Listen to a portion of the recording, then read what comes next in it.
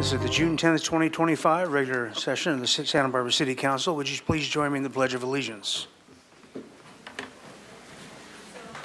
I pledge allegiance to the flag of the United States of America and to the republic for which it stands, one nation, under God, indivisible, with liberty and justice for all. Madam Clerk, would you please call the roll?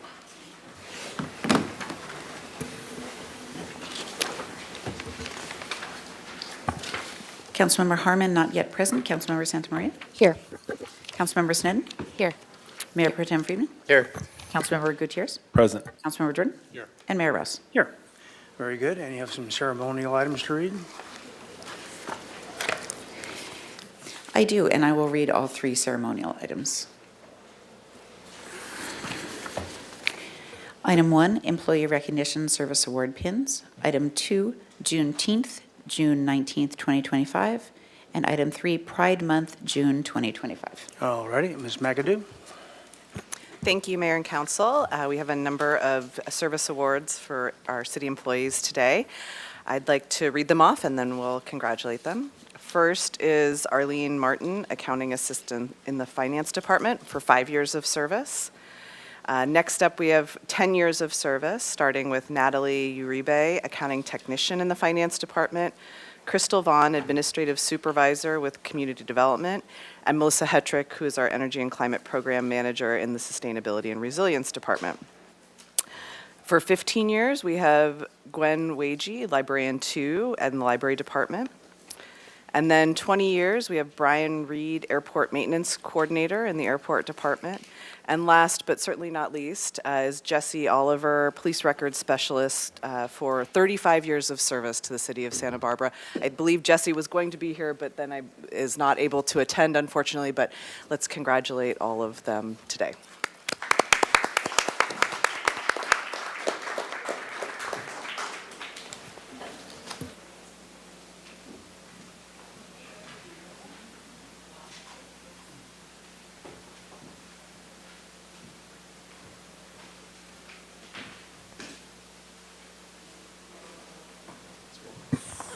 And we'll start out with our Juneteenth proclamation.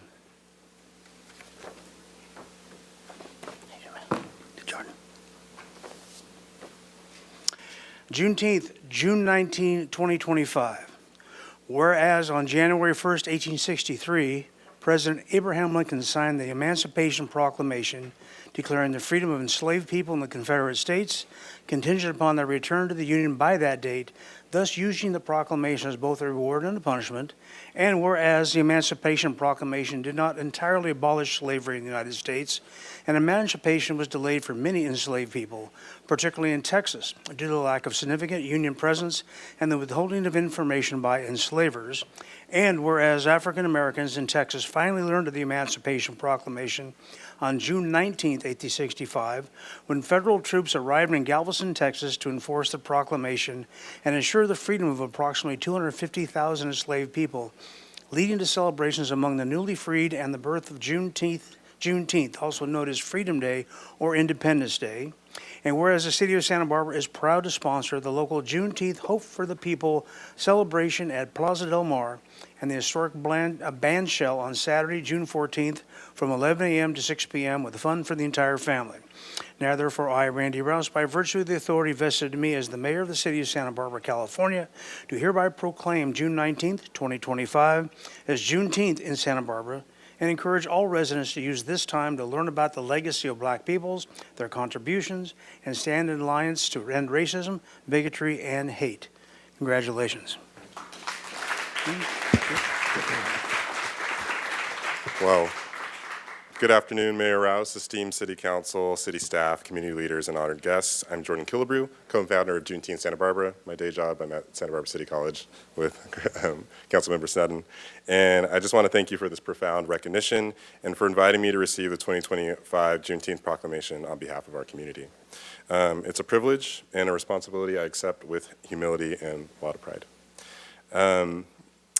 Juneteenth is more than a commemoration of freedom. It's about a call to action. It urges us to reflect on the systemic inequities that persist and to recommit ourselves to justice, education, and equity for Black Americans and individuals of color in every part of our society, including here in Santa Barbara. It is a time to recognize that freedom is not just the absence of chains, but the presence of opportunity, dignity, and equality. So Santa Barbara is a city of breathtaking beauty and deep cultural richness. Yet, even here, we must confront our history and ensure that Black voices are heard, honored, and empowered. The City of Santa Barbara's continued support via this resolution and financially is greatly appreciated and affirms where this city stands. I do want to take a moment to acknowledge the elders, advocates, educators, and organizers, past and present, who have kept the flame of Juneteenth alive in our community.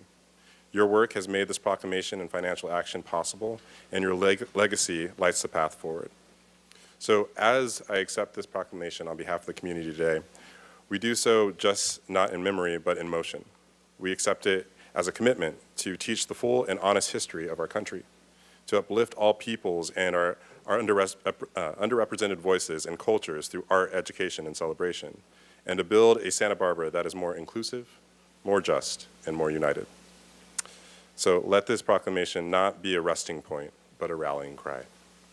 So on behalf of the community, thank you again for this honor, and I invite the community to join us this Saturday, June 14th, at Plaza Del Mar, our band shell, at 11 a.m. to 6 p.m. Please bring a lawn chair, a blanket, the family, your friends for our Hope for the People celebration, because now, more than ever, we need hope. And we will celebrate in a peaceful, joyous occasion. So let us continue to celebrate Juneteenth, not only in ceremony, but in purpose, in policy, and progress. Thank you so much.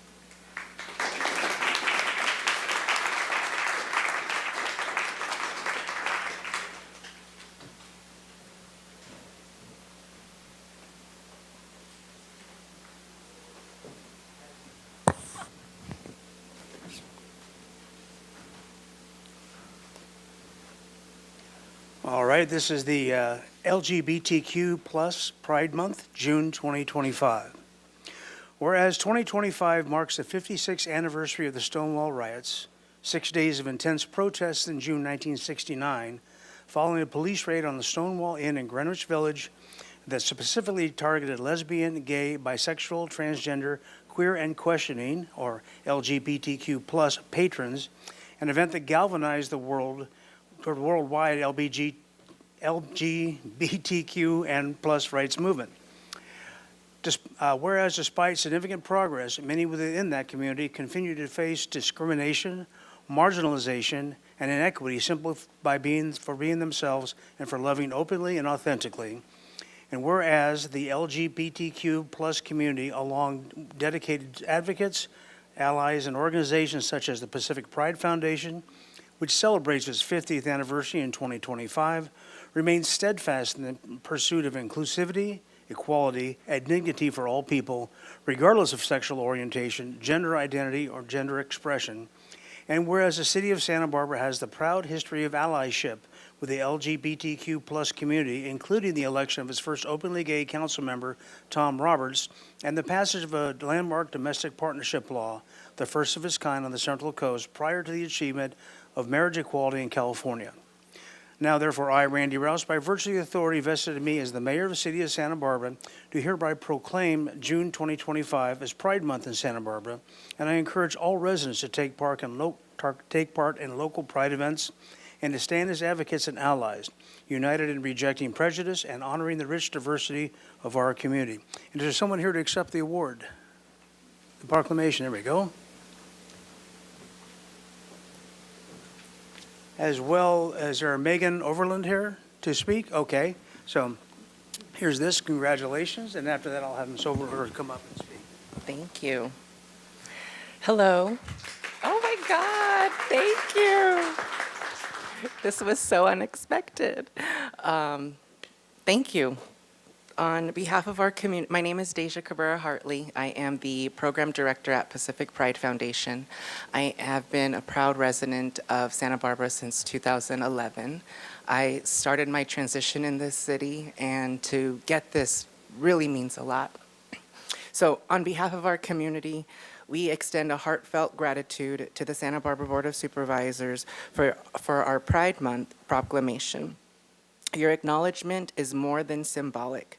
It sends a clear message of support, inclusion, and dignity to the LGBTQ+ residents across this county. Pride is not just a festival, it's a feeling. It's a feeling of being seen, valued, and safe. It's the courage to live authentically and the strength to stand together, especially in times where acceptance is still not guaranteed. Your proclamation helps foster that feeling and reinforces the values of equity and respect that make Santa Barbara a place where we are proud to call home. Thank you for standing with us, not just in June, but all year long.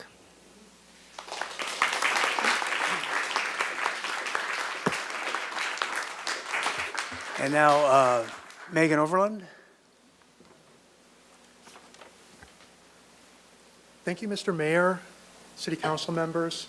I echo what Deja said. My name is Megan Overland, by the way. I'm with the Santa Barbara Transgender Advocacy Network. And we work to provide support for adult trans people as well as parents of trans children in Santa Barbara and to our entire community. I want to thank you so much for this proclamation. It does mean a lot.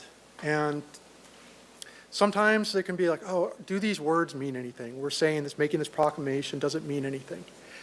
But words do matter. And a couple weeks ago, ostensibly the most powerful person in the world decided to target a 16-year-old trans girl in California. And that sends a signal that it's okay for the people that follow him to bully and harass trans people. Making proclamations like this sends a signal to our community that that's not okay here. That we believe in treating each other with dignity and respect no matter who we are. And I believe in the possibility that everyone in our community can learn to treat each other with love and respect. So I thank you very much, and I encourage you, in a time that is very challenging, to not just do what you feel you must, but to show as much courage as you can and do whatever you can to protect the most vulnerable people in our community. There are so many people right now that are scared and at risk. And please, use your position, use whatever power you can to help us and to help our community. And I thank you again for taking this step today. It does mean an awful lot to us in our community. So thank you. Thank you.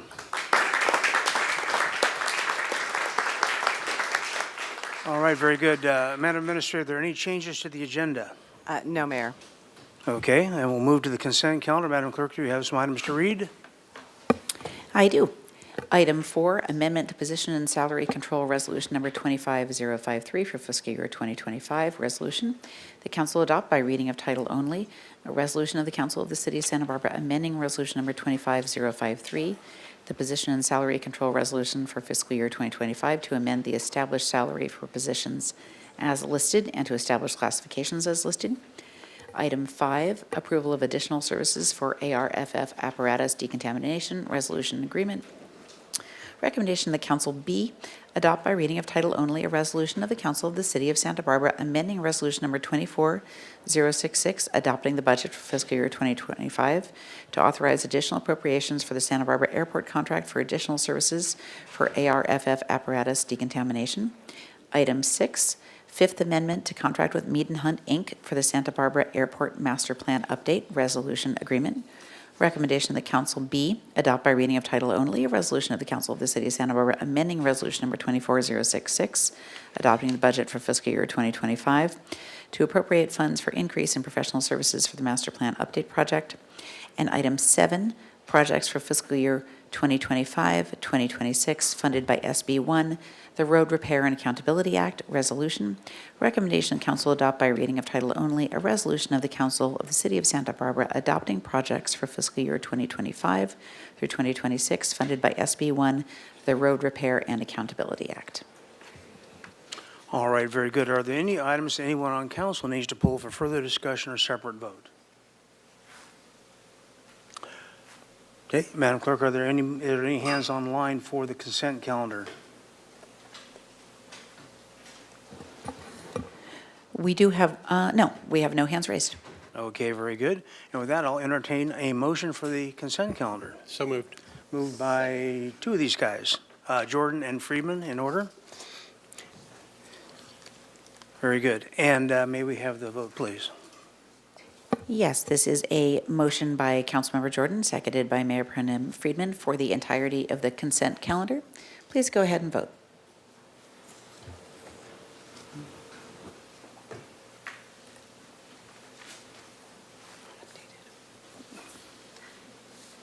It's all warm. Passed unanimously. Thank you very much. Okay, with that, we'll go to a report from the Finance Committee. Mr. Chair. All right, thank you, Mr. Mayor. So today at the Finance, we went over a few items on the budget, which we will be discussing at a later item, but we did make a recommendation up to the council, a two-part. The first was that we have an agendized item at a future council meeting during the non-budget season to review and discuss the reserve policy. So we forward that up to the council to have a discussion later today. And then the second part was that we recommended that the council support the city administrator's budget recommendation of $3 million for a base allocation for affordable housing in fiscal years 26 and 27, and allocate an additional $2 million in fiscal year 26 for affordable housing to come from a combination of general fund reserves and/or Measure C to be repaid prior to any additional allocations, and that's the recommendation that we'll discuss later today. All right, thank you very much. And with that, we got general public comment. For that, we have 3 minutes at the dais for each speaker on any item that is not on today's agenda, but within the purview of this body. So with 3 minutes at the dais, we'll start with Craig Griffith.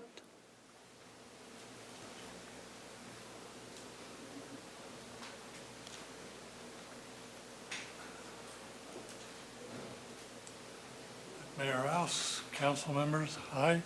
My name is Craig Griffith. I'm a resident of the Edgerly apartment complex, the Battistone Holdings. And I'm here to remind you once again what's going on and how critical it is. 200 people are facing the streets. We're old, we're poor, we have, well, most of us have nowhere else to go. I mean, nowhere. It's a wonderful property, yes. Is it worth a lot of money? Yes. But you know what? 200 people are worth a lot of money too. And myself and my neighbors constitute the canary in the coal mine. If you drop 200 of us, poor people, on the streets at the same time, it's a disaster. It's a catastrophe. You have a very serious, well, you know this, of course, you have a very serious rental market here in Santa Barbara, especially for low income. And it would collapse. You couldn't do it. Now, I know in the past you made a good faith offer to buy the property and take it over, and that's much to your credit. But I'm here to ask today, can you individually help us? That is to say, I know you can't act individually on behalf of the city council or Santa Barbara, but you know people we don't know, we will never meet. You can walk into the Valley Club of Montecito and glad hand people. We can't even get in the parking lot. There are a lot of people there and in Santa Barbara that can really help us. And many would be willing to. You hear the stories, well, Rona Barrett built an old folks home in Solvang because her uncle was aged. Well, okay, how many Rona Barretts are there? I don't know. I hope there are many. And I don't know how this is going to shake out, but I want you to keep in mind that it's a problem. It's not going away, and when the Edgerly bubble bursts, it's too late. It's too late. Now, people at Edgerly have invited council people, Harmon and now Wendy Santa Maria, and to talk to us. We would welcome anyone else to come and hear our side of it. We've been in Santa Barbara, many people all their lives. Me, 50 years. We've been here. We can't move somewhere. Our whole lives are here. And you have a wonderful facility waiting to be taken over. Okay, I can take a hint. So, Mr. Griffith, if you would check in with Nicole in the administrator's office and you set up an appointment with me, we can talk about the Edgerly situation. Excellent. Thank you very much. You're welcome. Adam Mix.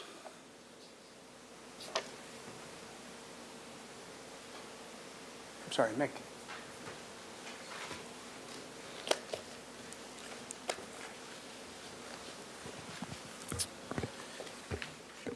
Mayor and council members, I'm a member with the Santa Barbara Police Department. My remarks today are on behalf of the Police Officers Association and the men and women that serve this community. I want to respectfully express my concern regarding the proposed idea for a continued freeze on the police officer positions within our department. Our officers and members, the vast majority of which commute here from Excuse me, surrounding Mr. Mayor. areas. Can I interrupt for just a minute? I think this involves the agenda item regarding the budget discussions, not, Okay, Madam All Attorney, right. so if we could put this off to item 18, which Sure. is first upon the list of, after. If we that get through potentially gives me more time, I'd love it. Okay, very good. Thank you, thank you, Thank Madam you. Attorney. And I will, I'm going to, Adam, I'll put your speaker slip in then with the speakers from 18. All right? Let's see. Helen Casebeer. Alan, okay. Jose Alturo Gallegos.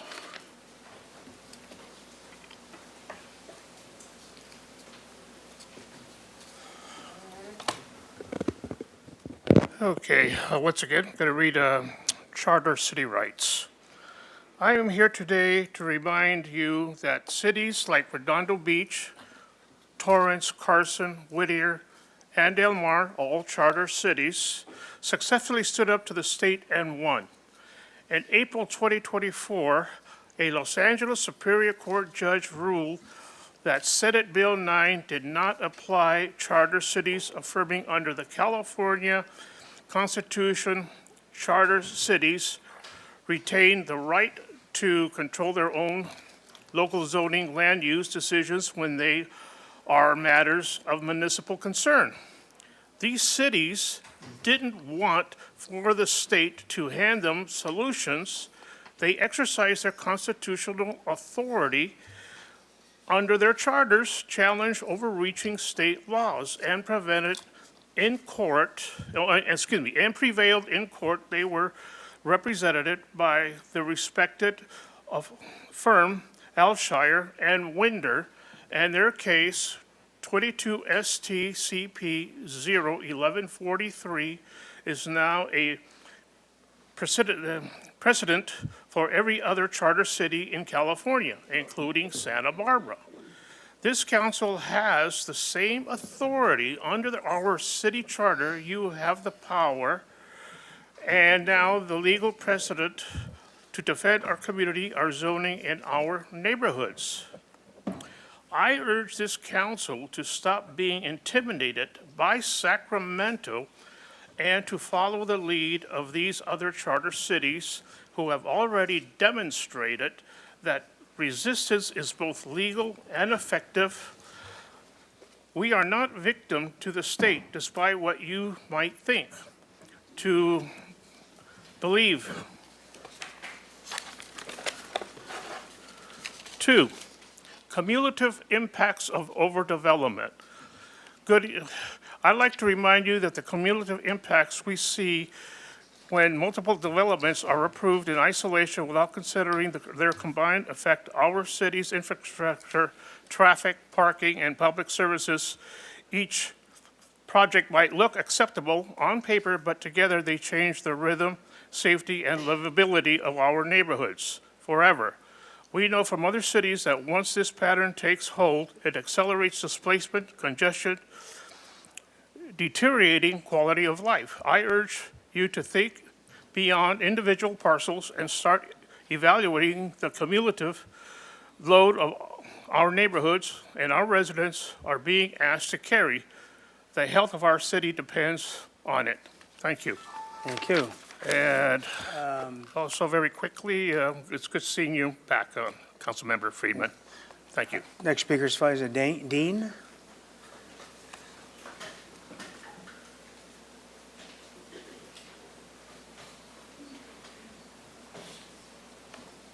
Not sure I pronounced your name correctly, but Where can I go? Hi. Hi, my name is Faiza Dean, and I'm here today to talk about some tickets I have from the city street sweeping. I need them relieved for me as far as on my DMV immediately. One reason is that I'm trying to be self-sufficient. I do know I can go ahead. You're going to put me in a homeless status if you don't remove it off the DMV. I need to register my vehicle by July. Okay. I'm pressed to make lots of money, which are expenses, and I need you to relieve it. Now, one of the reasons I have to support that request is that I have a Ford car, 2021 Ford EcoSport, that I use intentionally to do Lyft and Uber here, which is an asset, a benefit to Santa Barbara. For your tourism and visitors here, they use Uber and Lyft. Okay, so then I bought this car specifically for this move here. I'm here to try to get into the colleges of law. It's been a long journey. All right, so here it is. Ford had a recall for the 2021 Ford EcoSport and other vehicles. My vehicle was held in their possession for 3 months, and they give me a rental car that doesn't support Uber and Lyft. Okay, I'm having a lot of financial problems. I mean, I have a lot of score points to talk to you about if you want to talk about it, but the relief is necessary. I've been having ongoing problems with my Ford, and finally, Ford recall was on there for 1 year and 3 months, right? They didn't have the part. Everything's on back order. I still have problems with the car. Right now, I'm constantly looking for new remedies, solutions, and trying to cut my expenses, and all these expenses are like on my back. So what I'm saying is my back hurts. Please help me. Let's talk further about it, but I need it removed off the DMV, and then we can further talk to other things. I'm dealing with so many agencies. I'm going to have to go to court to support some of my things. I'm supposed to be filing a personal statement at the colleges of law. I am overwhelmed, and right now I need you to relieve the burden. I'm overwhelmed. Let's talk about all the things that I'm doing, I'm trying to accomplish, and how you're about to push me down right into homelessness. Yeah. Thank you. thank you. Jacqueline Inda.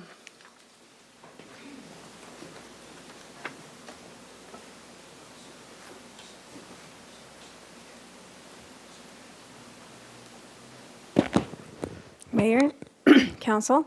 My name is Jacqueline Inda, and I'm here on behalf of Casa de la Raza. As you know, there have been a whole bunch of things going on in the state when it comes to immigration and enforcement. And we are dealing with a lot in this local community, with calls to response, to helping people on the ground deal with crisis and emergency. We know that in Ventura, which is our neighboring county, people have been picked up from farms, from going to work, from dropping off their children at school. Santa Barbara is one of those areas that is listed under the Guardian Angels Act, and I'm sorry to say, but we know that it's only a matter of time before we're next in this county. I'm here to talk about something very personal. La Casa de la Raza has been a beacon to this community as a safe haven. A safe haven that 19 months ago got inspected by the buildings inspections and also by fire. It's unfortunate that right now, call it serendipitous, those same inspectors have red tagged the building. Where 2 weeks ago we were given permission to be outside the area, this week we're told we can't. We've done what we could, and now we're on our 4th list of things to upgrade and fix. I urge you to consider what those inspections are doing to our community. I urge you to consider the fact that even allowing us in the front of the building is enough. I urge you to consider what policies are doing to this community not having a place where they could run to. Not just a place where you can make a phone call and maybe get somebody to respond, but a place where you could go to as a safe haven. This is your safe haven. This is our community safe haven, and it's been around for decades. So I ask you, I urge you, as council members, start asking, what is next to reopen the building? What can we possibly do to make sure those red tags are off? And why is it that we get one list after another? More importantly, why are we getting excuses? For example, today you can be outside, tomorrow you can't. Because that's not fair to us. It's not fair that 19 months ago we had an inspection from both building and fire and passed perfectly fine. And now we're told that we need to change doors. And then next week, we need to change door stops. And then the next week, we have to take the locks off of the building. That doesn't make any sense. It really doesn't. So I urge you to please start getting involved, because no action is action, especially right now. Thank you. Maria Lopez?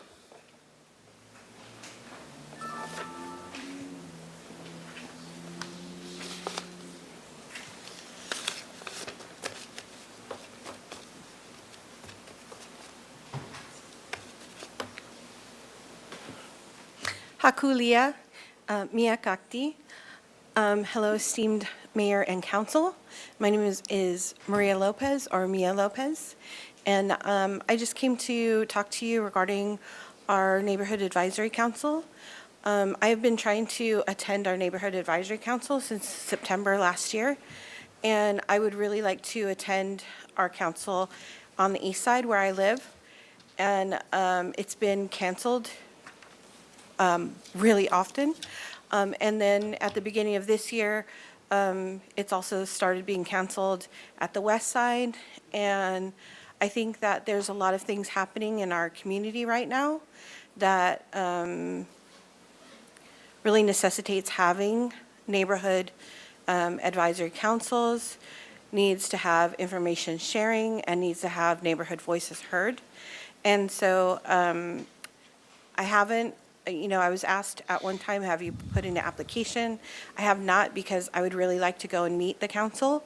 I would like to see if it's better to support the council or participate as a council person. But I haven't had the opportunity, and I would like to do that at the east side and bring our community together. And so I'm just asking you to please set some accountability or encourage the advisory councils to make sure to come together. And I would really look forward to participating either as someone who comes, listens, and gathers the community, or as a council member if needed. So, thank you. Thank you. Madam Clerk, are there any hands online for general public comment? No, Mr. Mayor. Okay, very good. And are we prepared to present item 18? Would you read that into the record, please? Item 18, fiscal year 2026 operating and capital budget deliberations. All right, very good. So there's a fair amount of interest in this subject, so we're going to begin the presentation, but I think we'll cut off new public speakers at 1:15. So if you're online, please raise your hand by then. And if you're in person and you want to speak, please submit a speaker slip by 1:15.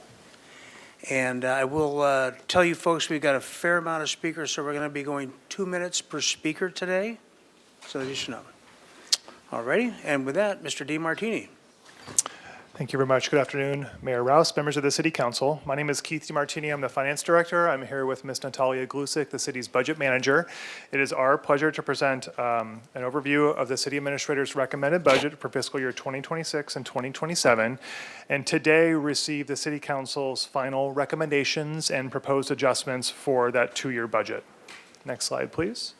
So the recommendation before you today is to request that the City Council hear and consider the recommendations of the City Council Finance Committee, which was just received earlier this afternoon on certain aspects of the budget, approve certain adjustments to the fiscal year 2026 recommended budget as identified by staff in the schedule of recommended adjustments, and then finally provide your final direction to staff based on those recommendations and changes that have occurred over the last several weeks during the budget hearing process.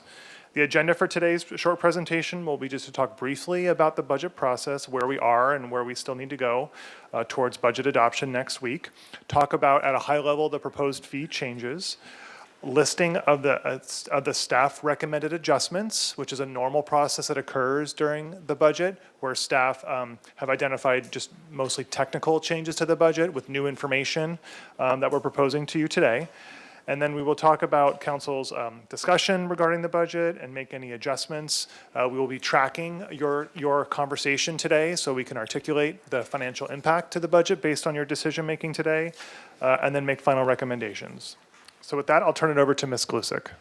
Thank you, Mr. DiMartini. Once again, we have the budget calendar before you, just reminding us all that this is a year-long process. It has been a citywide process with our staff, and I would really like to commend everybody who contributed, and it's just been a lot of work, and I really, really appreciate the effort that went in from all of our staff. We start basically in October with our multi-year forecast. We have our position allocations, and then we kick off the budget season. Then in January and March, our departments meet with each other and the city administrator to finally bring the council the full proposed budget for the city administrator. That happens in April. And then we go through some reviews. There's some fee changes, et cetera, and then hopefully adoption next week. And then after that, of course, we start implementing. We start right away getting feedback on how the process went and trying to improve our processes.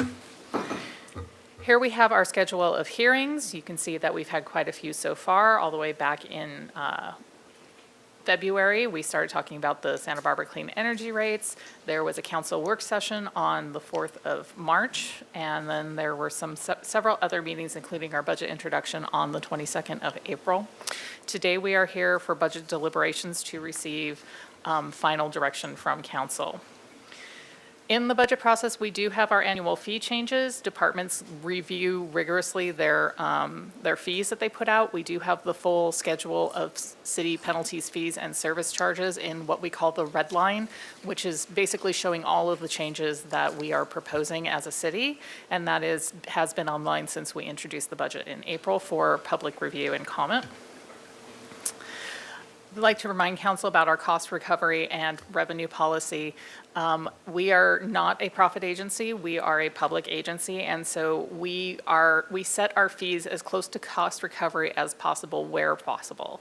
And the way that we set that is by looking at who those benefits go towards. So if almost everybody in the community is benefiting, so things like streets, our parks, our police department, those go from a 0 to a 20% cost recovery, depending on what the activity is.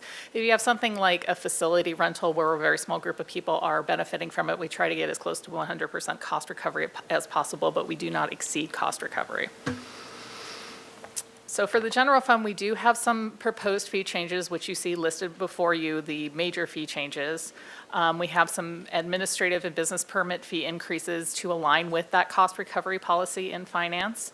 Fire did do a comprehensive fee study, but with a third party, and that had several adjustments to their fees to accurately reflect those current costs for service recovery. So there were several adjustments in fire.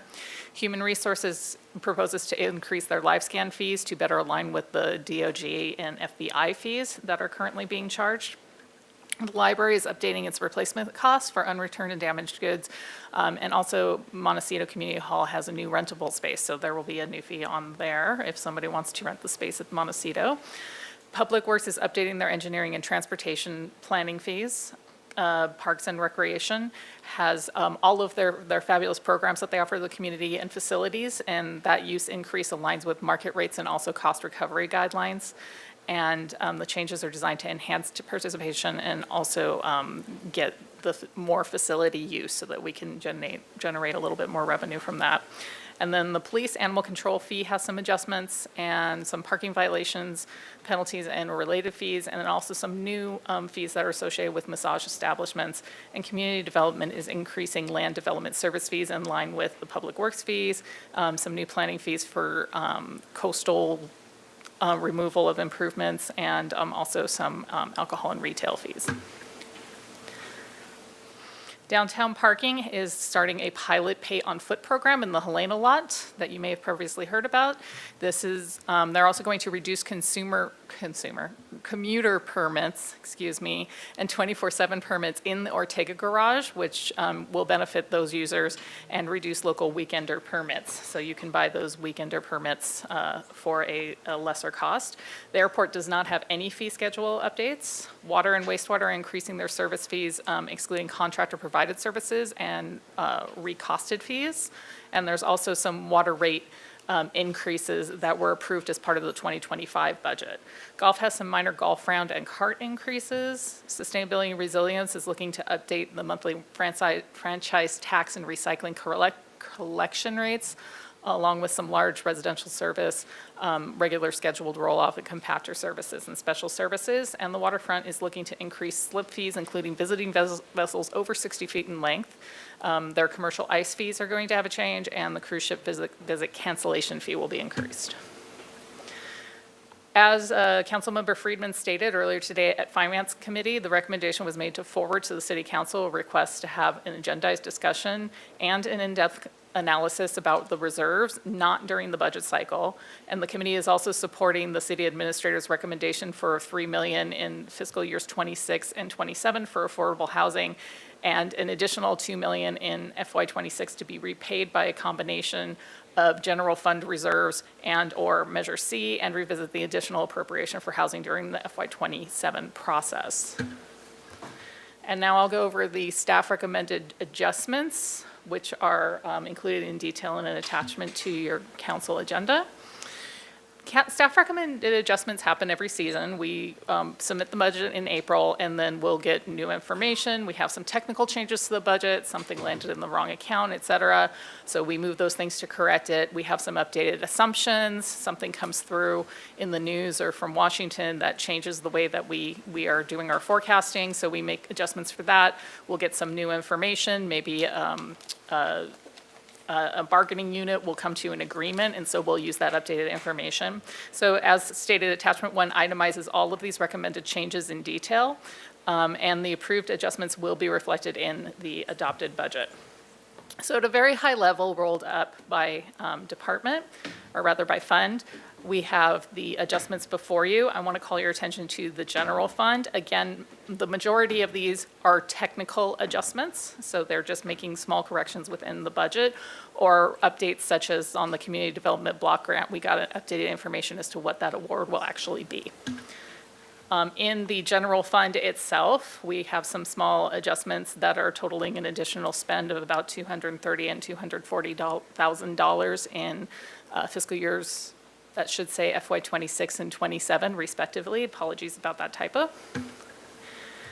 And now we will look at the adjusted general fund revenue. Mr. DiMartini. Great, thank you so much, Ms. Glusick. And so now that we go to the next slide, please. So after incorporating the budgetary impact of the staff recommended adjustments, this table here provides a revised outlook on the general fund in the 2 budget years for fiscal year '26 and '27, the 2 columns on the right-hand side. Whereas when the city administrator's budget was released in mid-April, we were projecting a small surplus of about $800,000. That's now being adjusted downward very slightly to about $600,000. There's a really small budgetary implication due to those staff recommended adjustments.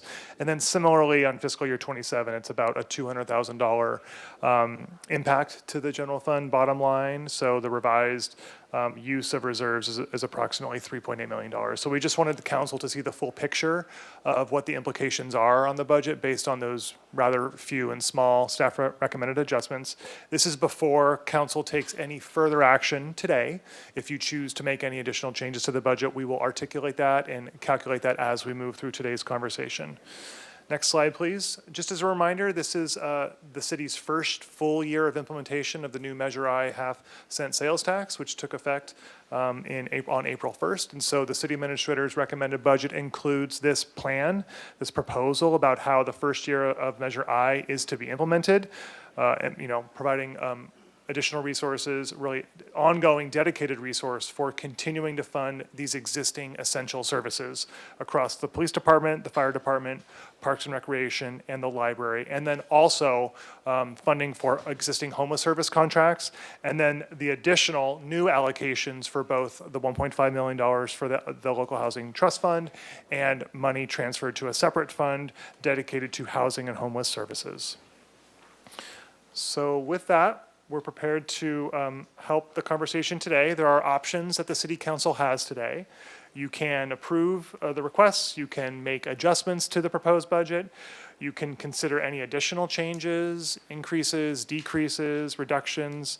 You can ask us questions, you can provide further direction to staff as it relates to preparing for next Tuesday's meeting, where we will be asking for your adoption of the recommended budget for the next 2 fiscal years. So the request to the City Council today, again, this is just reiterating the recommendation slide, and that concludes our presentation. We'd be happy to answer any questions. Thank you very much. Thank you. Questions from council? Mr. Jordan. Thank you, Mr. Mayor. Mr. DiMartini, so the slight surplus that you're showing for fiscal year coming up 2026, there are still outstanding collective bargaining agreements to finalize that could potentially justify or could potentially make that number always worse, right? Never better. So how many are there? Councilmember Jordan, how many? I can't remember from earlier today. There's at least 2. Yes, we are actively negotiating with 2 units at this time. There are more that we will be starting negotiations with in the next couple of months. And yes, if what comes out with those negotiations, if the cost implications of those MOUs exceed the assumptions that we built into the recommended budget, then yes, there will be additional cost implications. Okay, and those 2 that we talked about today, they're expiring the end of this month. Are there others expiring the end of this year or in the 12 months of this fiscal year? Yes, there are. I believe there are 2 more expiring by the end of the calendar year. So plenty more. Thank you. Thank you, Mr. Mayor. Mr. Friedman. Just a point of, so this discussion is going to basically set the stage for the final adoption next week, right? So if we have a lot of questions, we should ask a lot of questions right now? All right. So I've been Councilmember Friedman, and for the rest of the, if you would like us to make changes for the final adopted budget, we would hope today is the day to do that, so that next week the council can adopt the budget and we won't have to amend things on the fly. Right. So if the council wants to make changes, today would be the day. Yeah, once we get through questions and public speak. Yeah, that's why I'm clarifying, and some of this will be there, but I do have a note from my doctor and my wife for the mayor and the council that says none of you are allowed to ask any questions that will get my blood pressure up. I'm done.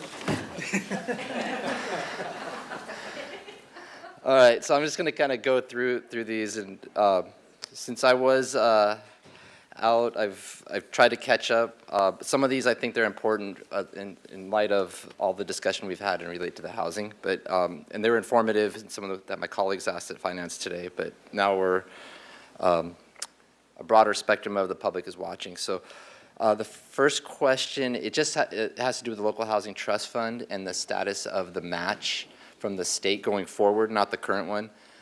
Is there any proposed funding for a state match in the local housing trust fund?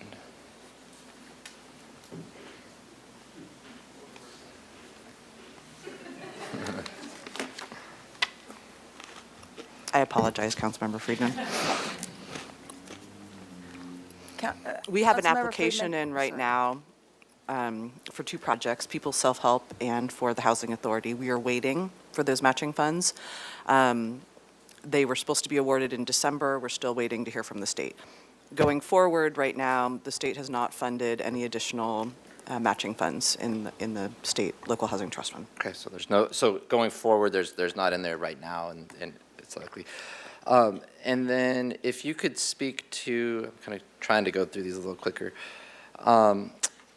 the issue of the police department and the 3 positions in there and the funding, just clarify that for us. Sure.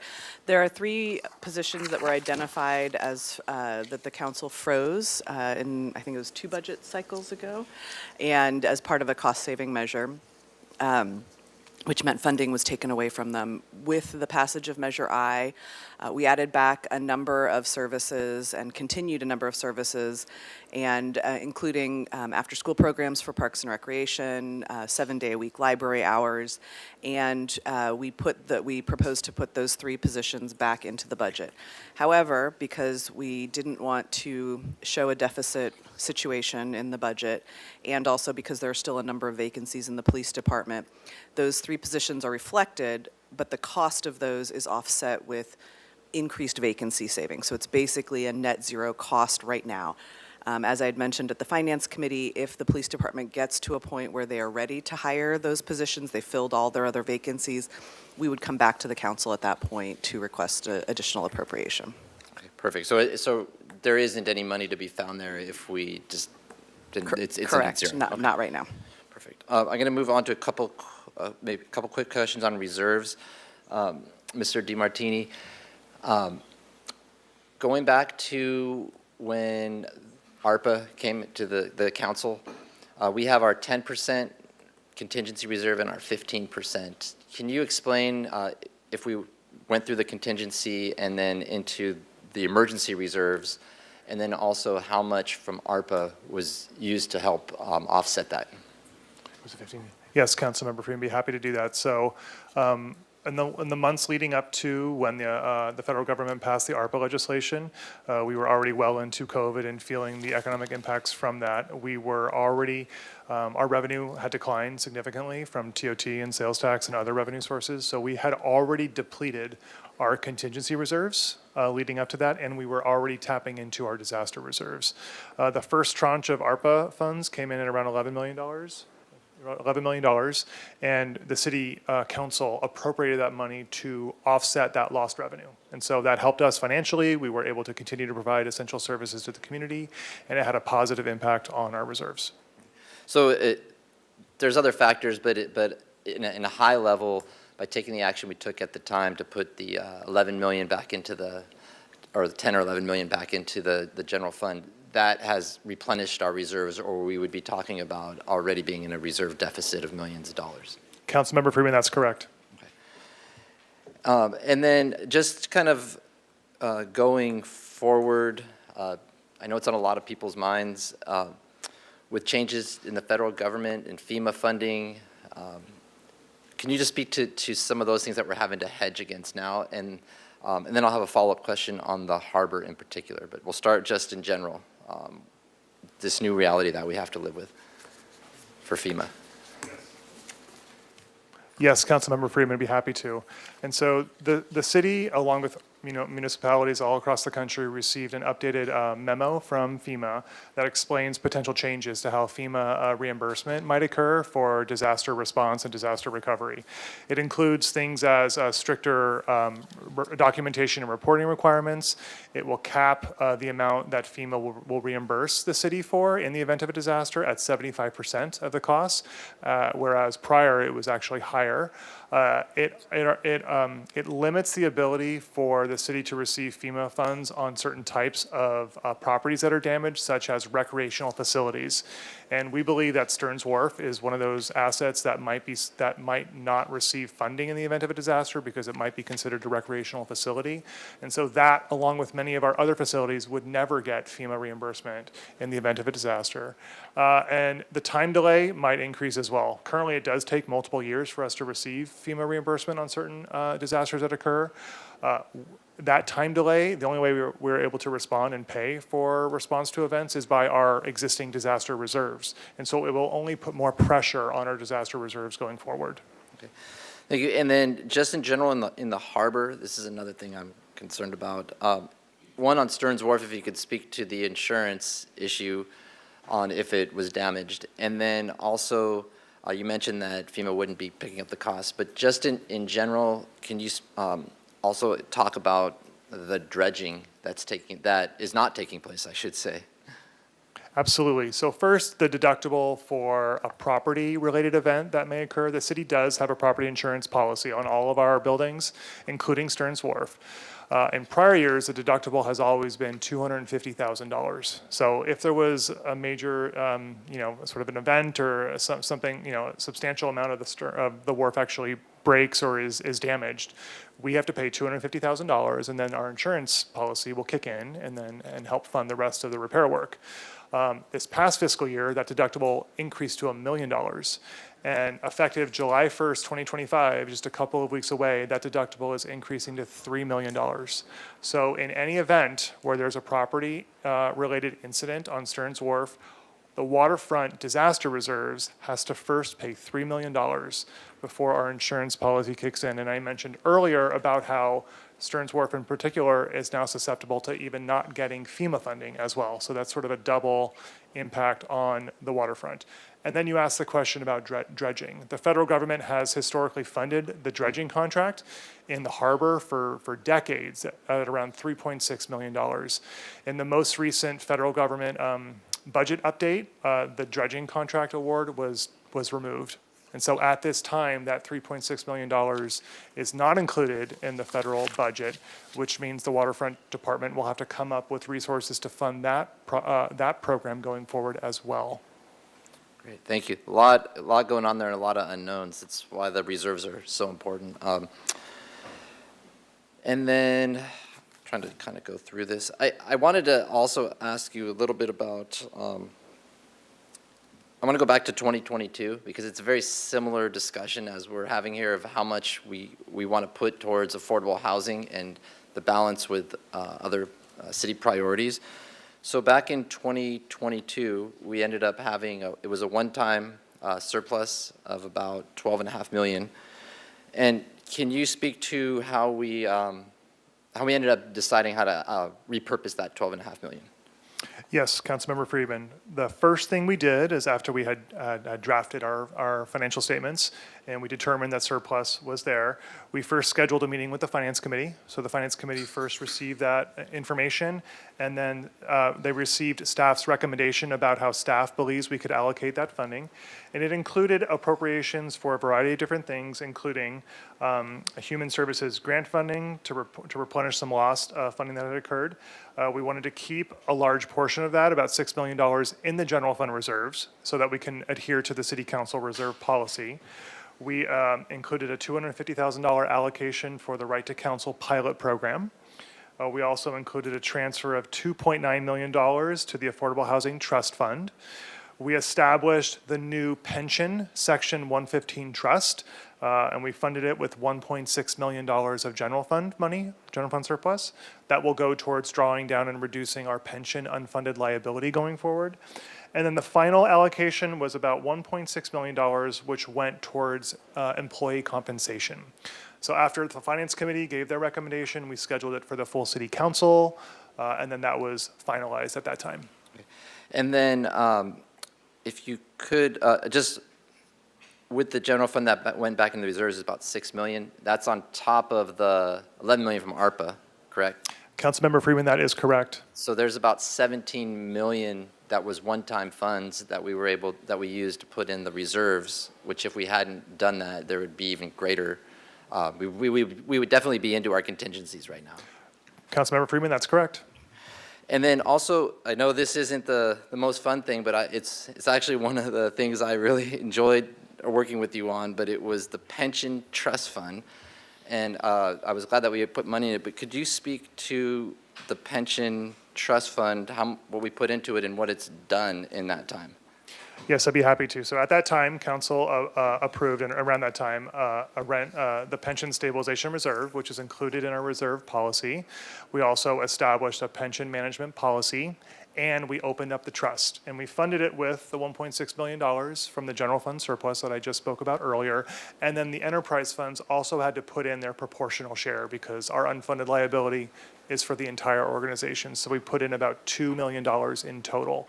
Since then, the balance has grown to $2.4 million, so we earned $400,000 on the active investment strategy, and that rate of return actually exceeds the overall investment portfolio return on the city's overall portfolio. And the importance of that fund is, say that, first actually, what's our unfunded pension liability? Yes, our unfunded pension liability is over $450 million. So it's over 450, so we have to pay approximately how much towards that? Annually, off the top of my head, I can't say, it's probably, I think it's around $80 million annually, and it crosses all funds, and the general fund is approximately half of that. And so when that liability goes up, the amount that we have to pay annually to draw down and whittle down that unfunded liability goes up also. And we can actually use our 115 trust at a strategic time, like say this, we're having to struggle because our tax returns have gone down, to offset any potential cuts to services that we might need for that. Councilmember Freeman, you're absolutely correct. That's one of the strategies that cities have used over the years, is to use the resources in the trust to sort of offset the ups and downs and the risky nature of CalPERS's investments and their rate of return. At this time, we do not have enough resources in the trust to be able to really do that, so we need to have more funds in the trust to be able to do that going forward. So the next question I have, it really gets into what we're going to be debating later, where we might have additional sources of revenue that could help us with all of these challenges, because as we've seen, they're all challenges we have to head. But what are we doing to identify new sources of funding and resources out there? Councilmember Freeman, we've done quite a few things over the most recent years, and a lot of them were done under the recent sort of Vision 2030 and looking at ways of improving operational efficiency and generating additional revenue to sustain our operation. At that time, a working group was established, which I led, and we identified over 70 revenue-generating options, which we worked through Finance Committee and City Council, which ultimately ended up in culminating in the passage of Measure I by the voters just a couple of months ago. But many other revenue-generating strategies were discussed, and some of which were implemented, including bringing on an independent investment advisor to more accurately invest the city's portfolio. We're earning a greater rate of return, and that serves as interest revenue to fund ongoing operations. We also started an audit program for cannabis, the cannabis dispensaries in the city, as well as the TOT audit for hotels. That will likely generate some additional revenue. We asked council to implement the cost recovery and revenue policy. That set an adequate and optimal level of cost recovery for our fee-for-service programs to increase revenue to provide those services.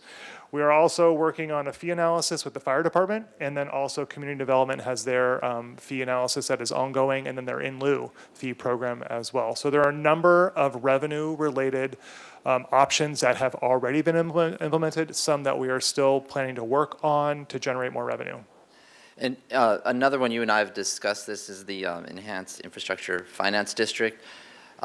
If you could speak to the first step that we did to really look at our budget and hiring an independent analysis of our general fund assumptions, but how that's going to benefit us in terms of kind of explain what the benefit is and the next steps are for potentially looking at an enhanced infrastructure financing district. Yes, Councilmember Freeman. So the city brought on NHA advisors. They're an independent consulting firm, and they were brought on to do three things. The first task that was the highest priority was to have them conduct an independent review of the city's general fund multi-year forecast. And so we provided them a great deal of data and information, most of which is publicly available on our website. They conducted their own forecasting model and prepared their own forecast, and we were able to talk about the differences between ours and theirs. And that resulted in a presentation with Finance Committee a couple months ago, which led into our budget development process and our long-range planning that's going on right now. And they concluded that we have been implementing best practices, and their forecasts are pretty much in line with our forecasts as well.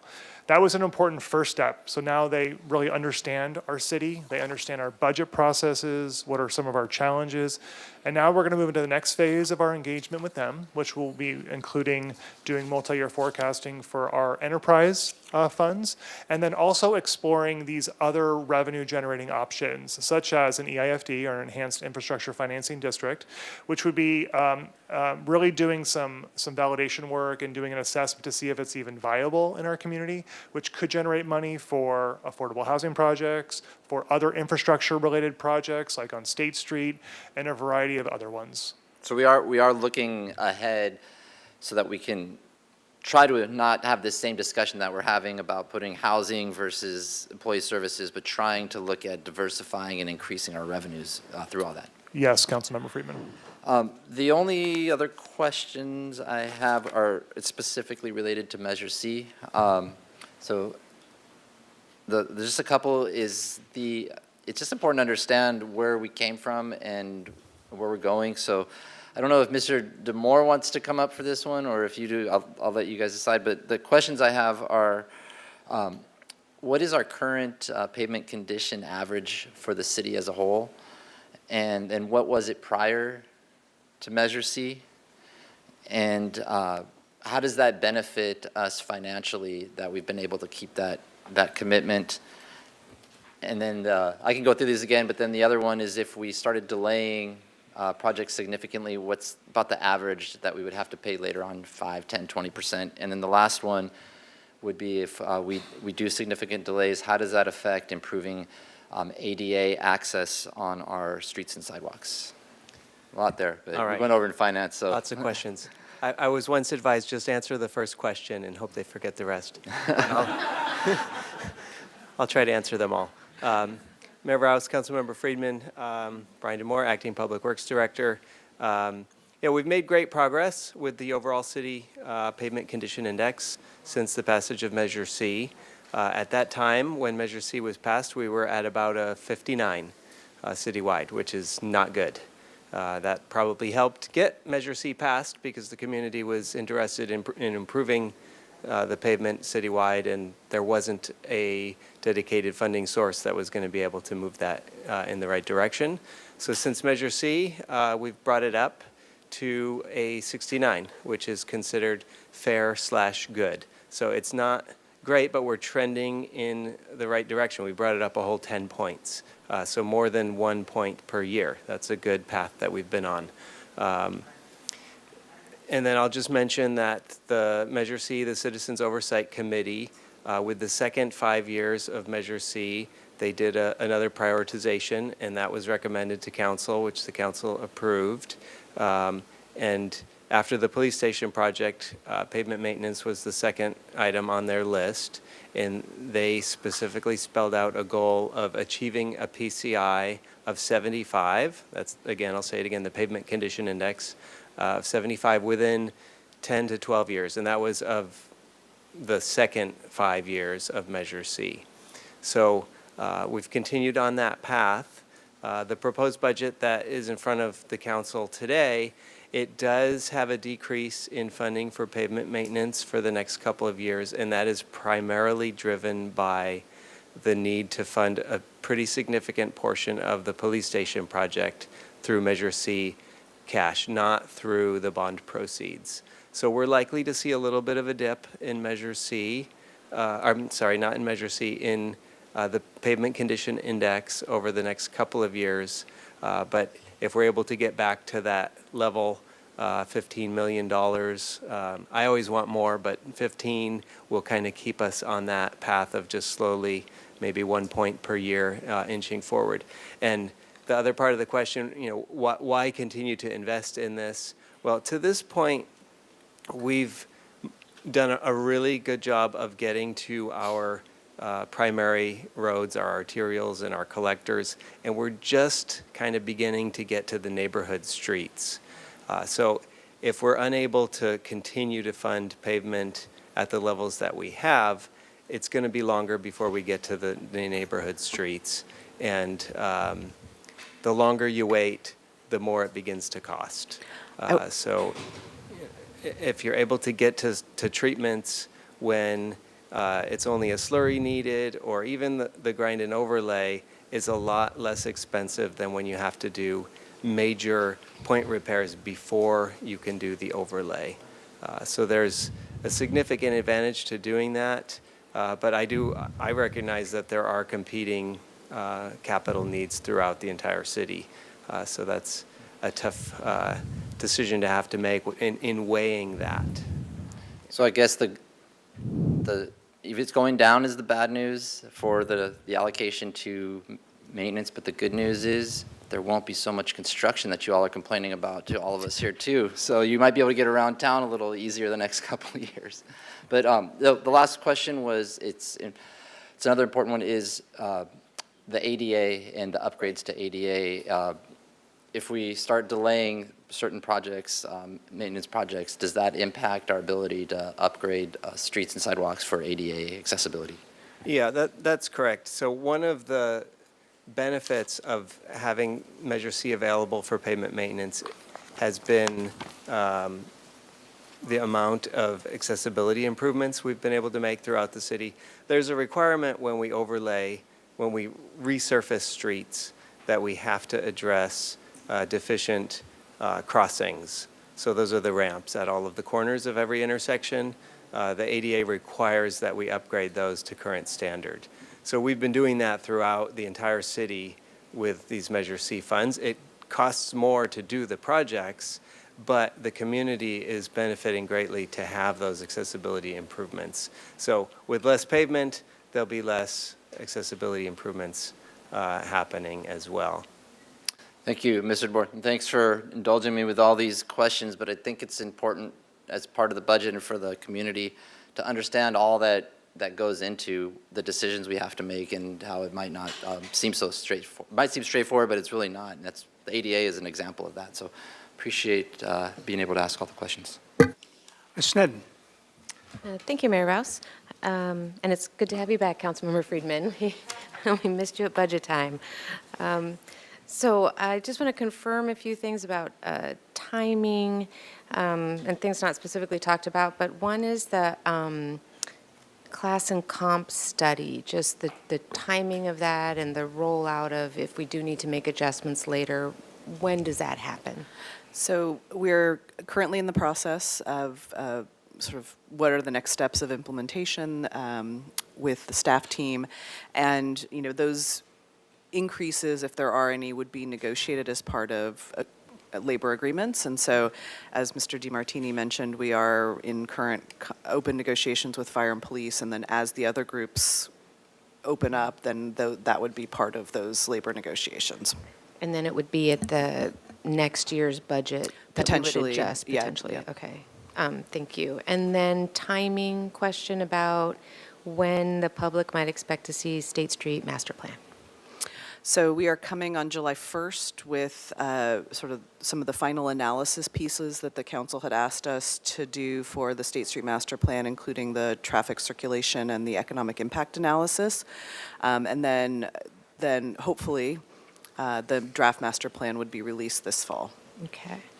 And so it wouldn't be during this budget cycle necessarily that would be funding a project or? Not necessarily. We have money left to finish up the draft master plan.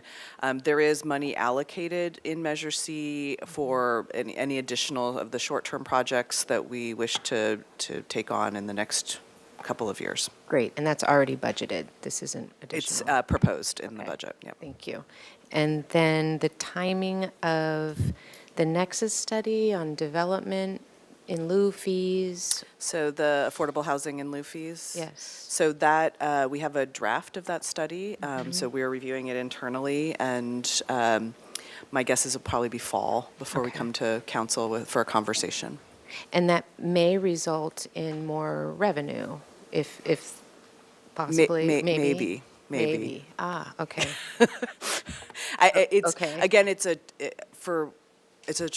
there will be trade-off conversations, because sometimes when you impose more inclusionary housing requirements on market rate housing, it makes them less financially viable. And so the study will look at all of those and the different types of projects, and the council will need to make some policy decisions around that. And just to be sure, it's also including a look at what the fees might be in lieu of Correct. fees. For Okay. for Okay, affordable so not housing and lieu just- fees. Yeah. Thank you. And then what is the name for the flexible housing fund? We've been talking about the local housing trust fund and then the other flexible fund, which exists already, yeah? No, we have just, so there's a couple. So we have the successor agency housing fund, which was from the former redevelopment agency, and that is the fund where our residual receipts payments go into. That we don't want to put more money into, because that is a fund that is winding down from the former redevelopment agency. So the finance team created a new fund. We can call it Housing and Homelessness Fund. It will be dedicated as a separate fund simply for housing and homelessness projects, whether it be capital or operating. So what shall we call it today? We can call it the Housing and Homelessness Fund. And again, think of it as a sort of a sub-fund underneath the general fund. Okay, so it doesn't have any restrictions on it like the Local Housing Trust Fund or the former Redevelopment Agency Fund, which do have restrictions. This can be, the funds in that fund can be appropriated for those services as the city council sees fit. So that answers, well, I guess brings up the question. So how will entities apply for that funding, or will it be first come, first serve, or will there be an RFP, or will we have some sort of standards? Or? So I think there's a couple of pieces to that, and it sort of deals with also the strategic planning process that the council has embarked on. One of the things that I've talked about is I think there's been a lot of conversation about what the housing problem and crisis is, but sort of what really more clearly defining what the city's role in that is, and what are some strategies and actions that can be taken in the near term to address it. And so the hope is, by bringing on the new deputy city administrator position, that person can really hopefully oversee the housing and homelessness programs, create a structure, and create with our community stakeholders some of those key actions. And that, my hope is we would be able to leverage some of the funds from that housing and homelessness fund to be able to really leverage those in the way that is most effective for the city to use those funds. That's very helpful. So I don't know yet whether it will be competitive process or, but my guess is we will work together to put together a plan for how we use those funds. So it's important enough that the deputy administrator would be charged with that. There would be Correct. a process. It would come through council, and it would have some process associated with it. Because I think that's maybe one of the concerns with the flexible fund. Yeah, and I think, the council has already had the Housing Crisis Ad Hoc Committee that had recommendations. We don't have any funding to pursue any of those, so I think those would be a first kind of look at those. Are there other action steps that the council and the community want us to pursue? And then I have a question about sort of in our housing element update, and we've mentioned it many times and reaffirmed needing, I think you even just mentioned it today in answering Councilmember Friedman's questions about the dedicated funding source for any housing fund, I guess, either the local housing trust fund or the Housing and Homelessness Fund, the Flexible Fund. Do you need direction to start looking at, I know you've been looking at some, but some direction from us on what the process might be on actually identifying and getting going, whatever fund that is? I mean, Councilmember Freeman mentioned Enhanced Infrastructure Financing District, or I know other ideas have been floating around. So what's our process for that? So the Enhanced Infrastructure Financing District we're already working on. I think we had received prior council direction to start working on that as it relates to State Street and also as it relates to housing. So I think conversation around both of those. If there are other things that the council wants us to explore, I know at Finance Committee, TOT, a vacancy tax, we would need direction from council to begin that exploration. And would that be direction we could give today within this process to? Yes, if that was the direction of the majority of council, yes, and we could start a conversation about that. Okay, thank you. That, because I think, yes, I think that's where we are. And then, timing for, we're doing sort of a city suitable sites analysis or analysis of what our city properties are that might be in play, and what's the timing and process for that? So we've already started looking and done some preliminary site planning work for the former police building site in terms of workforce housing potentially for city employees. So that has already begun. We'll begin that a little more in earnest, again, once the deputy city administrator is hired. That is part of that position's sort of scope of responsibilities. Similarly, thinking about kind of a strategic asset management plan, which could include exploring, housing on some of our city parking lots, things like that. Mm-hmm. That would be part of in kind of the next year. But again, that flexible housing fund could be used to do some of those feasibility studies, to hire a consultant to help with some of that work. So I think that's also the benefit of having that flexible fund, so that some of those sort of housing development activities can also, like going through that process and the analysis. Thank you. That really helps to understand the position and the importance of creating it and the work that will come out of that effort. Thank you. Ms. Harmon. Thank you, Mr. Mayor. I just have one question that's come up, and maybe it's actually for Councilmember Freedman. I'm not sure. It just pertains to what we voted on at Finance Committee and how that fits into what I'm hearing now. My understanding from the Finance Committee conversation was that $1.5 million that is in the flexible fund. I was calling it slush earlier. Flexible is much better. That $1.5 million that's in the flexible fund, I thought we voted to put it into the local housing trust fund with the understanding that if it wasn't matched, we could take it out for other uses as those were presented to council. So there's $2.5 million yes, proposed appropriation. So there's one that goes directly into the local housing trust fund, and the other would be in the flexible housing and homelessness fund. So it's $3 million total that's in the proposed budget.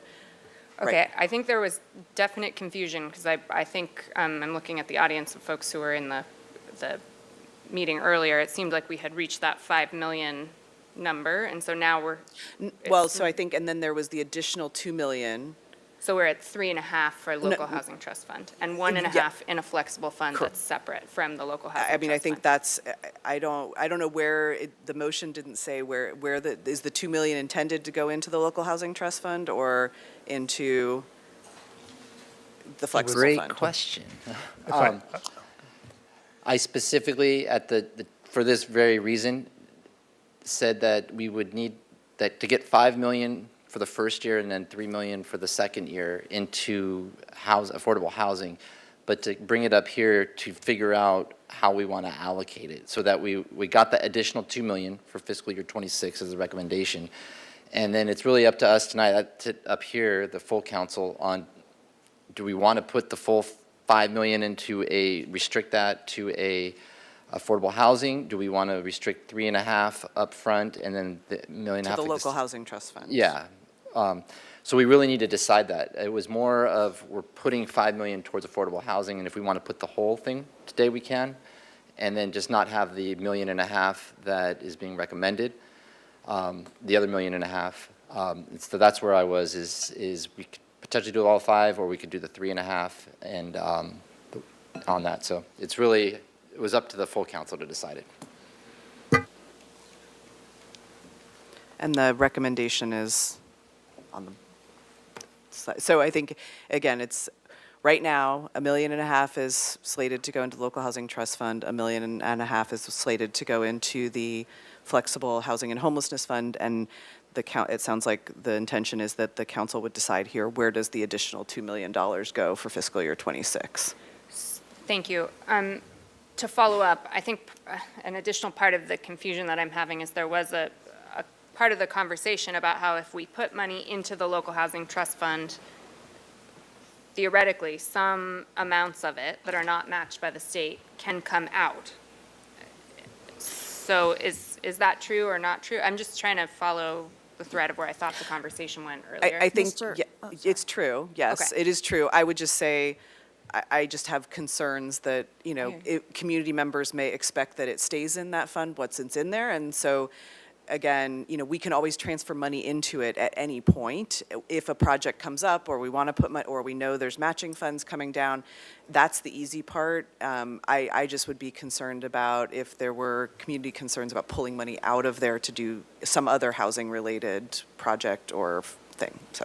Thank you. All right, very good. Eric? Just to follow up to that, would we be able, this flexible fund, if there's, because I think what I'm hearing is there's a concern that if we put, say, the full 5 million or a significant amount into that fund, it could be used for things that don't go to actual housing production.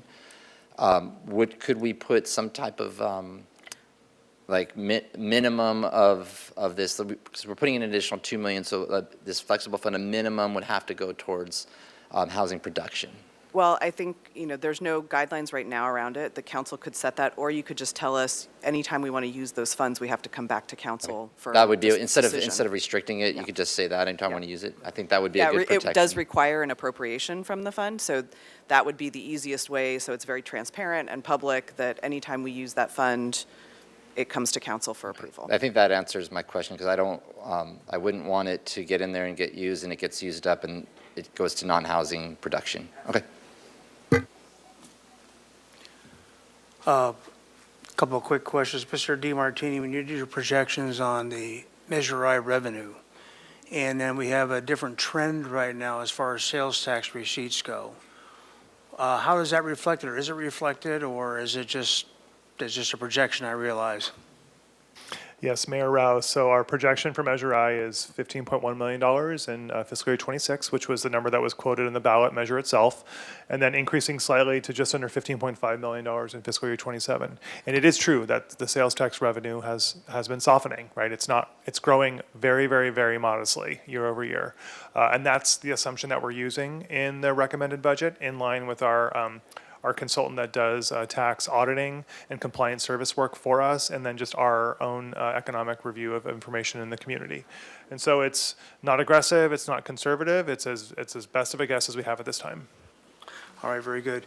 And as far as the homeless services part of the budget, the 1.5 million, I know that as a city, we perform a fair amount of services over and above what a lot of cities do, and mostly it's counties that do this kind of thing. So, but we've been talking about it in the context of affordable housing as opposed to services. Do we have, it would probably be in your administrative budget, wouldn't Ms. McAdoo, in terms of what we do for homeless services, what the total amount is versus what this plug number is? So the 1.5 million is new funding for, again, flexible housing or homeless, that could be temporary shelter services, it could be a new service provider contract. There's a lot of different things that could go to. There is, you'll see on there, existing homeless services, which is our existing service provider contract. So that from Measure I, so we have an additional $351,000 budgeted in fiscal year '26, an additional $894,000 for Measure I in '27, and that is specifically for like the CityNet contract, some of our other service provider contracts. So the 1.5 million would be new funding that we could allocate to additional services or programs as the council determined. But right, so it's a relatively flexible part of the fund. And I kind of to riff off of Mr. Friedman's question and the answers you gave, if, because historically, I've been used to, we respond to specific projects as opposed to just a plug number. So if you left the budget as proposed, as your budget is proposed, and then a project came forward, then we could talk about an appropriation of some other kind of funding to try to fill the need to make that project happen. That is always the council's All prerogative. right, thank you very correct. much. And if there are no other questions, we will go then to public comment. And as I said, we're going to go to 2 minutes on this issue per. And I'm going to call folks, and I'm going to call the person on deck or the next speaker, so you can be ready to go, because we want to hear from everybody, but obviously we've got some discussion to do. So we'll start out with Barbara Cronin. Maybe if I put my glass, oh, there they are. Okay, Barbara Cronin Hirschberg. And be followed by Rich Applebaum. And that's, 2 minutes, please. Good afternoon, Mayor Rouse and City Council members. And we're happy to see Councilmember Friedman back. So glad. I'm Barbara Cronin Hirschberg, President of Santa Barbara Friends of the Library.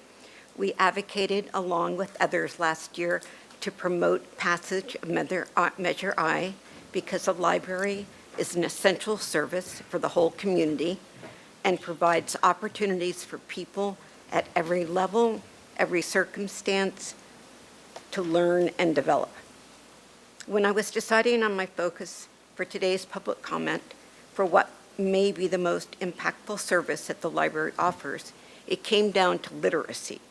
Literacy, in its broadest sense, encompasses the ability to read, write, speak, and listen effectively to communicate and understand information.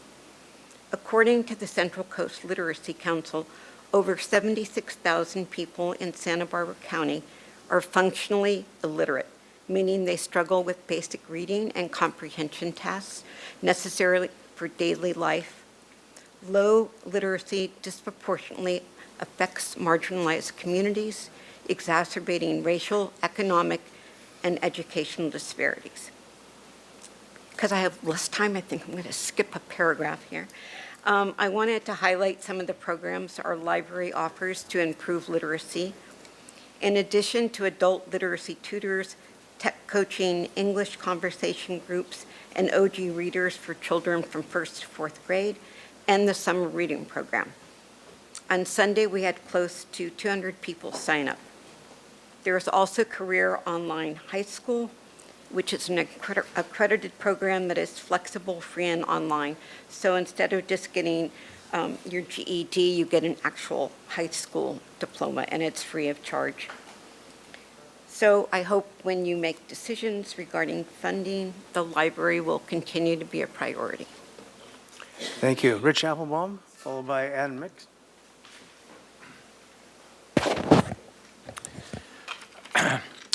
Mayor Rouse, members of council, I'm Richard Applebaum, speaking on behalf of CLU, but also on a personal note. I've lived in the city of Santa Barbara in the same district since 1971, 54 of my 83 years. I love this community. When I spoke after the about the strategic plan, I was frustrated, but now I feel encouraged by the discussion today, so I'm going to be very brief. I just have 3 points to make, and they all go to the same thing, which is fund the local housing trust fund at the level of $5 million, at least for the next year or the next 2 years, basically follow the recommendations of the Finance Committee. I'll just make a couple of points there, which you all know. You've all heard me say this and others say this. We have a serious affordability crisis here. Just a couple of data from the new system that's been created. Oh, I only have 2 minutes. Oh, okay. Never mind. I'll just say that our renters are overburdened, our homeowners are overburdened, significant numbers spend more than 50% of their housing. We have to come up with 5,000 new units that are affordable based on the RENA requirements, and all of those are fundable. Those are low to moderate, very low to moderate housing. They're all fundable through the Housing Trust Fund. And then I guess my final point is to go forth with the what was recommended by the Finance Committee.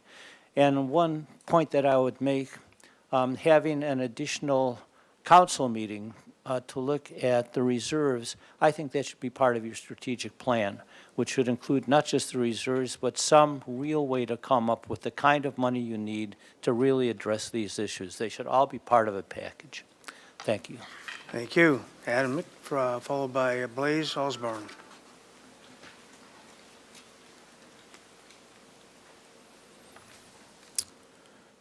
I'm Adam Mick, here on behalf of the Police Officers Association. I want to respectfully express my concern regarding the proposed idea for continued freeze on the police officer positions in our department. Our officers and members, the vast majority of which commute here from surrounding areas, are acutely aware of the lack of affordable housing in the city. However, the long-term consequences of maintaining this freeze are detrimental to both our department's effectiveness, our officers' longevity and retention, and the public safety in our community. The community continues to express a clear desire for increased police visibility and presence, particularly in areas experiencing increased quality of service or quality of life issues. However, our ability to respond to these needs is directly impacted by our staffing shortages. The body recently dedicated a significant amount of time and energy with the problem of e-bikes. They passed an adjustment to the municipal code and gave us a tool to be able to enforce this better. But you need officers to be able to utilize and enforce that. It's another responsibility added to the same number of officers, more work over the same number of people. It's important to recognize the time investment required to train a police officer. From the time the recruit is hired, it takes approximately 18 months for them to complete the academy and be fully capable of working independently on the street. The longer positions remain frozen, the further behind we'll fall in preparing the future for future retirements and attrition.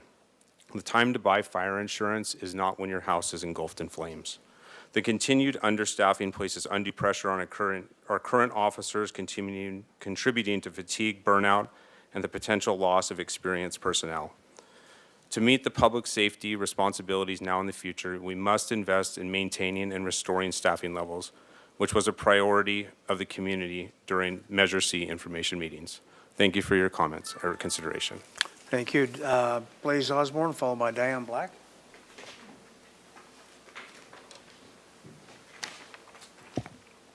Good afternoon, Mayor and Council members. My name is Blaise Osborne, and I'm here today as a proud member of the Santa Barbara community, a community that has shaped my life and continues to mean so much to me.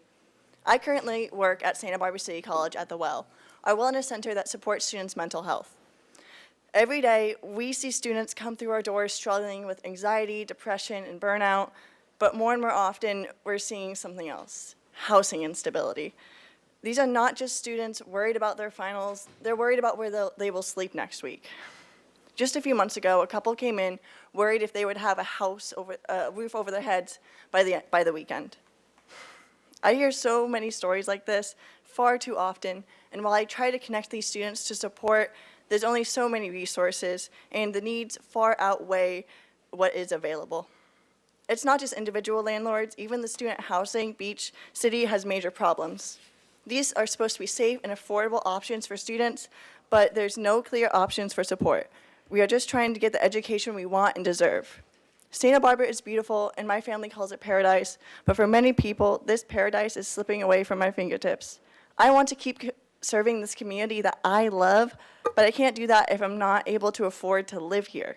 We love this community, and we want to feel like it loves us back. Thank you for listening, and I hope you all will act. Thank you. Diane Black, followed by Lisa Carlos.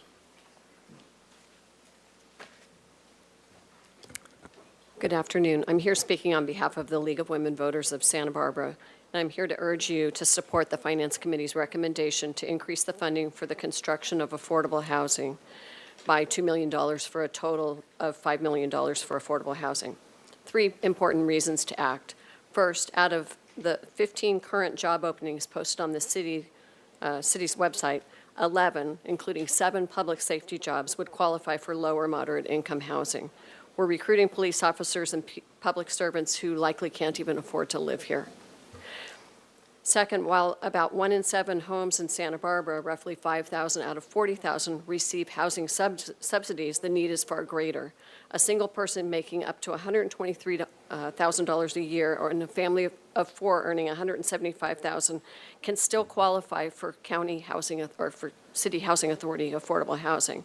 So it's no surprise that nearly 10,000 renter households are cost burdened, and over 5,000 pay more than 50% of their income on rent. Without our existing affordable housing, and half of that is vulnerable as it's voucher program housing, there would be at least 5,000 more cost-burdened households. Third, we're asking for $5 million for a few what we consider very good reasons. That's what we were receiving annually when we had the redevelopment agency. Local matching dollars are now required for state and federal grants, and we are losing out like we did on the South Hope Street project. And even with an 8-to-1 match, $5 million only gets you about 40 units a year. And no, the money won't just sit idly. Right now, a 10-unit apartment building at 2220 Oak Park Lane is for sale for a magic number of $5 million, just $500,000 a unit. It could be purchased and deed restricted today. So please act today and follow the Finance Committee's recommendations. Thank you. Thank you. Lisa Carlos, followed by Sarah Veek. Okay, good afternoon. This feels like it's been a marathon. First off, I just want to say, I know each of you comes here with your heart in the right place and your integrity intact. I know we all want more affordable housing. I've never heard any one of you say otherwise, nor the member of the public say otherwise. And it's really reassuring, given how rough it is out there right now in this sort of troubled time, that we all stand united as a community on that point. The question is how we're going to do it, and I'm very encouraged by the recommendation coming from the Finance Committee. I just want to give 2 criteria here. I want to underscore flexibility in light of what's going on at the federal and state level with budgets. We need it. But I also want to underscore the need for construction, right? We need to invest in the future, and we need to invest in an infrastructure of affordable housing that's deed restricted. $3 million allocated for housing is barely over 1% of the general fund, which is between $242 and $254 million. Even when leveraged, $3 million generates only 24 to 48 housing units. And to meet our 2031 RENA target for affordable housing, that would mean we'd have to permit 625 units a year. Just because this feels impossible doesn't mean we settle for symbolic amounts. Every extra unit matters to a real person, someone without a home or housing security. So I'm really glad we're going to go back to the drawing board between now and the next meeting and try and figure it out. I know there's some tough choices to make, and I know it's not easy, but I'm really grateful that all of you are up here making those decisions. Thank you. Thank you. Sarah Veek, followed by Larry Severance. Hi, I'm Sarah Veck. I'm a member of the Santa Barbara Tenants Union, and some of the information I've heard in this meeting is new to me, but I'd just like to urge you to generously fund the Affordable Housing Trust Fund and new construction of housing, as well as the Flexible Housing Trust Funds, and to prioritize life-affirming services that solve the root causes of our community's problems. We don't need people being ticketed for sleeping in the open and not being able to register their car like we heard about earlier today. You know, I don't like to hear that. So thank you very much. Thank you. Larry Severance, followed by Amber Caldwell.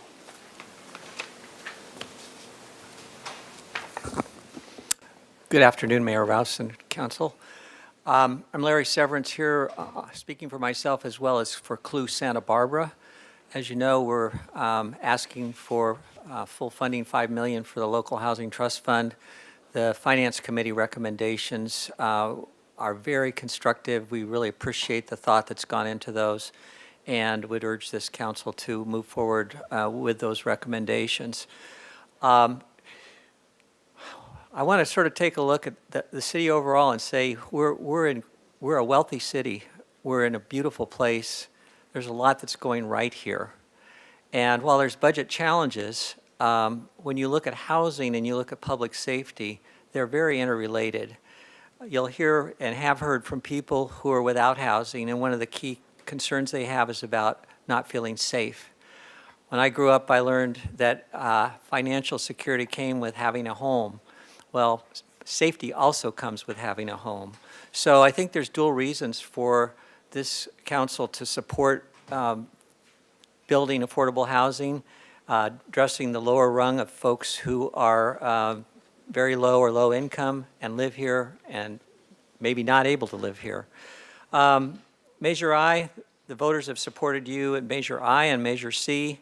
You have an opportunity now to look at where from those places you might draw funds. I would mention that in addition to state matching funds, which may be getting more restricted, there's also tax credits, and federal tax credits are a big part of the leverage you get with local housing trust funds. So please take that into account. Last but not least, I'll just mention that our neighborhood was recently paved, and the sidewalks were ground down. It's beautiful and smooth. But as I look at it, it wasn't an essential thing for me. It was a non-essential thing. Housing is essential. Thank you. Okay, Amber Caldwell, followed by Dina Davis. Good afternoon, Mayor Rouse and council members. Eric, it's so good to see you. I've missed you. I'm very impressed you're up and at 'em this quickly. I'm here on behalf of the Library Commission, and I also serve as a rep for the County Library Board. And I'm newly appointed to the Measure C Oversight Commission because I don't have enough on my plate. I strongly urge you to adopt the recommendations and protect the library fund allocated from Measure I. I also highly encourage you to adopt the housing trust fund investment. Like the libraries, housing is an essential service that, that is going to have a dramatic impact on our community. I want to commend you for your support in the library in the past. As you know, we've expanded our library service hours. We've got the plaza up and running, which is serving as the north anchor of the downtown corridor, and it's proving to be quite the impactful space that we're hoping to bring more revenue and cultural programs. The library is a vital lifeline, not just for books, but for our job seekers, for those unhoused residents, Spanish-speaking families, and our young learners. We provide the digital tools, literary support, and community connections. And as I always say when I'm up here, the library is the most cost-effective upriver investment in social determinants of health. And so myself, and on behalf of Pat Seeley, who was here and had to go, who is a fellow library rep for the county, we both encourage you to adopt the recommendations as stated. Thank you for your time. Okay, Dina Davis, and you said Pat Saley took off? Is that, okay. So after Dina will be Nancy Bowes.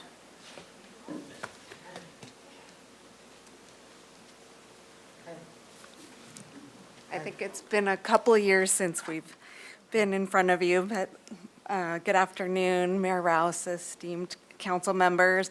My name is Dina Davis. This is my son, Benjamin Davis. I've served on our library advisory board since December 2021. And thanks to your budgetary commitment to the library, our talented, passionate, highly educated, and experienced library staff provide critical resources and programs to our entire community every day of the week at Central and 6 days a week at our East Side branch. Our beautiful library plaza has held literacy festivals, immigration fairs, summer reading kickoff events, cultural celebrations, and more. It fills my heart to witness these gatherings that bring people together in celebration and connection in such a gorgeous setting. Thanks to you, our housed and unhoused residents of all ages enjoy safe, clean spaces where they can access knowledge, technology, and the internet, job skills training, referrals to community partner agencies, and compassionate, dedicated staff members. Thanks to your support, our enhanced security team, who works closely with our library staff, allows everyone who visits and works in the library to feel welcome and safe. Investing in our children and youth, investing in literacy, and supporting our most vulnerable community members is an investment in our future. Thank you for your continued support of our essential library services and the incredible people who provide them. Thank you. Thank you, and thank you, Benjamin. Good job. Nancy Vose, followed by Benjamin Onshow.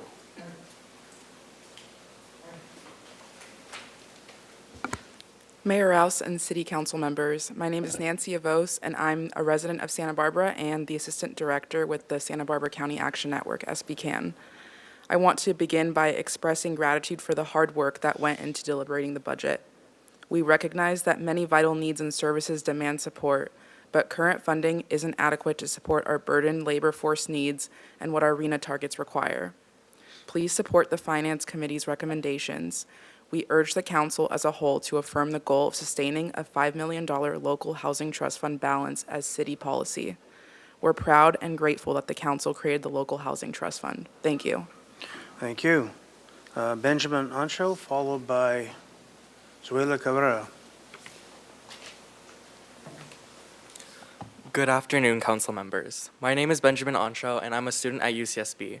Measure I has already been making an impact with the downtown library now being open 7 days a week, something that is very welcomed as me and other UCSB students flee from the sardine can of UCSB's library during finals and dead week. I wanted to take a moment today to speak about the importance of the library as a third place. For those unfamiliar with the term, a third place is a public place that hosts regular, voluntary, informal, and happily anticipated gatherings of individuals beyond the realms of home and work. And sometimes during the summer, it becomes a first place for many that have to survive the sun. They are places that foster community, conversation, and connection. The Santa Barbara Public Library is one of these crucial third places for the community. Just this Sunday, I volunteered for the summer reading program kickoff and saw families together, kids swarming for another Captain Underpants-esque book, kids setting goals to read 50, even 100 books over the summer, and other kids that just want to savor the book that they picked out. These kind of moments can't happen online. They happen in person, in community, in the libraries. Where else can you see a third grader getting homework help from a volunteer, someone navigating the complexities of tax law, getting guidance, or teens finding a space to express themselves away from home? Where else can people who don't know the resources that are available to them get direction, or those without internet access find the digital tools they need? The library is one of the few places that meets all these needs for everyone, without judgment and without cost. It's a space where people of all ages and backgrounds come not just to learn, but to belong. So let's keep the momentum going by protecting and funding services the community clearly values and needs. Whether housing, libraries, or public safety, all of us are standing together for the same reason: our commitment to the people of Santa Barbara. Thank you. Thank you.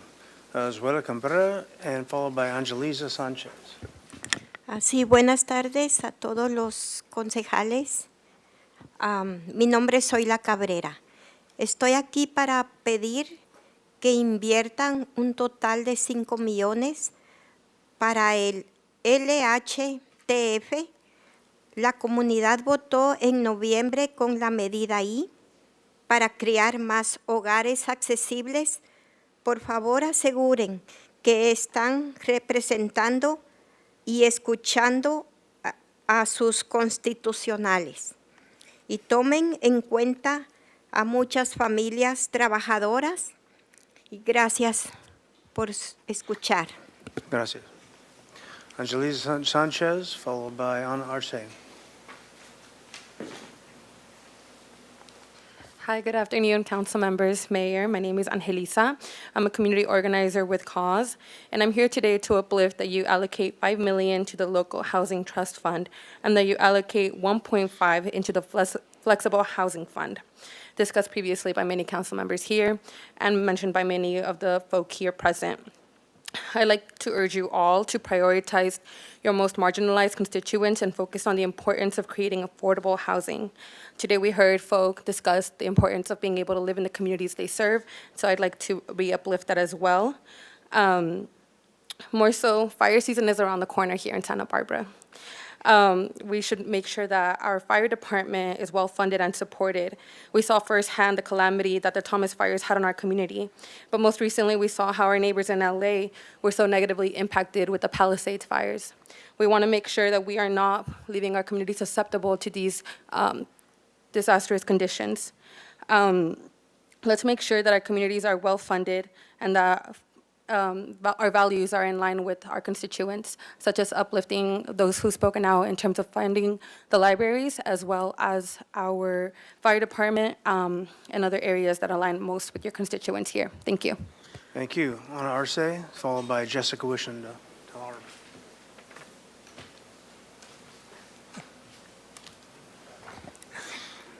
So, hello, Mayor and Council members. Measure I funds were to ensure that Santa Barbara maintains essential services. With federal funding being drastically cut, it is imperative that we prioritize investing in essential services such as housing and homelessness. Current housing funding isn't adequate to providing the leverage needed. We recognize that many vital needs demand your support. So we urge you to invest a total of $5 million for the local housing trust fund and $1.5 million for the flexible housing fund, without cutting much needed community services like the library, our local city workforce, prioritizing our short-term and long-term economic development, and show that we value our community by providing the resources needed to thrive. Council has an opportunity to prioritize what is needed at this moment and move forward into the next 2 years. Thank you. Thank you. And Jessica, I could try to say the rest of your name again. I tried it once already.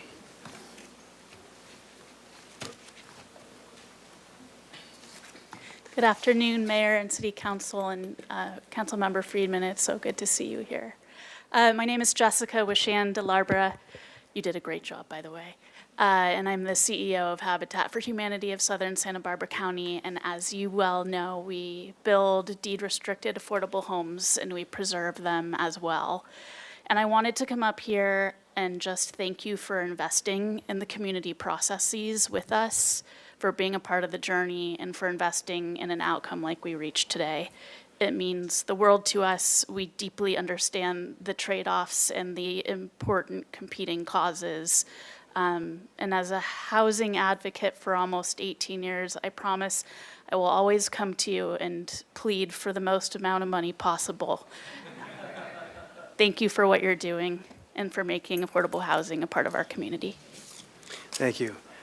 Madam Clerk, do we have speakers online?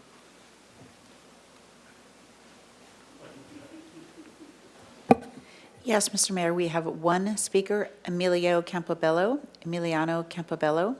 Please go ahead. Okay.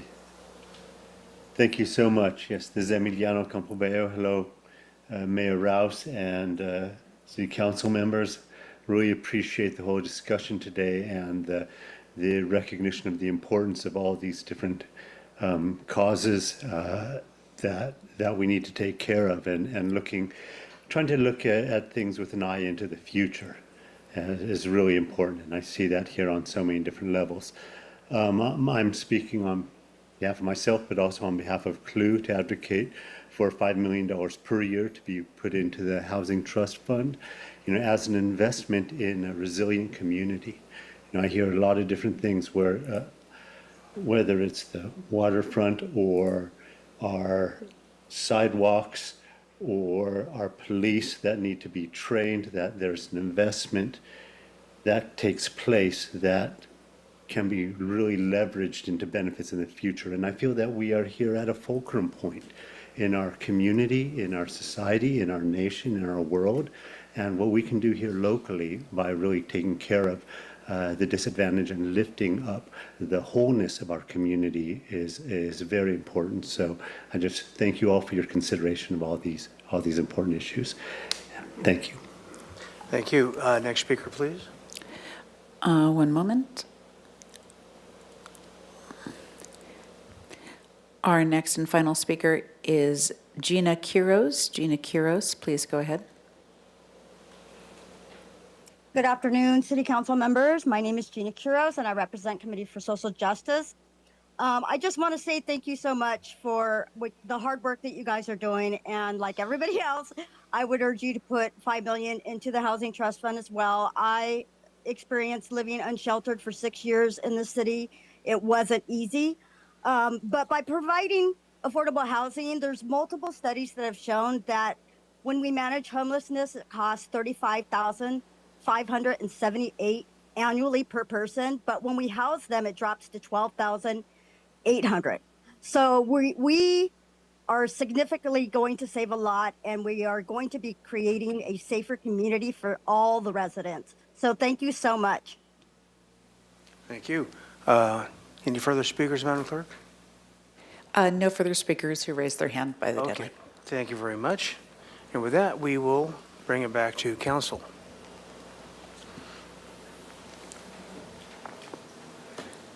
Mr. Jordan.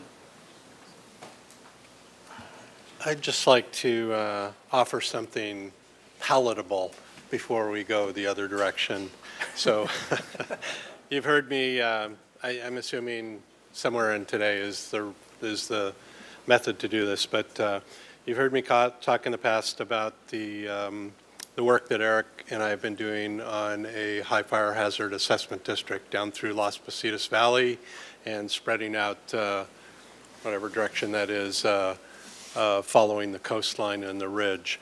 I've asked that be put in the budget and told that today would be the day to talk about that and to request a line item be put in the budget for $85,000 to have staff begin the administrative work to develop that work plan and hire a consultant and see what it looks like, and then eventually bring it in front of the parcel owners for adoption.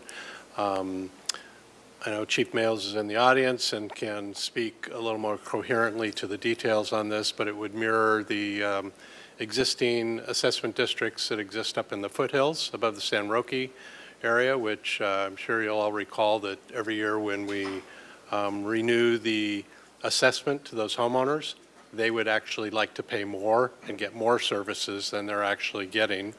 I can tell you through the creation of at least one, possibly three, but many more coming for fire-safe communities on that side of the hill, that the interest is there and the time is right to do it now and not, I think we've probably been working on this for a year at least already. And the longer we wait, I think the more the interest just runs out of enthusiasm. And this is an effort that is paid for by the property owners, not for the city, but it involves an upfront administrative cost to get it in place, and we are able then to have the approved district pay that cost back when it is in place. Full caveat: the chance there is that it might not get approved, and we would bear the $85,000 cost. But from everything I'm hearing on the street, there's a ton of enthusiasm for it, and mimicking what's already been in existence for, I don't know, a decade up in the foothills and San Roque region. We have a lot of people to talk to the people on that side of the hill and talk about the benefits of it. Chief, can I put you on the spot to help me with some of that description? Okay? Thanks. Chief Males. Good afternoon, Mayor Rouse, members of council. So just to back up just a little bit, the WFSAD, I always get the acronym wrong, but WFSAD, Wildland Fire Suppression Assessment District, is a district that has been in operation for about 16 years up in the foothills. It covers the foothill and extreme foothill areas of Santa Barbara as labeled in our CWPP, Community Wildfire Protection Plan. That district, when it was created, is a self-sustained program, as Councilmember Jordan said.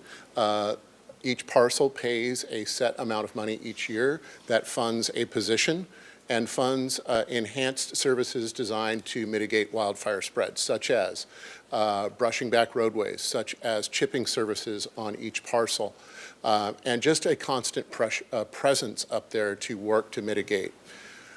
Next week, that suppression assessment district comes before you, as Councilmember Jordan said, for its annual renewal.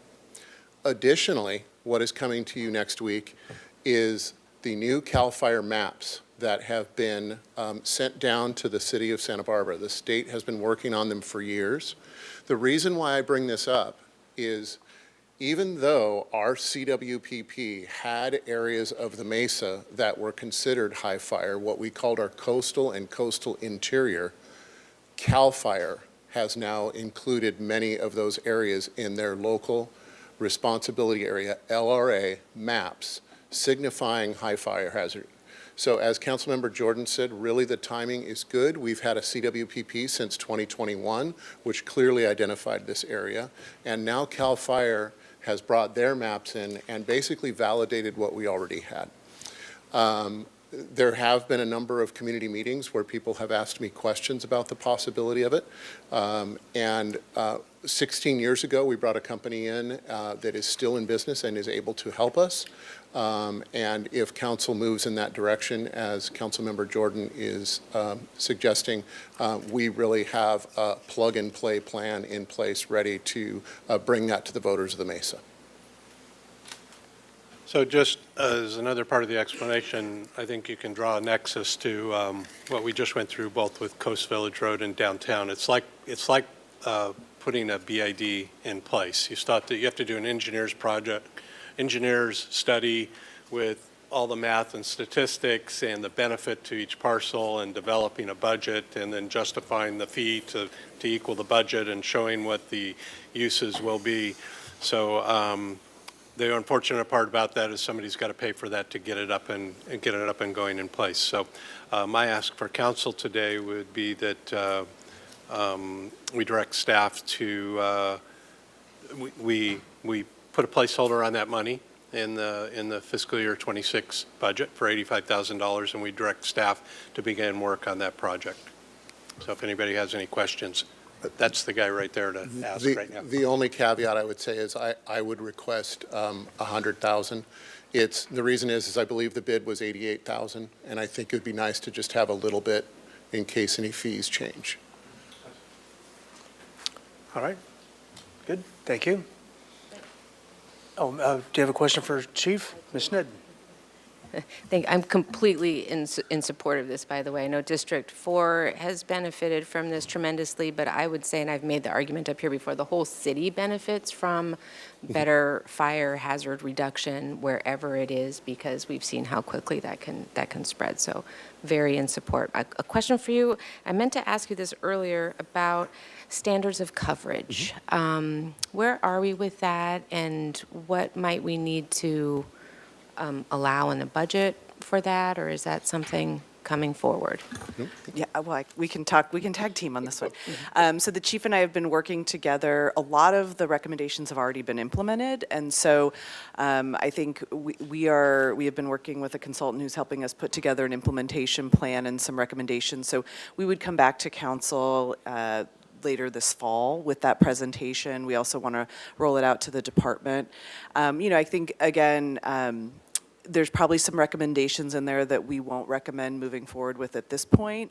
And then there's also a lot that are related to facilities and facility location. So it's a little bit different conversation from an operational conversation. And so I think it would be more probably a measure C in a longer term, like how do we deal with some of the facility locations and things like that. So it's a little bit different conversation than just an operating budget conversation. Okay, so we don't need to reserve the funding right now today to be able to, but that will come back to us as a longer conversation, deeper conversation. I just don't want to lose that thread. Yes, so, absolutely. Okay, Appreciate it.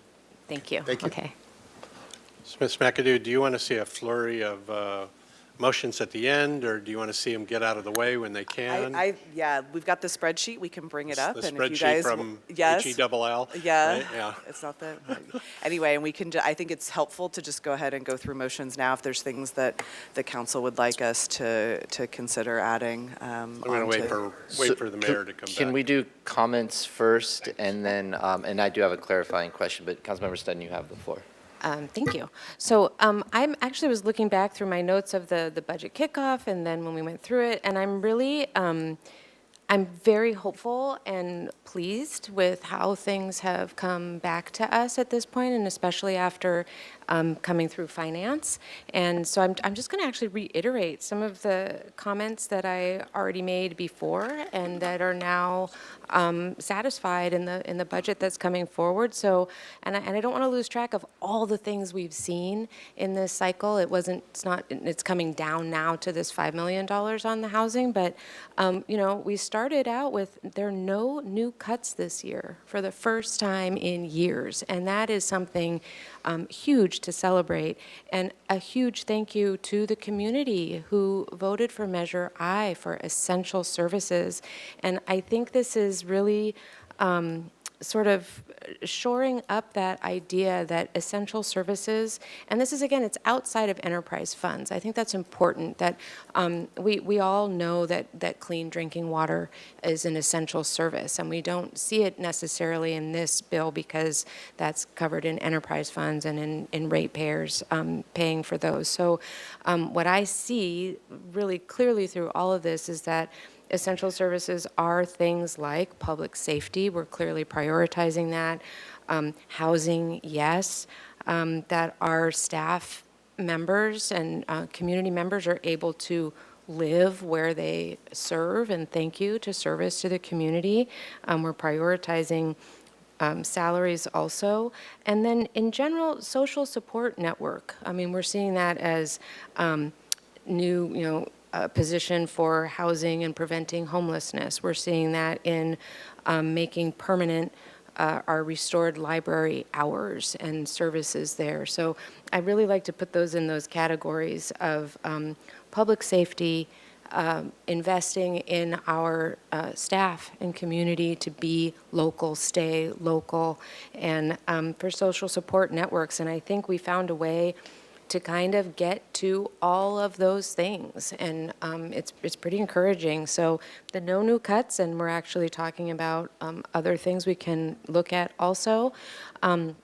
Just reiterating again, these are things mentioned before, that the federal funding instability seems significant across multiple departments.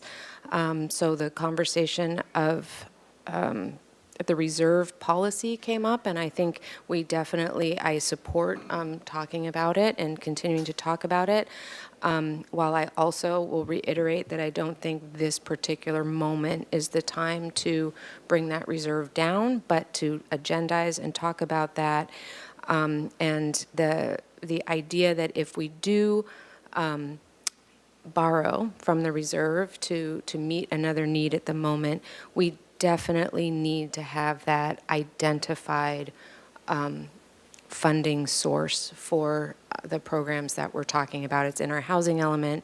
We've reiterated it here. So I'm all for the $5 million, as has been talked about throughout this process, and appreciate that we've found ways to bring it forward, and I fully support that. And then also we heard from all these departments. The airport is doing a lot of things. The city administrator's office. I want to specifically say I support the new position and the restructuring. And you also mentioned in your presentations that language and accessibility and resources. I really want to highlight that. Economic development and the strategic plan, I think, is an important process, and it's an important process for our staff community to understand what it is that our vision is and what we're going for, so that it's not just something mutable every budget season. City Attorney's Office, I appreciated all the priorities, agreed with all the priorities there, and I want to reiterate that rent stabilization is, for me, still a priority. So I don't want it to be that because it's not specifically line itemed in this budget right now, that's off the table for 2 years. It is, for me, an absolute top priority, and I think maybe some of this flexible funding may go toward looking at a program for that. I'm going to be completely upfront right now, today, that I don't think it all goes to capital and building. I think it also can go to the protecting the social network of keeping people in homes right now who are already in homes. So So my comments on that. Community development, agree with the priorities.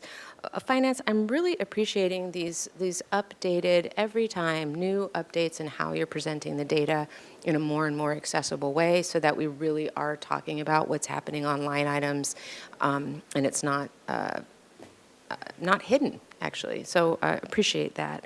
With fire, agree with all the priorities, and we need to see the standards of coverage. So approving a budget today or next week doesn't say that we're not going to look at that specifically, and we really need to get our public safety firefighters up to market rate and doing at least what we can do there. HR, this class and comp study, don't want to lose the thread on that. It's going to potentially be expensive, and it's important, and I don't want the messaging of this budget to be that we need to wait a long time before we make those adjustments to I want to adjust the class and compensation there.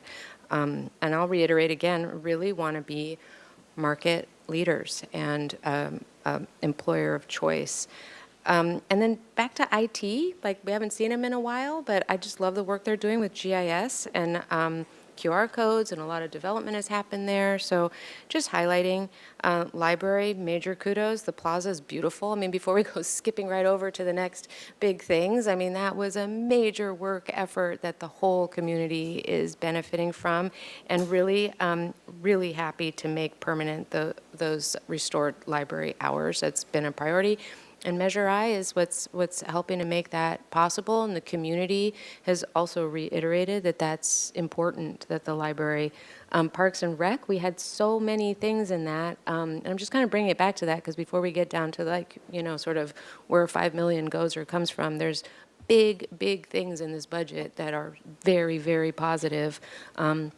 Really excited about Admiral Park and the Chumash project with Parks and Rec, all the capital projects, Chesky House, master plan for parks, and Ortega Park still needs to be worked out, but the Gwendolyn Strong playground, Gwendolyn's playground is, such a bright spot in our budget times. The police department, what we heard was that we're really speeding up on the hiring. Way to go on the hiring was the comments I said at the time. We've got the police station well underway, groundbreaking, and have that funded. We're getting more responsiveness, and again, that standards of coverage is coming forward. So a lot of very positive things happening there. Public Works is just, doing so much on so many levels. And then the waterfront, we are going to need to deal with sea level rise and dredging, and I think a lot of issues with FEMA that are going to come up there. So those are comments I already made, and then when it came back, the comments I made were that I thought the $5 million could need to be there, and that we would find it from different places without having to do cuts. So I'm very supportive of money coming from the reserves with the direction that it's time to really put efforts into finding that dedicated funding source. We've talked around it. We have reiterated it in our housing element and throughout. So it's time for that. So if we're taking from reserves, which I think we should completely support, then the plan for how those will be replenished in the future. So again, just really yes to public safety, yes to housing, yes to our social support network. And I'm very excited that there seems to be a way to have it all. So thank you. Mr. Friedman. Thank you. I have two questions. One we do need to clarify because I don't think there's quite clear. The first, I just want to go back to the police, the frozen positions, based on the comment that came from public comment. It's hard. They're frozen until they're not. And what I mean by that is there's other open officer positions that we need to fill. Those are budgeted and those are not frozen, right? Correct. And so if we somehow filled all of them, I think it's about 9 or so, or 10, then, and if those all 10 were to get filled, and then there were applicants that needed those other 3, that would come back to us and we would unfreeze them. Correct. Okay, so they're frozen until they're not, or They're we need not to have a discussion. They're not at that point. technically frozen, Yeah. but I just want to make sure that yes, that they narrative are, is. we would come, they don't have funding right now, but we would come back and ask for it if. Yeah, but we need it. in order to get there, would they have all the other vacants that they would have to fill first? So they're out there. Okay, and it's highly likely that there won't be that many applicants that come in and get filled. But if it does, we'll deal with it. So I do think we have to, so we have clarity, go back to the additional funding and the $5 million. So if it's $5 million, and if it's $5 million for housing construction, if there's still that's counting the 1.5 million. But if it's not, then we need to allocate another 1.5. As I see it, because the recommendation came out of finance was The city administrator's 3 million recommendation. Yeah. 1.5 and 1.5, and then an additional 2 million. for housing. So if the expectation is that we have, because I've heard a couple things from public comment, and I think there might be a little bit unclear here, is if we wanted 5 million just for housing capital, then that would include your 1.5, but I want to understand what your 1.5 for services is, because It could be for capital or services. Okay. It hasn't been allocated, it hasn't Okay. been dedicated to anything yet, and as we talked about, any use of that could be required to come back to the council for approval. Okay, so I just wanted to make that That 1.5 could be used for capital. Okay. I just want to make sure that that's clear to everyone, because if you're doing the math, some people I think might have been doing the math that it's 5 million plus 1.5, but no, it's 5 million total, and all of it could be used for capital, but it will come back and we'll use it. But it's 5 million total that is going to go towards affordable housing, with the priority being capital. And later on, if there's something that comes up, we can deal with that. That's off by $500,000. But I just want to make sure that we're doing our math correctly and there wasn't an expectation that it was 6.5 million. Yeah, affordable. Yeah, affordable. Yeah, sorry if I didn't say affordable. Yeah, affordable. All right, so I will make my comments now. Councilmember Sten and I were on the same page on it when, maybe because I was out, and so this year I'm kind of looking at the budget a little differently from afar and close up the last couple weeks. But that it's so much different this year, and we're very fortunate because in the years past we're talking about cutting library services, parks, not having housing, public safety. And this year, and hopefully next year, we're able to fund those. And so the discussion is really about, we're able to do all that, plus have some additional funding for housing. And I know it got a little contentious in there over the additional 2 million, but we're very fortunate that that's what we're arguing about. I think pretty much every other city in the state would be, you guys are arguing whether you want to add 3 million to housing or 5 million. I think they would love to be in our position. So I think, we're adequately investing public safety, housing for now within our means, and we're really looking to the future on sustainable funding sources dedicated for housing to take some of the pressure off the general fund. I do want to, it's kind of interesting, this is one of the reasons I brought it up, but I want to read something from October 30th, 2022. Since Diane Black spoke today from the League of Women Voters, this is from the League of Women Voters, and you probably helped write this, but it was from 2022, and it was when the surplus came in, and show you how the more things change, the more they stay the same. On Tuesday, November 1st, the city has a unique one-time opportunity to take a meaningful step towards planning for and building deed-restricted housing that will support our low and moderate income residents and workers. For the sake of workers who keep the city's economy thriving and maintain residents' quality of life, we ask that you allocate basically the surplus to the Housing Trust Fund. And it's the same discussion we were having this time, and to the council's credit, then and now, I know everybody wanted the full 10 million, 5 million this year, 5 million, but we really looked at everything that goes into what it takes to build a city. And we invested in housing, and that's enabled us to get this application into the state. but there were some other significant things, and I just want to reiterate what they were. It was $250,000 back towards human services funding, $250,000 to the Right to Counsel program, almost $3 million, 2.9 into the Housing Trust Fund, which we're now trying to leverage. We have the application in for 2 projects, and then the 115 Trust, which we have already seen a $400,000 increase because of that, and it will help us in an economic downturn. And then also our employees at the time, we gave them about a little bit over a 2% raise for those who hadn't received a raise. And the importance of that was we had fallen behind market. And with the class and comp study that we knew was coming, if we hadn't done that, we'd be further behind today. And also we would have lost some employees as well. And that really improved the morale.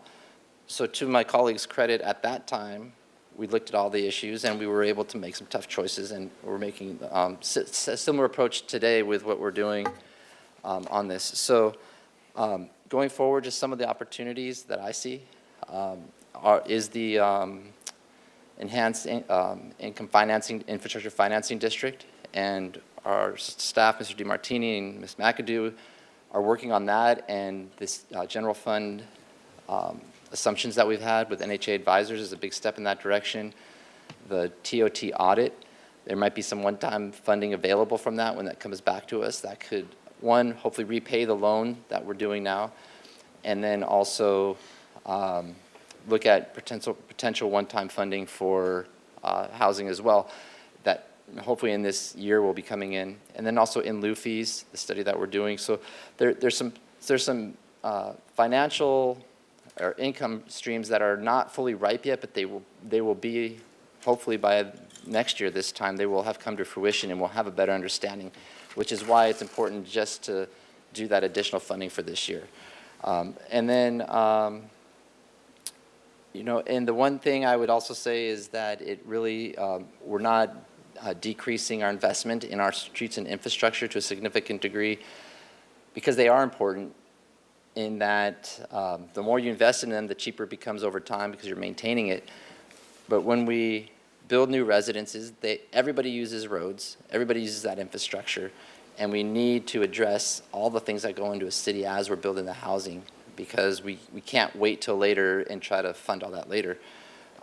And so, especially in the north part of town in La Cumbre, with the potential South Hope project from the Housing Authority and redevelopment of La Cumbre Plaza, it's important that we keep up on our street maintenance and other things. And also that includes the ADA upgrades. Those are very important for our community. So not reducing that significantly. When we reduce the maintenance, it reduces the ability to make those upgrades. So we're being cognizant of that. And then for housing, just wanted to say there's other opportunities that are out there that we really haven't talked about, but I just want the public to know we are looking at them and being proactive for affordable housing. We are looking, the city as a whole is looking at what it would take for our surface lots and how we could redevelop those in the future and potentially have you know, not only affordable housing, but new revenue streams that could support the downtown parking fund, which we know has its challenges. We have Paseo Nuevo that is still in the works, but you know, those are significant opportunities for housing there, potentially affordable. We'll see what comes of that sometime soon. The old police station, we are already working on what we want to do when it moves over. We're not waiting until we go into the news station and try to figure out what we're going to do, because that would be, you know, 2 years down the line, but we're working on that type of plan right now, so we're ready to go. And then, and so those are kind of the things that we're really looking at for housing. And then the last thing I would say is we're not significantly going into our reserves with what came out of the finance, and I think it's been supported here. And the key reason for that is our reserves, there is a good chance that they're going to be under significantly more pressure because our community will be, because of the changes in Washington, D.C. Potentially we heard about the dredge, all the other departments, CDBG. We don't know what the statuses of those are. And so now we have to, I'll just put it blunt, we have to worry, we have to hedge against natural disasters. And if you're talking about not funding the dredge, which is The economic impact on that and the public safety impact of that is enormous to our community. That would be a man-made disaster that didn't have to occur, and we're on the hook for that, avoiding that. And it's something we've never had to hedge against, at least in the last 30 years. But that is what is happening because of choices that are being made that are out of our control. So we're being responsible and having our reserves ready to respond to that if needed. And so with that, I'm supportive of what came out of finance. I'm supportive of definitely the $100,000 for the assessment, wildfire assessment district in the coastal zone. I want to thank Councilmember Jordan for really doing the legwork on that, working with our fire chief, and it would include parts of like Allen Road in that area as well. So it's not just the Mesa; it's all those areas there that would see the benefit on that. So I think this is a responsible budget, and it leaves us to next year on the housing to see where we're at, because there's so many unknowns, and we're not taking a step now that would exacerbate issues if there was all these unintended consequences come up. Because the last thing we want to do is promise that we're going to be able to invest in housing and then not be able to. So I think this is a responsible budget. Ms. Harmon. Thank you, Mr. Mayor. It's really nice that this is turning out to be a sort of celebratory item. I think a lot of us were worried that it might go differently, and I'm really have to start by saying thank you to our staff, obviously, for the incredible work they've done, and for the community members who worked really hard to push this conversation forward. And I know there were a lot of challenging moments, and it certainly wasn't always easy. I had some challenging moments myself, but I think it's to your credit that this is the result, that the result is one of really, I think, celebration, to the extent that in today's world we can be celebrating. So that's great. I am in general agreement, I would say, with the sentiments expressed by both my colleagues so far, particularly around all of the good things that we are maintaining. I won't repeat any of them, but just adding my voice to that chorus. I'm going to specifically speak to a couple of the items that are at issue today. I also fully support the high fire assessment district ask that Councilmember Jordan made at the $100,000 level. Not only will this be paid back, and I agree, I've heard many times over that this is desperately wanted from folks in your area, but it is certainly needed, and so yeah, that is a strong yes from me. On the existence of the flexible fund, I have to admit that I have personally gone back and forth a little bit about that fund and whether that money should be specifically directed to the Housing Trust Fund capital program. And I still have a little bit of angst around it, but I think that I've come to the conclusion with all of the moving pieces, particularly around federal government funding and other, I think Councilmember Sneddon said, our sort of social fabric policy ideas and the mutual aid opportunities that we will certainly see coming before us in the next year. It does make good sense to have some flexibility built in. So I appreciate that suggestion from the start. I would ask that we could, as suggested, specifically condition that money for any appropriation to come before council for approval. I know you said that's possible, but I want to go on the record that this motion specifically include that element.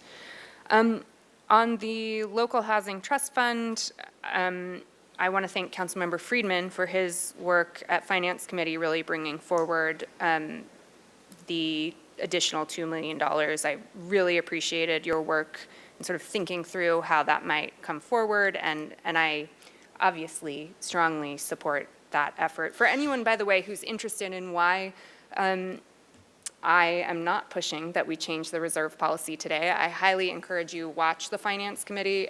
It's a sort of a very interesting deep dive into what it would mean and what it looks like, and it certainly has influenced me to want to have a much larger conversation separately from the budget hearing.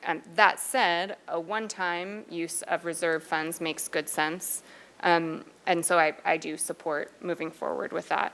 I do want to say, though, and maybe this is in, sorry, just turned off my screen. In contrast to where Councilmember Friedman was, I am interested in making this allocation in FY26 and FY27. And here's why, and I fully understand and respect where you're coming from, Councilmember Friedman, but when I think about the opportunities for replenishment of these reserves, when I think about the work that needs to be undertaken to repay the reserves, work which I am fully on board with and support, I find it difficult knowing how slowly things move, for good reason, but things do move slowly, that by this time next year, we will have those programs in place and they will be making money such that we can repay the reserves and allocate further monies to this trust fund. So what I think makes more sense from my perspective, keeping in mind, I do understand the need to be cautious in this day and age, that we do this for 2 years. And during that time, let's get the TOT tax going. I mean, that has to go to the voters, so we can't do it in a year anyway. Let's have a real conversation, and actually I mean more than conversation. Let's have a vote on putting a vacancy tax on the ballot. I actually don't want to have any more conversation. I want us to really get it in front of people and vote. Let's have this item, a real item about the reserve policy. All of those things, frankly, I don't think would see us repaying this reserve fund allocation by this time next year. 2 years, though, I think it's feasible. So I'll throw that out there for colleagues to consider, but that would be my preference. And, you know, look, as with anything in the budget, things come back before us and we make changes as necessary to respond. This, to me, would allow us to be more proactive, and then we will react as necessary. So that would be my preference. And then I guess I would just close in a way that I alluded to at the Finance Committee, so apologies for those that are hearing it for a second time. I find our budget work to be some of the most challenging work that we do on City Council for many reasons, not least of which because we are trying to put together a program that maintains to the greatest extent possible the quality of life that we have here in Santa Barbara, while also building a budget that allows us to enact the shared visionary aspirational values that we have for one another here in this community. And it's a really hard thing to do. I find it really difficult to be talking about you know, the need, of course, we all know we need to have clean water. It doesn't feel as good to say, let's keep that funding where it is because we can't risk it, or let's have the pavement condition index, let's not let it go down. I mean, but that stuff is critical. That's as critical to our community. At the same time, though, it's more important than ever, I think, that we put together something that does show one another that we care for each other, and that we have an aspirational vision for this city that goes beyond just the everyday and to something bigger. That's who we are in Santa Barbara, and I think we've gotten just about as close to that in this budget as we possibly could this year. And so, again, to staff, I really appreciate it. To the community, my thanks, and I'm proud to hopefully be voting yes. Ms. Santa Maria. Thank you, Mayor Rouse. I have quite a bit. I think before I go into comments, I have a few questions for Mr. DeMartini, if that's okay. I just want to make sure that we're all crystal clear on the flexibility or lack thereof of certain funds. So for instance, we have the Local Housing Trust Fund, and we've heard conversations before that once that money is in there, it's either we can't take it out or it's just very difficult for the public to sort of stomach us taking that money out. So I just want to clarify, is it just not allowed for us to take money out of that fund, or is it just, you know, just a difficult thing to do? There are some amounts of that money that cannot be removed. So we have an application in currently to the state for to apply for matching funds. So we have to have a certain amount of dollars in there, which is in there right now, in order to match what the state could potentially give us. There are also, we have to have an ongoing allocation and operating revenue. And so that we've budgeted that in. Above and beyond that, the ordinance is flexible. The money has to be used for construction and for priorities within the housing element. So that's where, you know, could the council, yes, take it out, that money that's not required? Again, I think that that's the political challenge of, you know, once it's in there, you know, does the council then want to take it out, or do we want to just leave it in the flexible housing fund and then put it in there as it's needed for construction projects? So that's, I think, it's not a requirement. I think it's just more of a political decision that you all need to make. Okay. And so that's actually leads to my follow-up question. So the flexible housing fund, that money is, I guess, you know, based on the name, right? It's a lot more flexible for us to sort of move that money around if we needed more into the housing trust fund. Is that correct? Okay. That's correct. And now for our police department, I think there's been a lot of back and forth on the 3 additional officer positions equaling a net 0 due to the number of vacancies. So say that we fill, like in the best case scenario, right?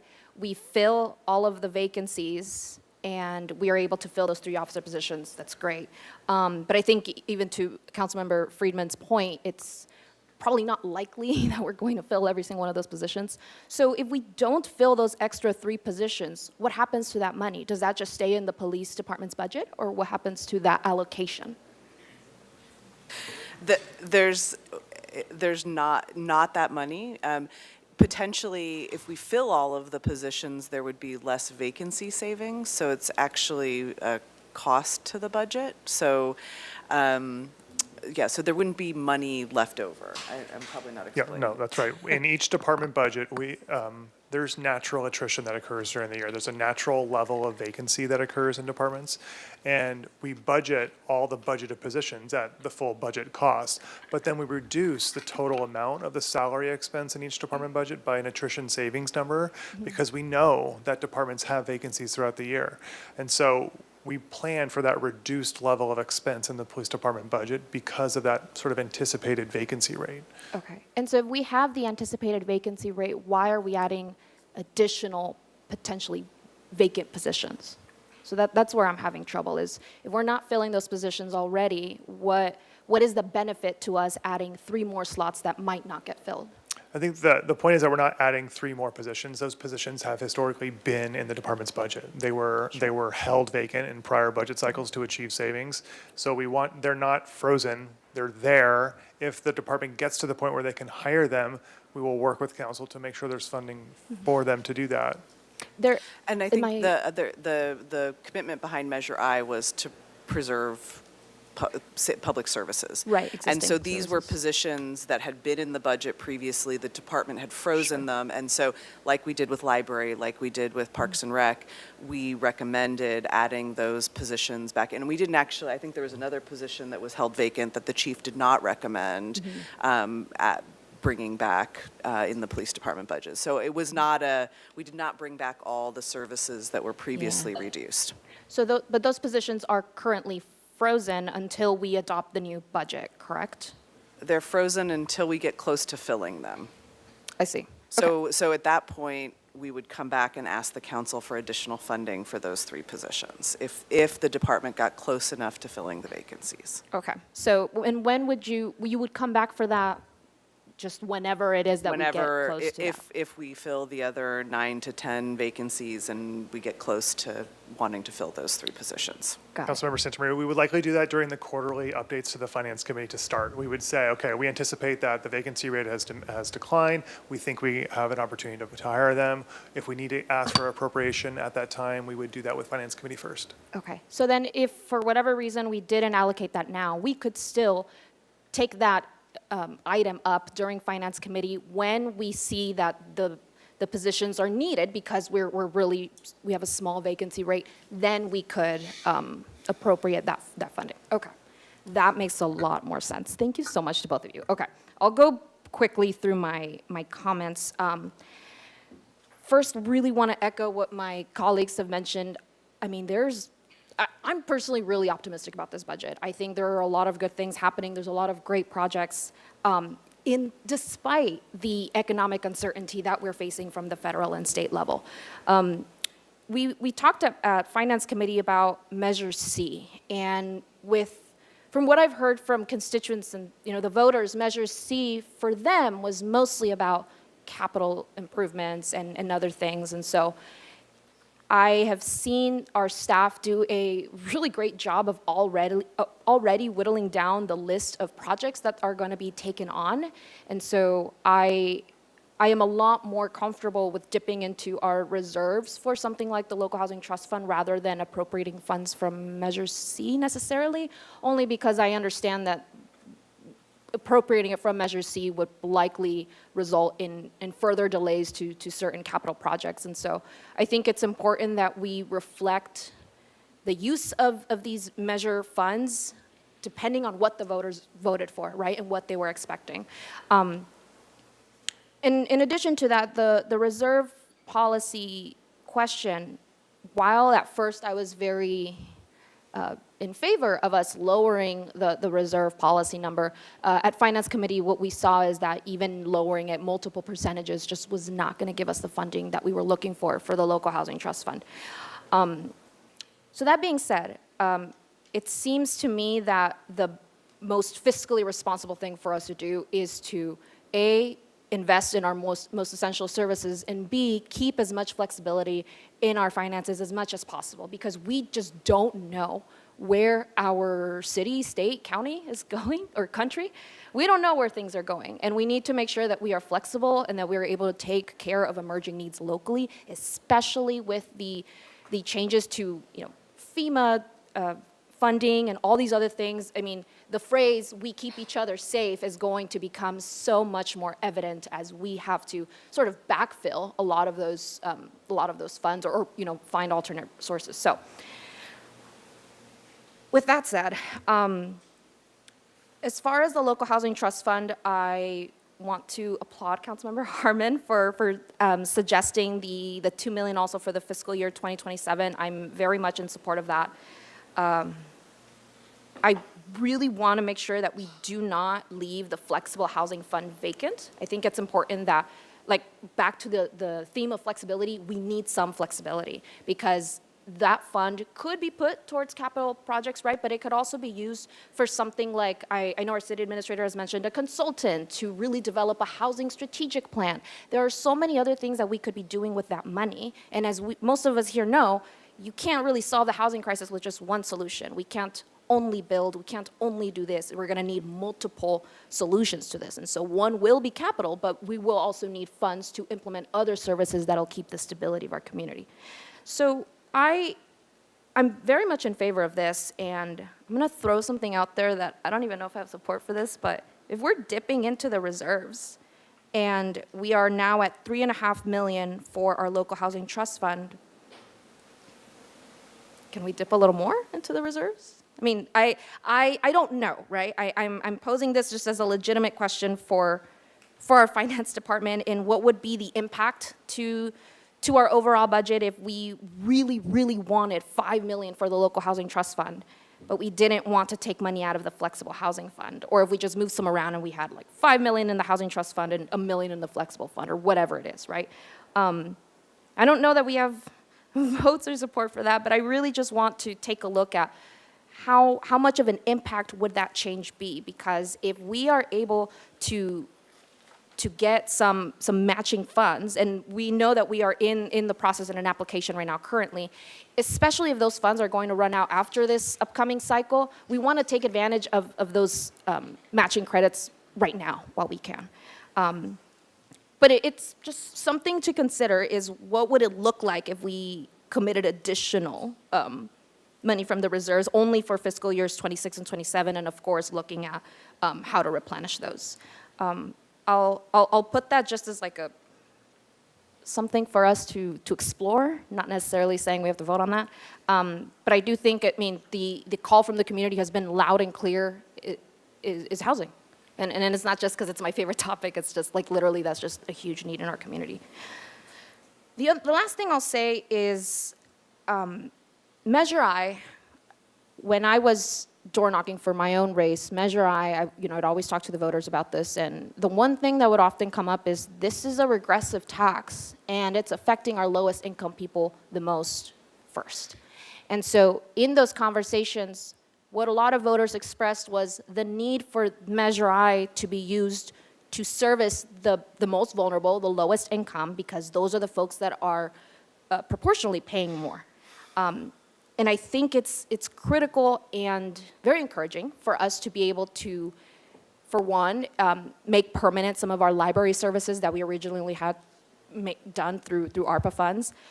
I am very, very much in support of our library and other social services that way, because it's all interconnected. You need housing, but you also need those social services. You need public safety. You need everything.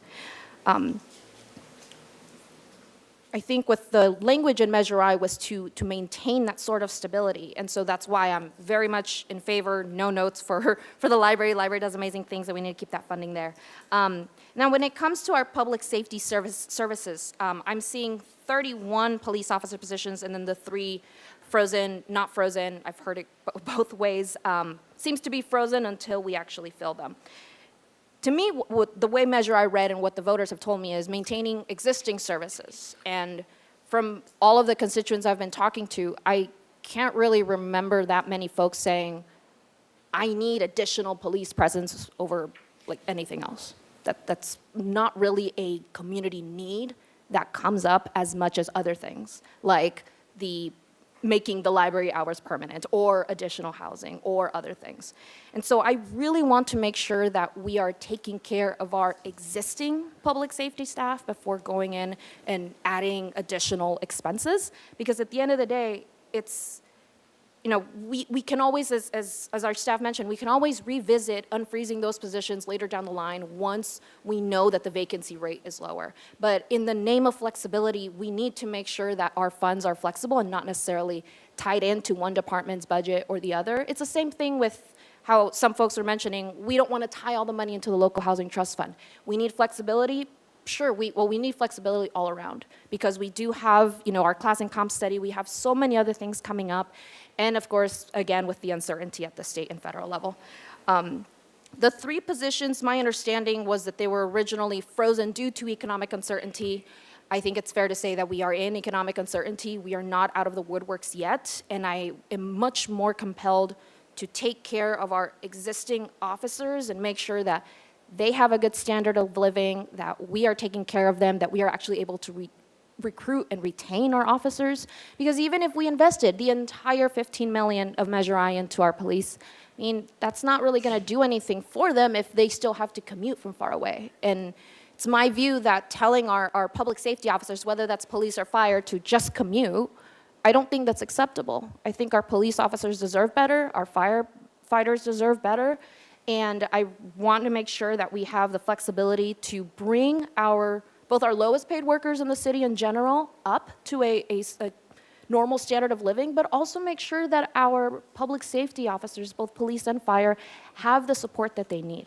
And so I am very much in favor of the investment for, additional police equipment and, body cams and our police station. All of those things are helping us advance public safety. But if we just keep adding more officers to the force without taking care of the ones that are already here, it feels a little bit backward to me. And so I want to express my full support on maintaining the existing services that are here and taking care of our officers that are already here and making sure that we invest the funding that we have in a more holistic way. The final request that I would make for our staff is, since we're making some requests here, I would love to direct staff to explore a rent stabilization ordinance and how that would apply to the city of Santa Barbara. We've talked about it for a long time. I know that there is support on the council for the most part, and I think it's time that we start having that conversation. It is important, like we mentioned before, we attack this housing crisis from all angles, and yes, it's going to require us to build more housing, but it's also going to require us to stabilize the housing landscape, to prevent displacement, and to prevent more people from ending up on the streets and more people that are going to need a new housing unit. So the only way that we really solve the housing crisis is, yes, more housing stock, but we need to stem the flow of displacement. Rent stabilization is one way that we can do it. It's not the only way, of course, but it is a request I'd like to make of staff to start exploring that. And I'm very encouraged by the reorganization. With housing being in our city admin's office now, I am fully looking forward to a comprehensive housing, strategic housing, a housing strategic plan to make sure that we are tackling this issue from all angles. And for now, I think the allocations to the local housing trust fund, building more units, and exploring a vacancy tax, a TOT tax increase, and a rent stabilization ordinance, I think that's a good start. So I'll leave it at that. Mr. Jordan. Thank you, Mr. Mayor. So I'll mess with all your minds and say I'll join you in the celebratory moment, but then I'll get over it. But I will say it is pretty celebratory, and I do agree with Councilmember Friedman that there are a lot of other cities that would kind of giggle at us arguing over a couple $1 million in our budget while they're underwater and theirs terribly. So the devil's always in the details for me, so I just have a couple comments on that. I would support the line with the $2 million this year, $2 million next year, but under the understanding that we do come back and do this again next year for our mid-cycle approval, and at that time we'd have 3/4 of a year of fiscal performance under our belts, and we would have the opportunity to adjust that. I see heads nodding, but I just want to make sure. I don't want to be in that situation next year and have somebody stand up and say, you lied to me, that you were going to do $2 million and $2 million, when obviously if things don't go well from a revenue standpoint or however else we're balancing getting that $2 million back or just breaking even, that we would have that option to appropriately respond in next year's mid-cycle process, correct? Yes, Councilmember Jordan, you're right. And Mayor Rouse and members of the council, I do need to remind council about the language in the reserve policy, which says if we are going to use reserves, we have to also articulate a balancing strategy about how to either reduce expenses or increase revenue to offset it, and what truly is the plan to replenish those reserves. And so if council is going to make a motion and vote on the use of reserves, I respectfully request that is also included in the motion. And then if it would solve a little bit of the angst over the flexible fund part of it. I mean, personally, I think it should all go into the flexible part. I'm not very confident in the state, at least in the next year, of having a matching program. And I don't, also same situation, I don't want to go through the drama of trying to pull the money out of there and having somebody forget conveniently that we said we could pull the money out of there in front of you, and you were all there. Even if it's in that $2 million each year, even if it's going into the flexible fund, I don't have a problem tagging it for low-income housing, even though it's going in that flexible fund, because I think the goal with that $2 million additional that we're pumping in should be low-income housing.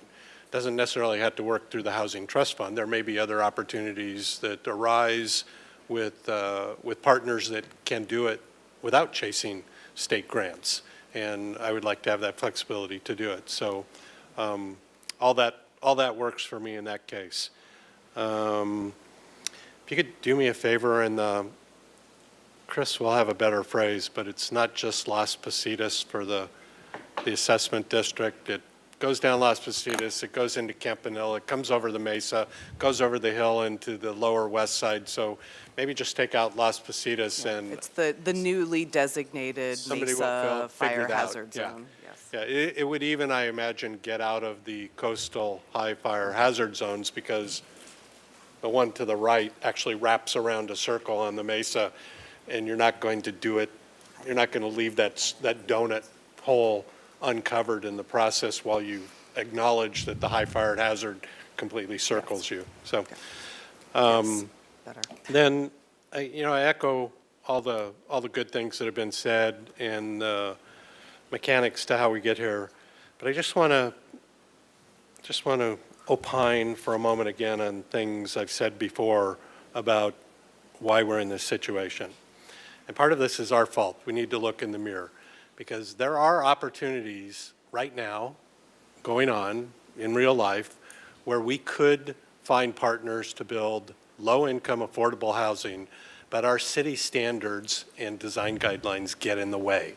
I've had one blowout on Upper State Street as part of the La Cumbre project, potentially.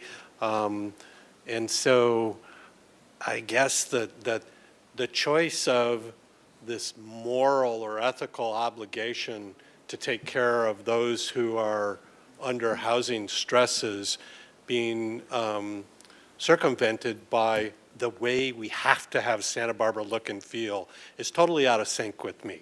There has to be a way to work on this and get it to an acceptable point and not just using 100-year-old or 50-year-old design standards for the city of Santa Barbara while people are living on the street or being tossed out of their houses.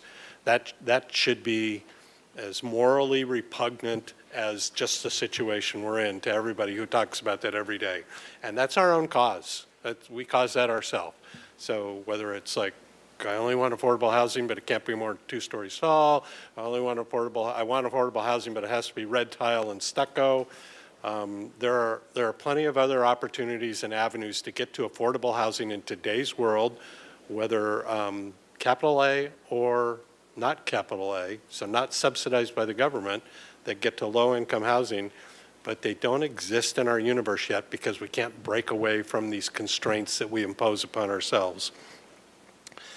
The other one that I keep ranting on is it's been so long since the I don't know, decades since the RDA fell out of California, and I think we certainly missed an opportunity at that time because the state was still having a great economy at that time, and that would really have been the time to light a fire under the state to recognize that, yeah, some of that went to low-income housing, but the rest of it went somewhere else.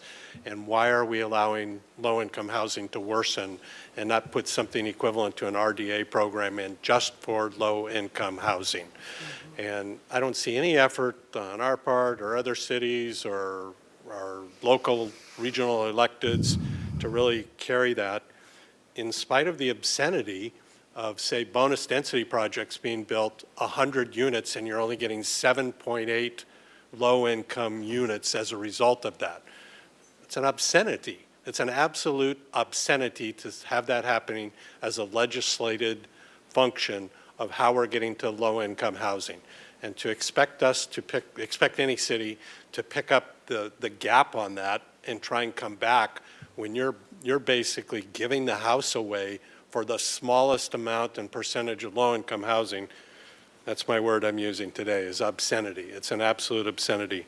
And I think we could do a lot more to talk about that, demand better treatment than that, demand more choices than that, and in light of state legislation, demand that they play a better role in that legislation actually generating low-income housing.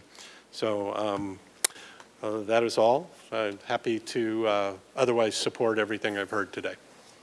Snedden? Thank you, Mayor Rouse. I support the 2 years, and I want to make maybe a proposal for a motion. There are the 3 S's of housing. There's supply, there's subsidy, and there's stabilization. And no one thing on its own takes care of the problem. So rather than us try to right now sort out the flexibility and where we need it, I mean, we know we're losing SNAP funds, we're losing Section 8 vouchers. People are going to have immediate needs with what's happening on immigration issues. There are going to be immediate needs to keep people housed in a way we probably can't even fully foresee at this moment. So I might make the suggestion in the motion and see how this goes, that we have the $5 million go into a combination that addresses supply of affordable, capital A affordable, up to 120% AMI, subsidy, because some of it will be needed for that, and stabilization, where we look at what stabilizing options might be as part of the housing strategic plan that'll be under the new deputy administrator, with the obligation that by the next budget cycle, June 26, we have the balancing strategy proposed.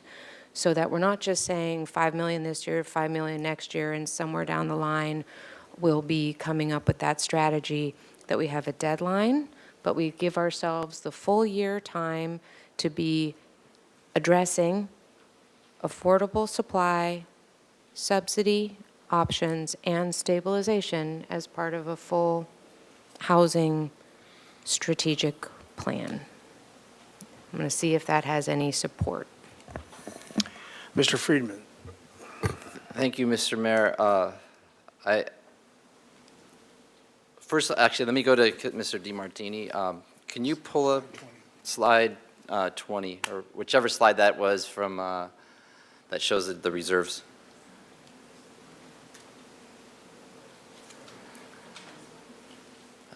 So this is a very important slide, because if you look at just a few years from now, this is before we're adding the 2 million that was coming up from finance today. Look at this and the reserves within a few years at the current levels that we are going with our revenues versus our expenditures. We're not going to have any contingencies, and we're going to be going into our emergency reserves. Just everyone take a moment and look at that slide. So when I earlier today said, let's do the 2 million for the 1 year, there was a strategic reason. And I'm not opposed, I'm opposed right now to allocate the 2 million for 27. We'd be more prudent if we stuck to what the Finance Committee recommended, and here's why. A year from now, there's a number of different things that are going on, both in our favor and that could really harm us, irrespective of if we have some type of natural disaster. Fire, floods, big, huge storm surges, which we've all had in the last few years. In particular, the TOT audit that we've been undergoing, potentially, and I don't know because I haven't gotten any feedback, I just know that it's out there. That will be coming up hopefully within a year. We'll have a lot more information this time next year. And even if it's $1 million or $2 million that came out of it. And I'm basing this on when we did the short-term vacation rental enforcement. We put $1 million into a program, and we thought we'd get only a couple $100,000. It was the reverse. It cost us a couple $100,000 to get, I think we've had over 1.5 million or something out of that. The TOT audit, I expect that there will be some revenue that will come out of that. And then next year, what we can say is if it's say it was 4 million, you can take care of the loan and put the other 2 million in. Or say it's 2 million, you could just float the loan for that year, that 2 million, and you wouldn't have to dip into the reserves.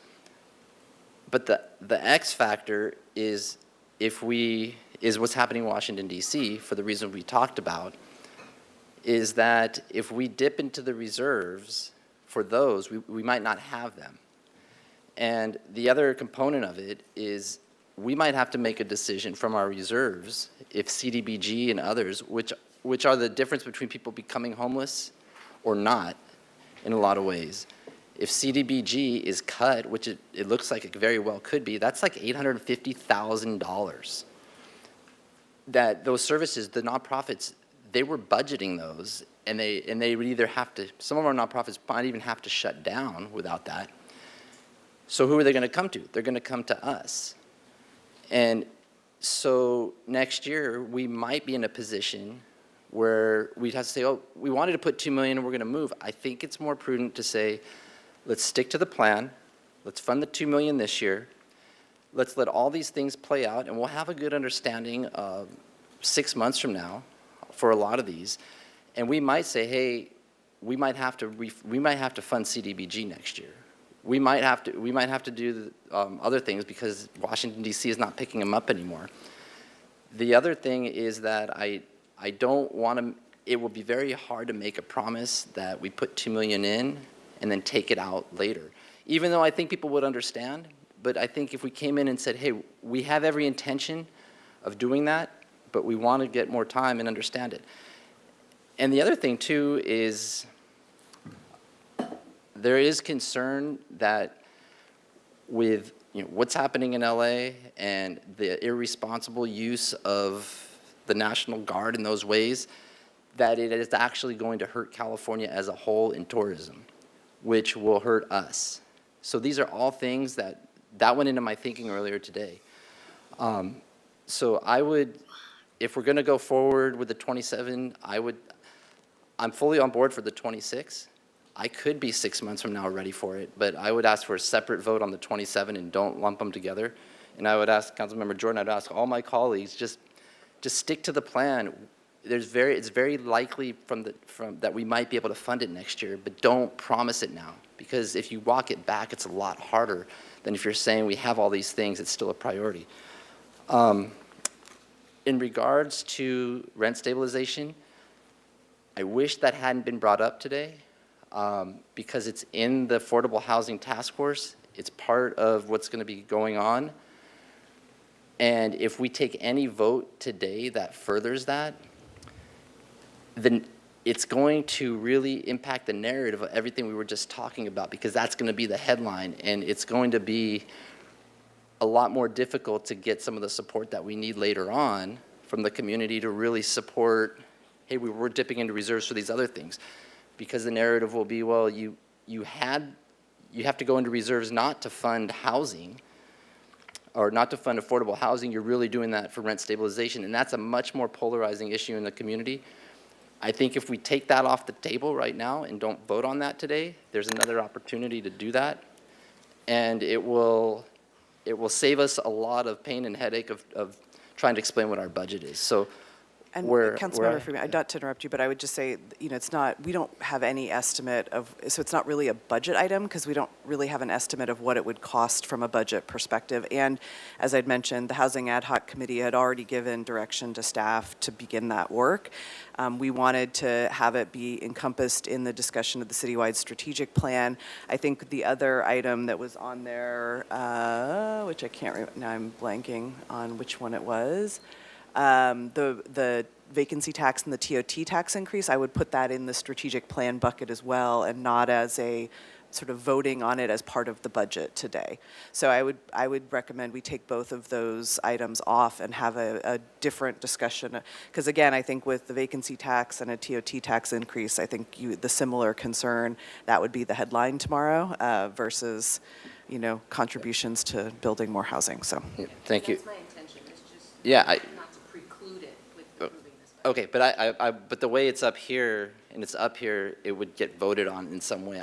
I'm recommending that we take both of those off and we don't have the council vote on those today. Those are not budget-related items at this point. Yeah, and so I'm really, just on the reason, I'm going to wrap up at the, just one last point, and then I'll say where I hope we could get back to where we were, is to Mike Jordan's point, trying to build affordable housing and all these rules that are coming in that are taking away our local control and forcing more housing without requirements for the right level of affordability or any level of affordability in some cases, it's not getting what we need. And the example is La Cumbre Plaza and the redevelopment there. And we have to try to get creative. That's why he and I had brought something forward. And even that was very difficult because it ran into challenges in the community. So I just want to second what he was saying. So I'm going to ask that we kind of go back to where we were and what came out of the finance. And then we have every ability to reassess in not even a year from now, 6 months from now. The other thing is that if there is a movement to do some type of tax, a TOT next year for specific, we're also going to have a pretty good clue of what the opposition to it might be and whether the likelihood, there'll be some polling by then, I would think, of if it would reach the 2/3. And we'll have that information as well that could inform us what we want to do with the additional $2 million. So it doesn't preclude us, and there's a good chance I could support it next year, but with the unknowns, I just can't support that. So I would hope that we go back to where we were and just came out of finance, and that's where we stay. Thank you. Mr. Gutierrez.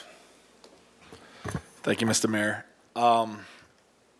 You know, up until this weekend, I was 100% supportive of the suggestions that you all have been given about taking from the reserve. But as some of my colleagues had just brought up, I don't think, considering what's going on just less than 2 hours away from us, that's an indicator of what's, in my opinion, what's to come, you know? So what Councilman Freeman just said about when you think about what the number one generator of funding in Santa Barbara is, in it being tourism, when you acknowledge that our president just banned multiple countries from visiting us, when you think about all the press that's happening about what's happening in Los Angeles, that is going to turn people off from visiting our state and therefore visiting our community. And that's going to affect the amount of money that we're going to be generating.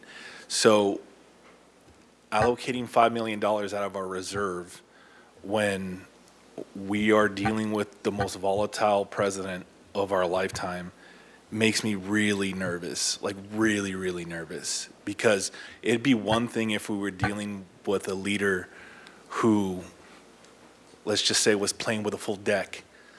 But I'm not going to be playing cards and throwing in, you know, going all in when I could see that the dealer doesn't even know how to play the game right, you know?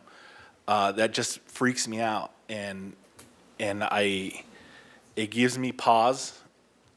Again, up until this weekend, I was 100% for it, but I have to accept what's happening, like literally right now, right down the freeway from us.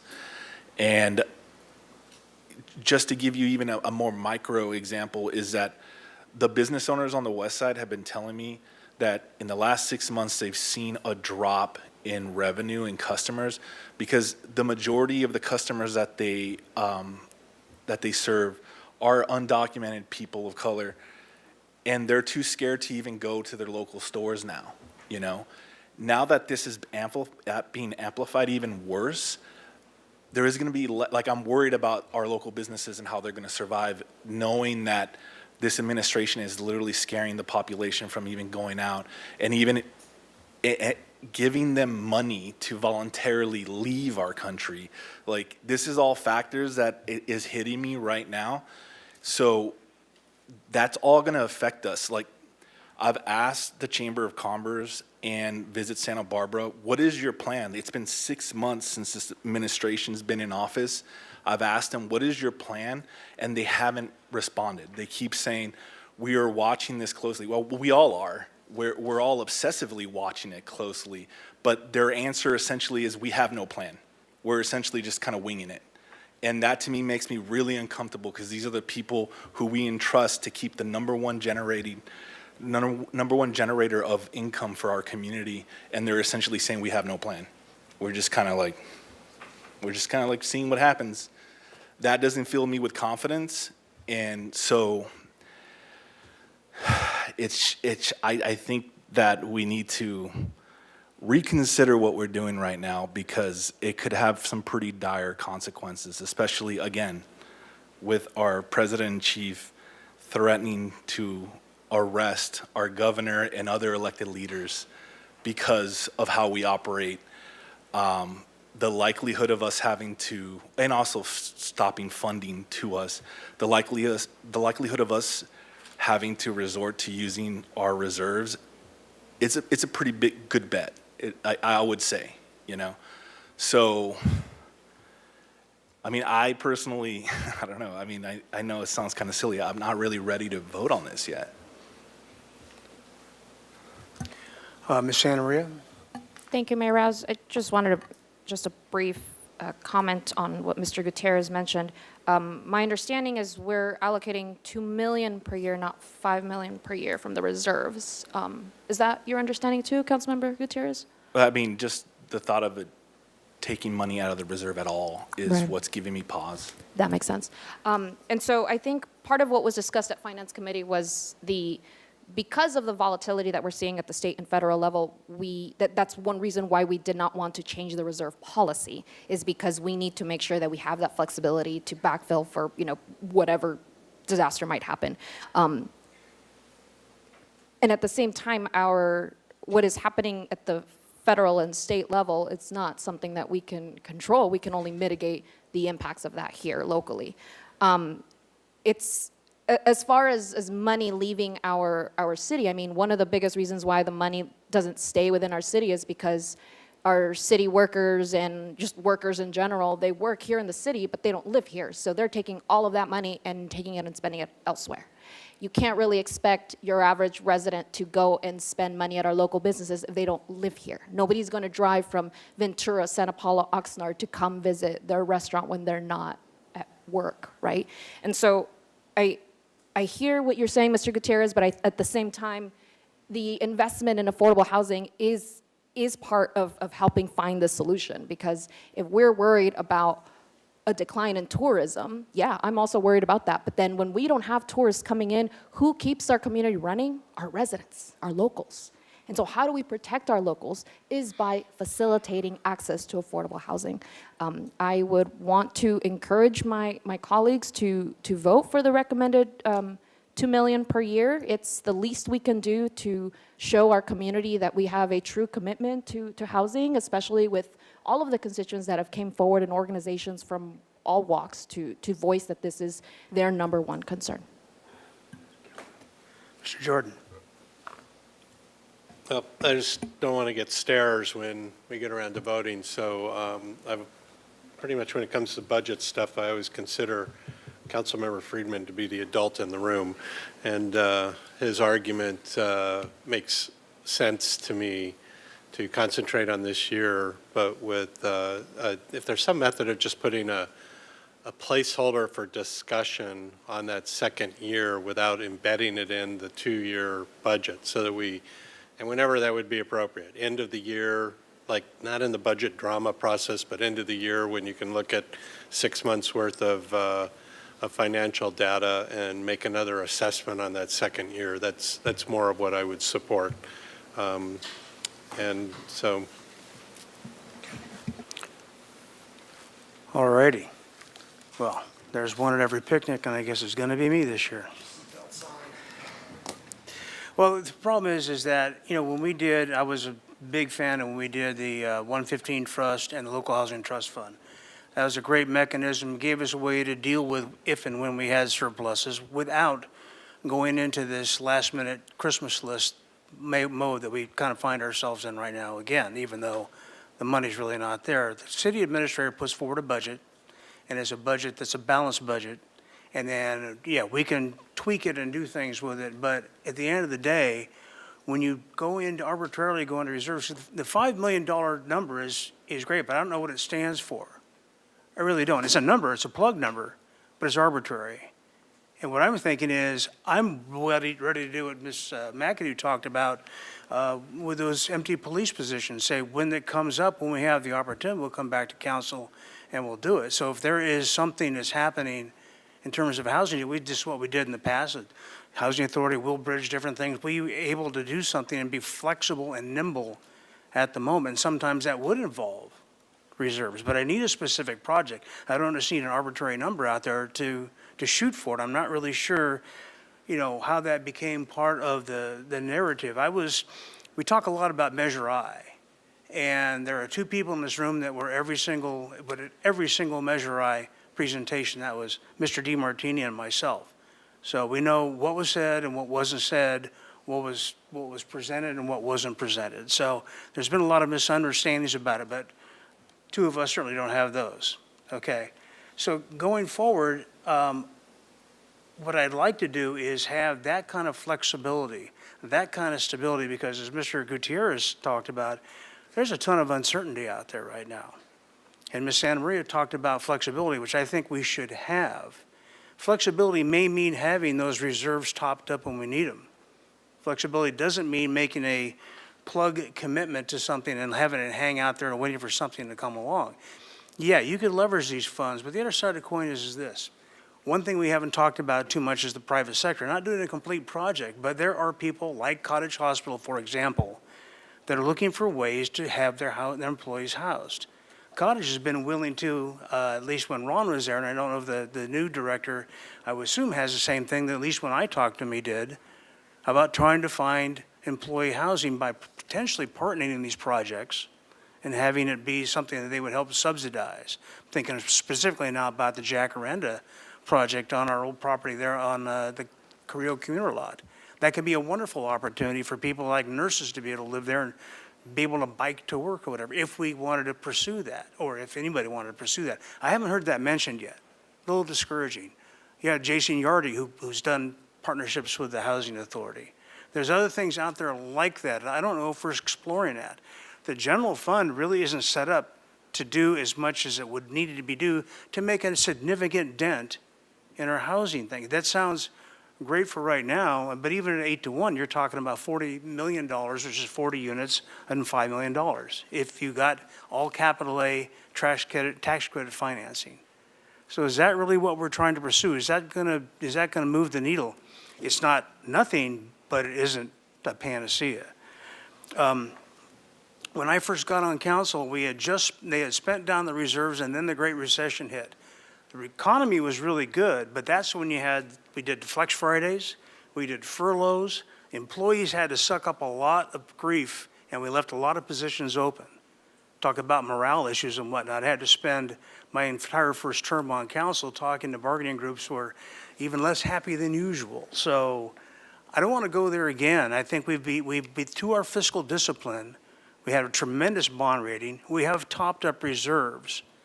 And I don't think this is the time to just arbitrarily put them somewhere else.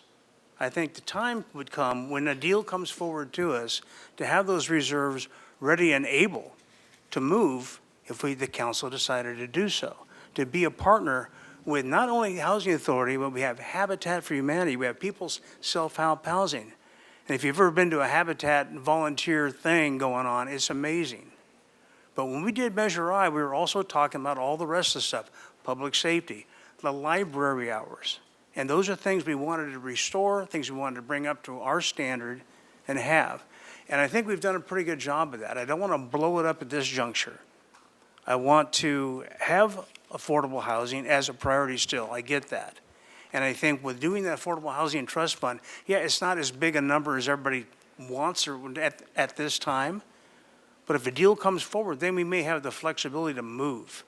And that would be the best way, I think, to husband the monies that we are responsible for or controlling.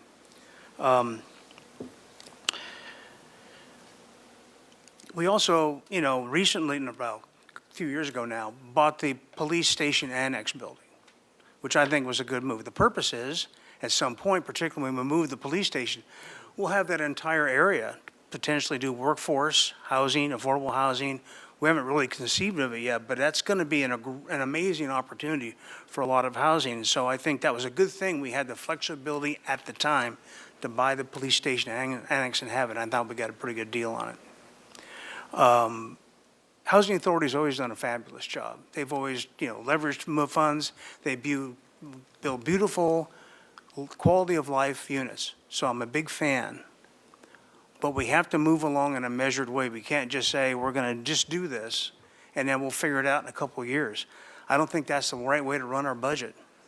I think you take what the city administrator and the finance department brings forward, you make a little tweak, perhaps like the $100,000 for the fire assessment district. That's the kind of stuff, that's the kind of lift we can make with no problem. But that's also a specific number, and everything in that budget covers a specific number. So I don't want to bring out an arbitrary number just to have a plug number that happens to round up to 5 million, whatever that means. I think what we need to do is to move a budget forward that was proposed to us as close as possible. Little tweaks in the middle, we can have those little things, but not make these huge lifts, not go after our reserves, and certainly make sure that we have the flexibility going forward to be nimble and to move when the time comes. Homeless services are really, really important. We need to have the money to be flexible to do that when programming comes up. So I want to make sure that we are, so like I said, I'm not jumping for joy for what happened today in Finance Committee. I think it was thoughtful. I think on some level it was reasonable, but I certainly do not want to commit reserve funding towards something we're not really sure we're going to be able to do, especially when you look at that slide number 20 and you see the graph of what's going on in reserves and status quo. So committing reserves to something new, something unplanned, just doesn't make any sense to me. So that's where I'm at. So at this point in time, I don't know, Ms. McAdoo, the best way to proceed, because this is normally where we sit around and do a. So I think we can at least do a council motion and vote on the wildfire assessment $100,000. Okay. I think that's a good way to start. Let's Okay. propose that. And then I will say, Councilmember Sneddon did make an attempt at a motion that, Okay. So maybe we revisit that particular language with some clarification on that and see where that goes next. Well, let's start in a happy place. Let's So have let's a do the motion on the wildfire. Wildfire Assessment District. Anybody want? That? I don't, does, Megan's trying to make a. she has no screen. Her screen's not working. Would you like to say something, Ms. Harmon? No, I just eventually would like to vote. Oh, okay, so it's not working. Okay, so did you make a motion on the Fire Assessment District, Ms. Sneddon? We'll make the motion for the $100,000 to develop a fire assessment. Very good. Is there a second? Second. And there's a second for that. So Ms. Sneddon, Ms. Santa Maria? Mr. Mayor, could we just make sure that part of that motion includes the understanding that we would be pursuing that with an anticipation of being reimbursed upon successful adoption? Correct. And actually, would you like to make the motion? Nope, I'm good with Councilmember that, just as long as we get that. Okay. Make it the I mean, Jordan motion? it seems like I actually I wanted to okay. show support, but it's your leadership in I'm yours good. and Councilmember Friedman's district, so. Happy Yes. to just put that little verb in. Whatever. May we have then the vote, please? No, is your screen not working? Oh, did you hit the power by accident? I swear I touched this a lot of times and nothing happened.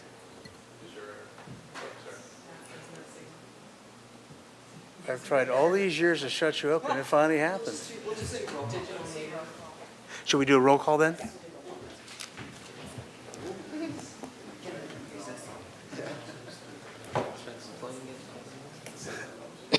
Let's reboot Megan.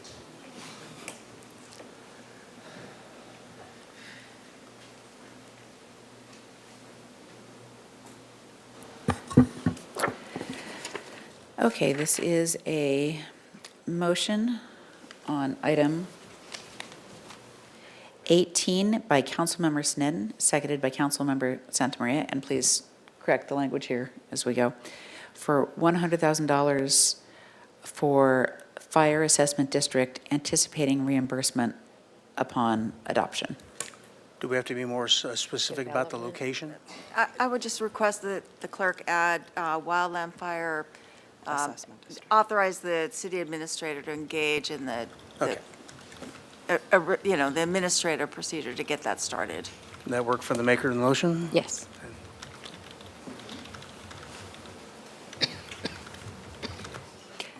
Motion by Councilmember Sneddon, seconded by Councilmember Santamaria, authorizing $100,000 to authorize the city administrator to engage in the administrative procedure to start a wildland fire assessment district as described earlier in the evening, anticipating reimbursement upon adoption. Oh, one moment.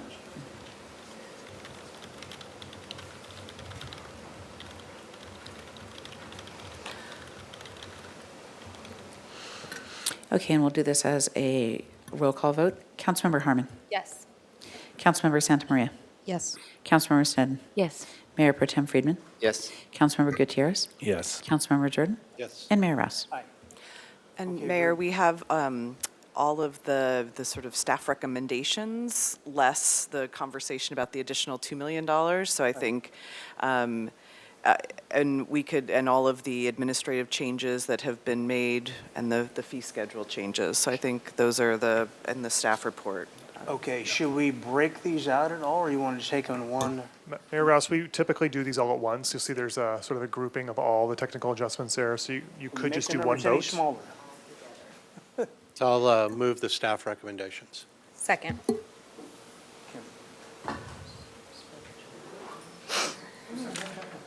Who's, Councilmember Harmon. So this is a, excuse me, motion by Councilmember Jordan, seconded by Councilmember Harmon to move the staff recommendations The additional changes. with the additional changes as described in the meeting. Is that with or without the,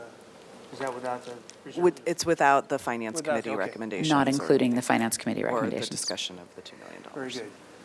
And we get a motion and a second on that? Yes. Yes. We're ready for the vote. Your machine's still off? Okay. The motion as described a moment ago. Councilmember Santamaria. Yes. Councilmember Snedden. Yes. Mayor Pro Tem Friedman. Yes. Councilmember Gutierrez. Yes. Councilmember Jordan. Yes. Councilmember Harmon. Yes. And Mayor Rouse. Aye.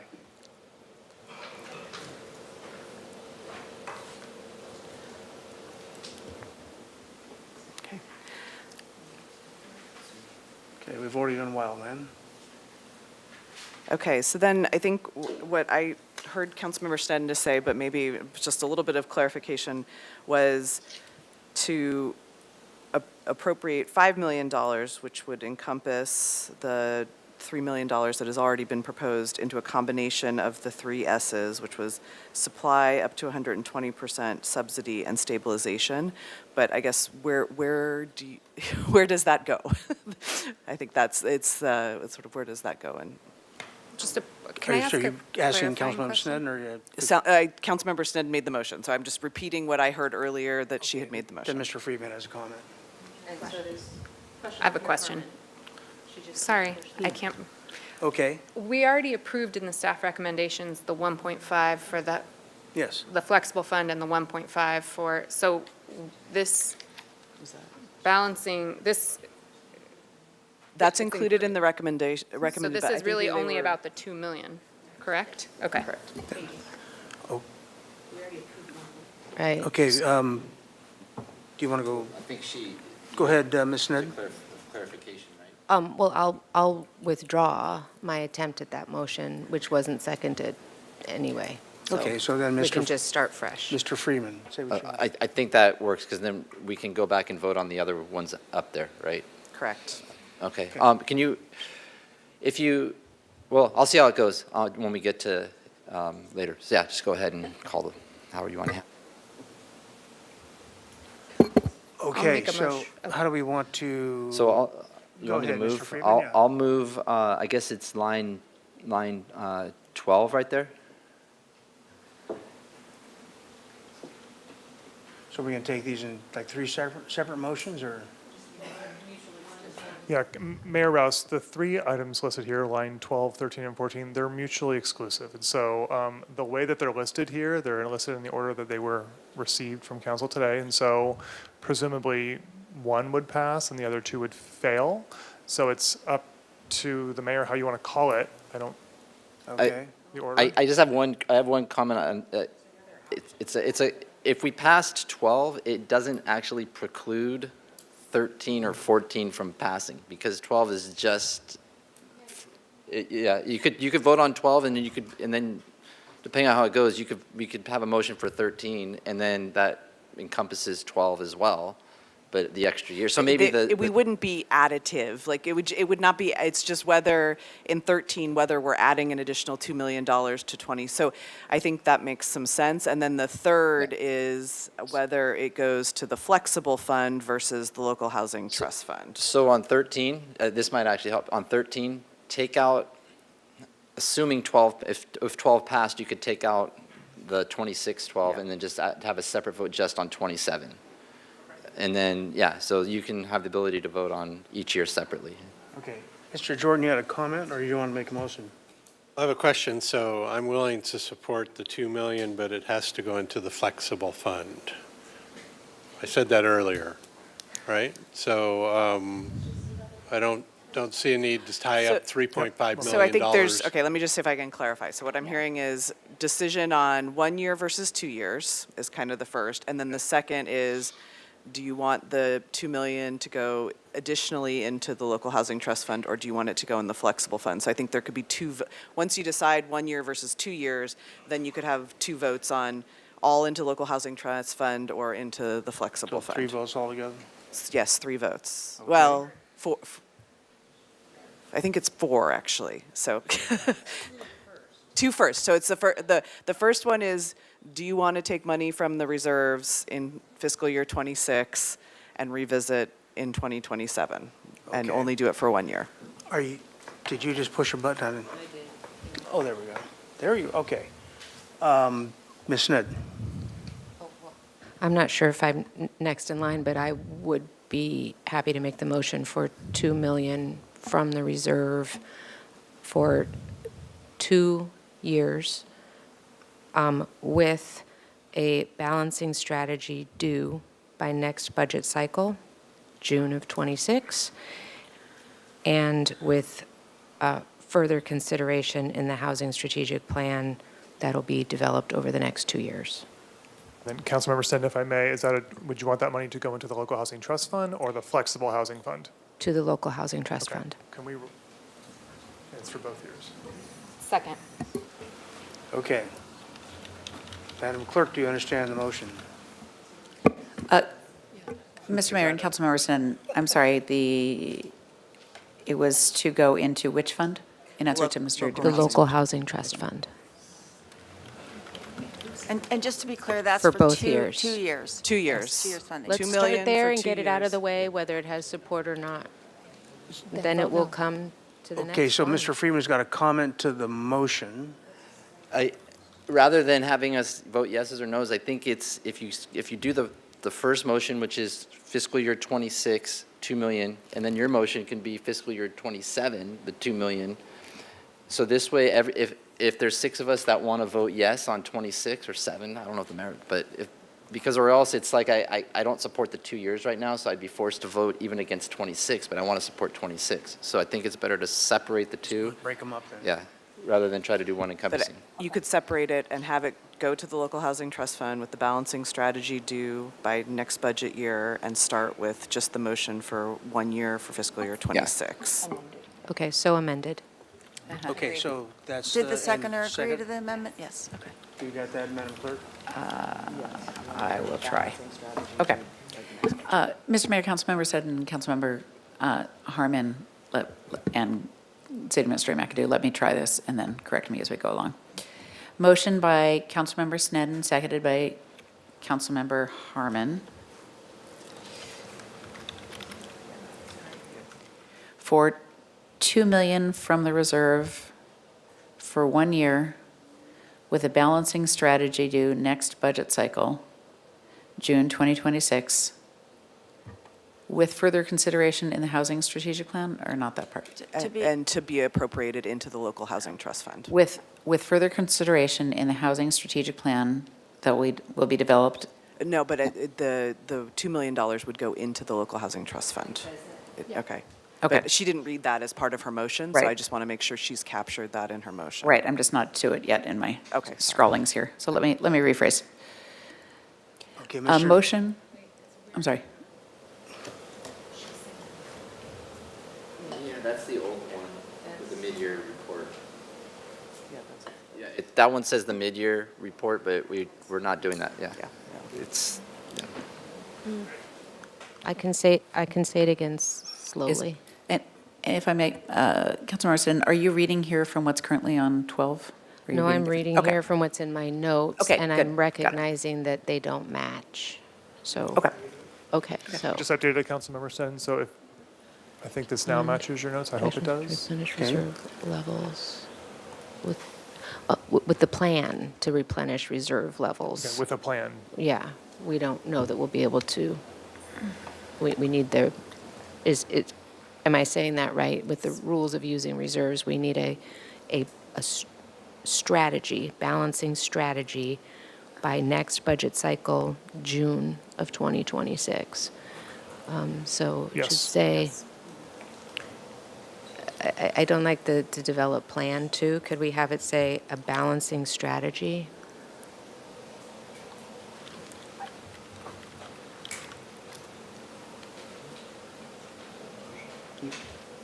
By next budget cycle fiscal, yes. Thank you. Okay, and then Mr. Jordan to the motion? So you're putting people into corners, but I still don't understand the strategy of running anything into the local housing trust fund and having somebody sit in here 6 months from now when you have a $3 million opportunity that's not a state grant match, but something to do something for low-income housing, and saying we're pulling it out here and having people go crazy. I can answer that. Because at the I same can answer time, that. if it's that easy to do, it's certainly that easy to move it from the flexible fund into the local housing trust fund. I can answer that. Okay.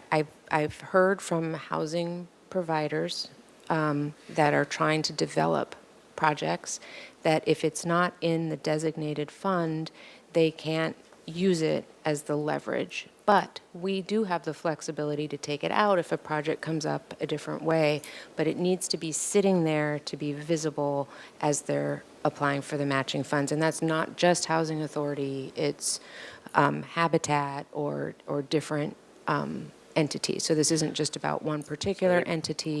It's Okay. and that's where that 5 million keeps coming from. That's the number that we keep hearing, that when you're trying to leverage those funds, it needs to be $5 million sitting there, which is why I keep I'm coming just back trying to to save it. everybody some angst, because I heard something different from staff. That So there are you no more You don't state need the matching money there funds. until you Yeah, apply for the not grant. for state matching Sure, for funds. There anything are no else. more, but for the tax credits, for different things, not the state matching funds, but the housing.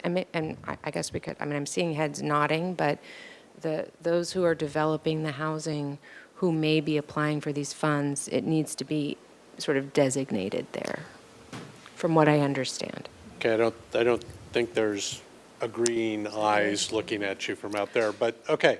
So just, I kind of support the concept except for the LHTF instead of the flexible fund. Literally, I can buy into that. And, when push comes to shove next year and the emails stack up that we all told a lie, I'll get to say, no, I didn't. I followed the assurance from my other council members who insisted they heard from you that it needed to be in here and acknowledged that you could pull it out when you needed to, right? Okay. All righty, so do we have a motion? Motion by Councilmember Sneddon, seconded by Councilmember Harmon, to use general fund reserves to fund the LHTF with $2 million with directions to staff to develop a balancing strategy by next budget cycle. Okay?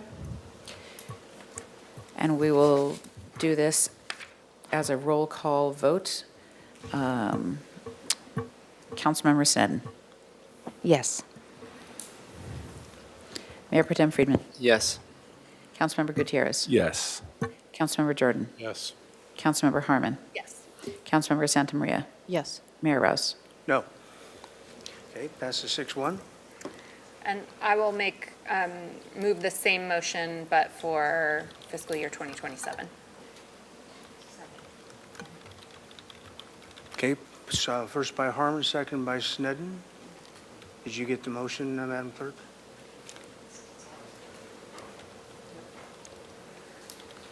One moment, Mr. Mayor.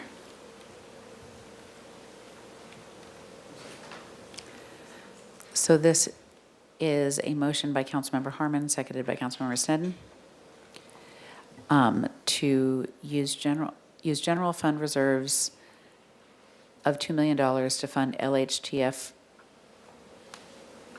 with direction to staff to develop a balancing strategy by next budget cycle, but this to be done for the following fiscal year? Yes. Clear enough? Okay. One moment to get that down, please.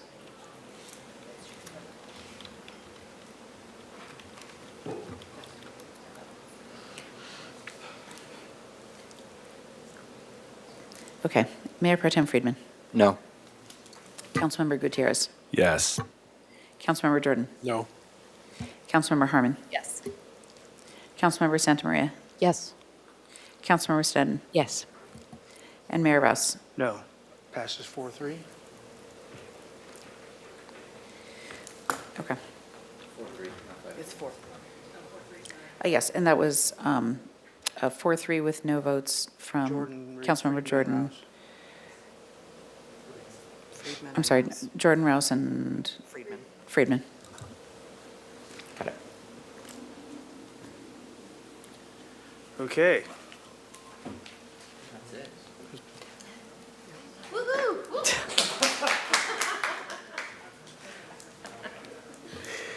It's like shaving a cat, you know?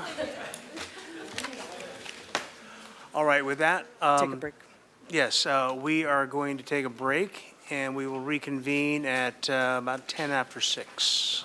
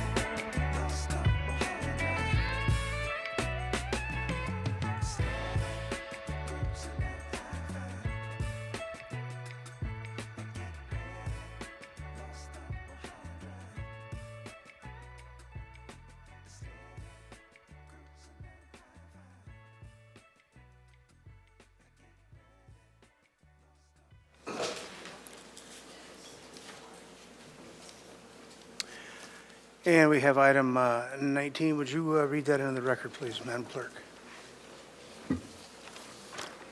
Item 19, amend the CalPERS contract for local safety members to include airport police officers, ordinance adoption. Recommendation the council adopt by reading of title only an ordinance of the Council of the City of Santa Barbara authorizing an amendment to the contract between the City of Santa Barbara and the Board of Administration of the California Public Employees Retirement System, CalPERS. Mr. Ramirez? Yes, thank you, Mayor, members of the City Council. Sam Ramirez, Labor Relations Manager. I'm here before you today to adopt the ordinance for the CalPERS contract amendment. As you know, this governing body approved the resolution of intention April 15th, 2025, as well as the introduction of the ordinance for April 15th. There was an employee election. That election has been certified. So the final step in the CalPERS contract amendment for local safety members is the adoption of the ordinance. It requires a 20-day period between the introduction and adoption, which we have met, and this item cannot be on the consent agenda, so hence why it's an admin item today. There is one clarification that is needed to be made. Yes, thank you, Mr. Mayor. I would like to ask that when council does make a motion on this ordinance, that they agree to an amendment to Section 3, so that it says this ordinance shall take effect 30 days instead of 1 day after its adoption, and that's just to comply with our charter provisions. That's all, Mayor and members of the council. Okay. Ms. Sneddon? I'm happy to move the recommendation with the amendment to Section 3, that it's 30 days. Okay, moved by Sneddon, second by Jordan. Any further discussion? Any public comment on the item? All right. No, in the interest of time, no.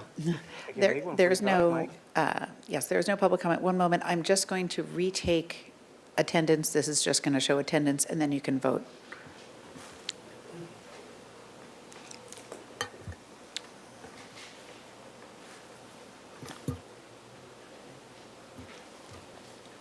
And again, this is just attendance showing right here.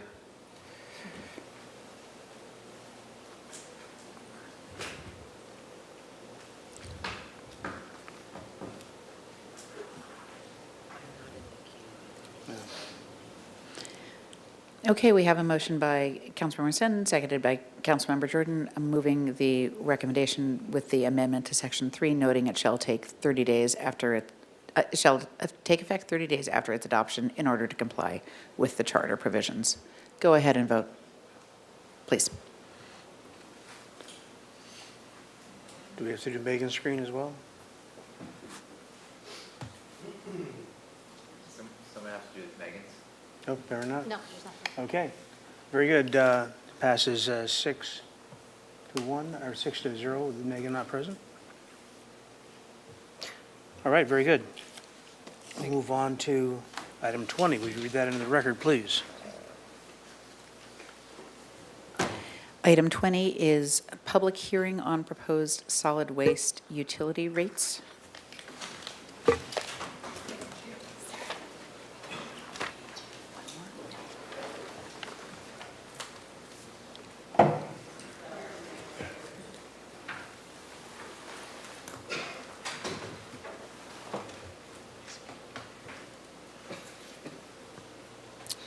Mr. Mayor, City Council members, I am Dustin Murbach, Environmental Services Specialist with the Clean Community Division.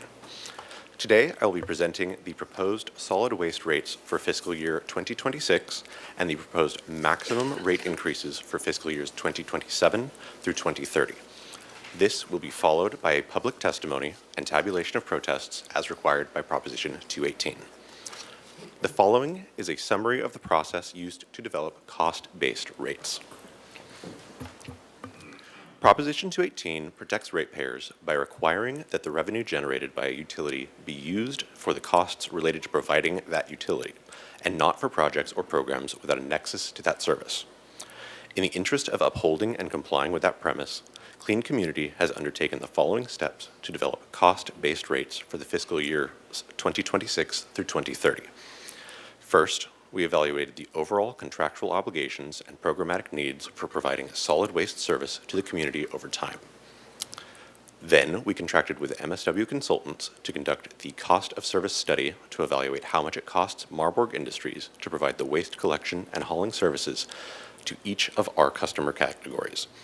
With those results, we contracted with R3 Consulting Group to design rates that appropriately allocate the costs of service in each sector to the rates generating the revenue for each of those sectors. The resulting rates reflect the outcome of this process. At this point, I will review the service enhancements the city is receiving under the 2023 franchise agreement with Marburg. In fiscal years 2024 and 2025, Marburg's compensation remained flat, which was an immediate benefit to ratepayers in anticipation of future efficiencies from moving to curbside collections of carts, which will be automated where feasible and continue to be collected manually from the curb where necessitated by parking density and street access. Because Marburg's basis for compensation did not increase for 2 years, the proposed rates are lower than if there had been a rate increase in those years. The rate reduction benefit of a lower baseline compensation is realized throughout the 15 to 20-year term of the contract. While holding the compensation flat for the first 2 years, this new franchise agreement added the following benefits and service at no additional cost. The number of bulky items and abandoned waste collections doubled, and the service was expanded to allow large residential multi-unit residents to call and schedule pickups directly for free, even if they are not the account holder where they live. Abandoned waste collections were accelerated to a 48-hour response time, reducing the visibility and hazard of waste remaining in public areas. The city has improved options for the collection and disposal of palm fronds after storm events, and the residential bulky item collections may now include palm fronds. Marburg holds twice annual household hazardous waste collection events, providing a safe and convenient option for local disposal.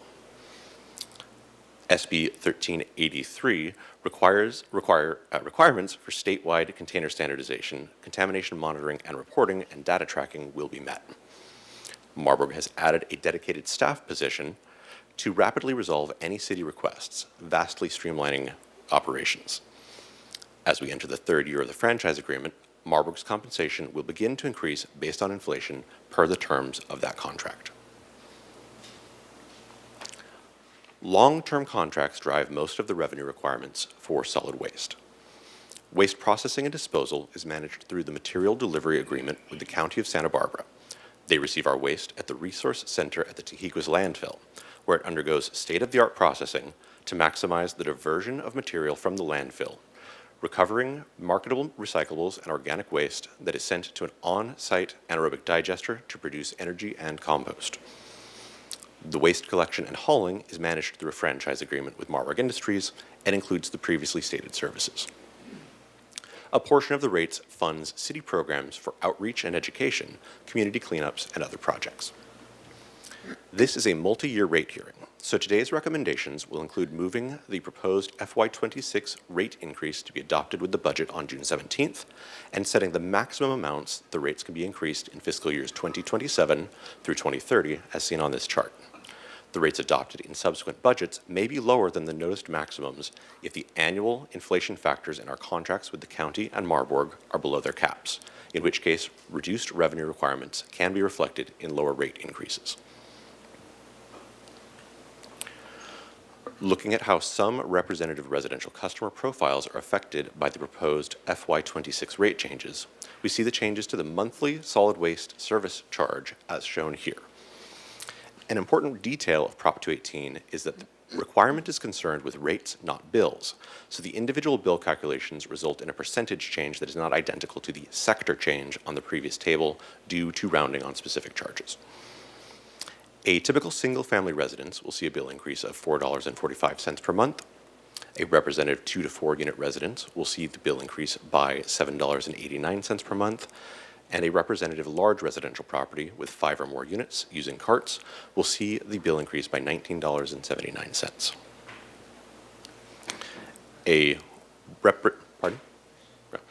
A representative large residential property with 5 or more units using a greater amount of service in dumpsters will see the bill increase by $26.05. A representative business with cart service will see the bill increase by $16.83 per month. and a representative business with dumpster service will see the bill increase by $47.37 per month. Please consider the following recommendations. That council hold a public hearing, consider all written protests, and determine if there is a majority protest regarding proposed increases to solid waste rates for fiscal years 2026 through 2030 as required by California Constitution, Article 13D, subsection 6, and B, if there is no majority written protest, direct staff to prepare a rate schedule setting the solid waste rates for fiscal years 2026 through 2030 and update the schedules within the City of Santa Barbara Schedule of Penalties, Fees, Rates, and Service Charges resolution for adoption on June 17th, 2025. I would now like to open the presentation for questions on the solid waste rate increases from council before we begin public testimony. There you go. Thank you. Ms. Sneddon. Thank you. I just have two questions. One is on slide 5, and just the representative service. Is it 65 gallons of trash or 65 gallons green waste or 65 gal recycle, or is it a suite of those three costs $60? Those are packages of all That's a three of those package. services. Okay, so that whole package would go up $5. It wouldn't be $5 each. That is of those. correct. That Okay, is the thank total you. change. And then the other question I have is, how is it going with the automated arm pickup? Is it creating cost savings? Is it working? How do we get an update on that? I will invite Derek Carlson with Mr. Carlson? Marburg to come and speak to that point. Good afternoon, Derek Carlson, Marburg Industries. So we are right now exchanging all of the containers for the change to the curbside service. And so the new vehicles will be put in service after July 1st. And so that hasn't been implemented yet. We're looking forward to that, but that's going to be step 2 and kind of part of this rate increase in this next cycle in the solid waste services. Thank you. So, Yep. Mr. Carlson, before you go, a question for you myself. There was some confusion brought to us by a few citizens about where they might be heavily parked neighborhoods, the ability to get those carts picked up. Obviously, the truck has to be able to access that. Have you resolved that? Because I think there was some communication that might have been confusing at one time.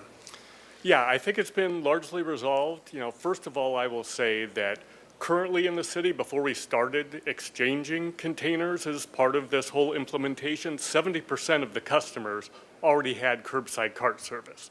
So we were already servicing curbside carts on, probably every street in Santa Barbara. So this isn't anything new.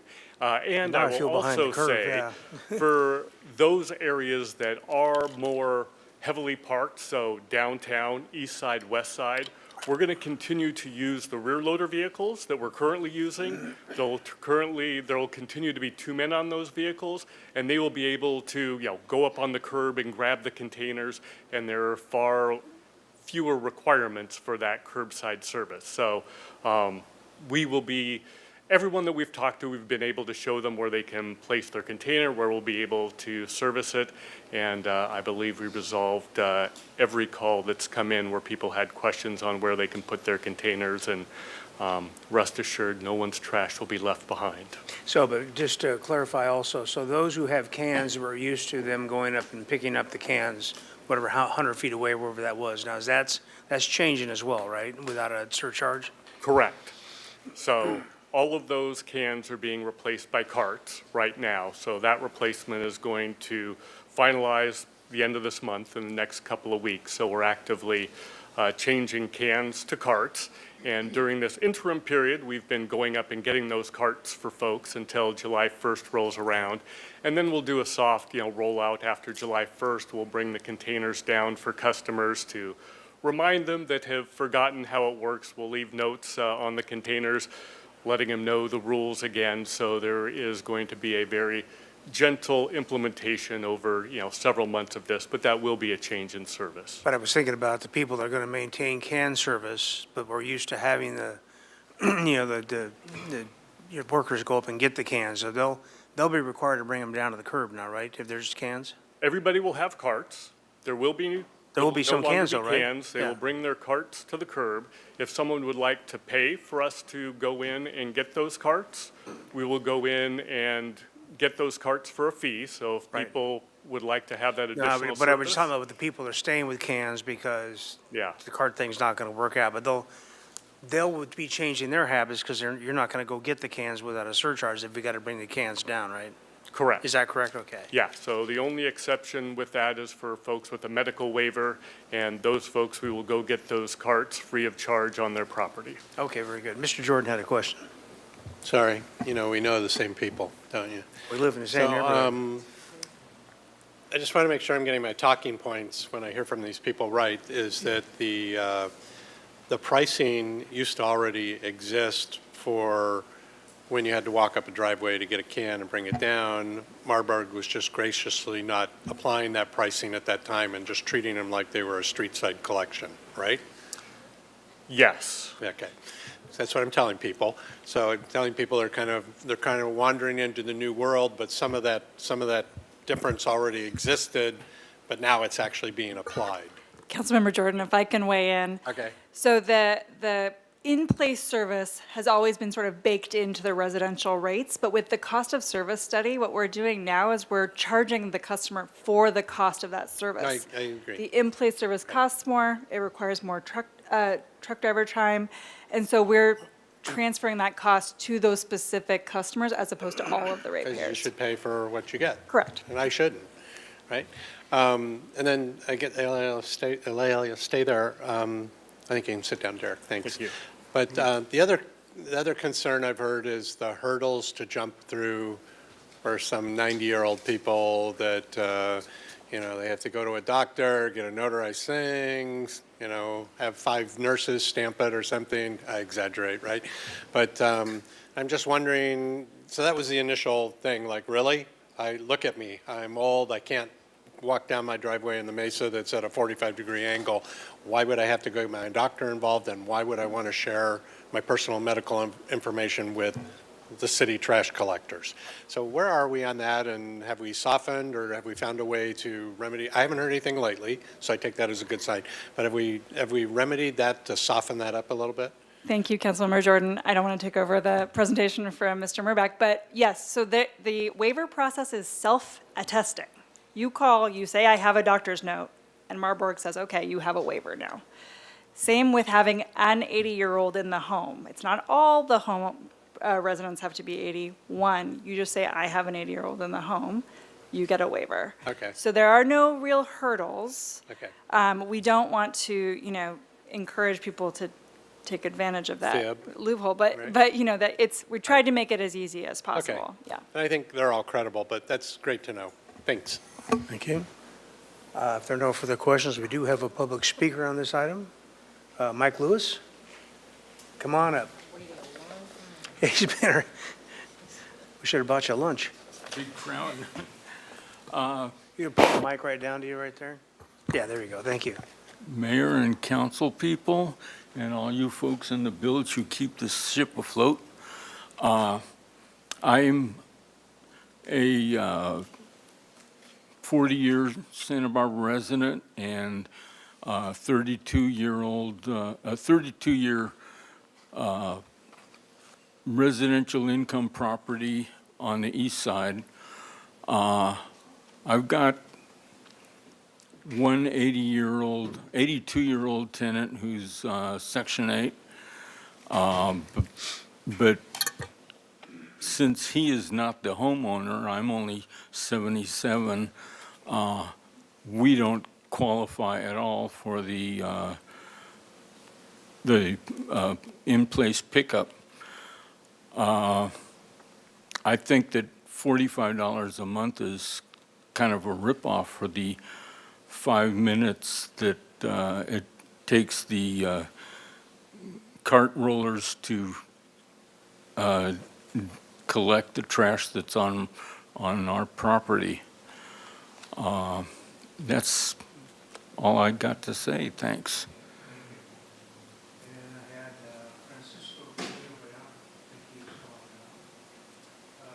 Sorry, I think he's gone now. Francisco Cabillo. Madam Clerk, is anyone online on this item? No, Mr. Mayor. Okay. And in terms of a majority protest, we don't have any, Mr. Mayor, I can answer the question on that, which is, as of today, the city clerk has received 82 written protests regarding solid waste rates, so there is no majority protest, and we may proceed with rate-setting process. okay. All right, very good. In that case, may we have a motion? Ms. Sneddon? Oh, I was going to ask if staff or anybody wanted to respond to that the $45 isn't just for the pickup, but for everything that it goes into handling the waste. Is that correct, or? The $45 is specifically referring to the surcharge for in-place collection of any number of carts on that account. Oh, so it is just in that for the small residential collection. sector specifically. Wow. Which would be 3 carts typically, 4 times a month. Okay, I do think that's high, actually, yeah. All right, very good. If there's no further deliberation, I'll entertain a motion on this. You got to direct staff to do something. I'll move the staff Thank you. recommendation. Second. Okay, motion by Jordan, second by Gutierrez. This is a motion by Councilmember Jordan, seconded by Councilmember Gutierrez for the recommended actions. Go ahead and vote, please.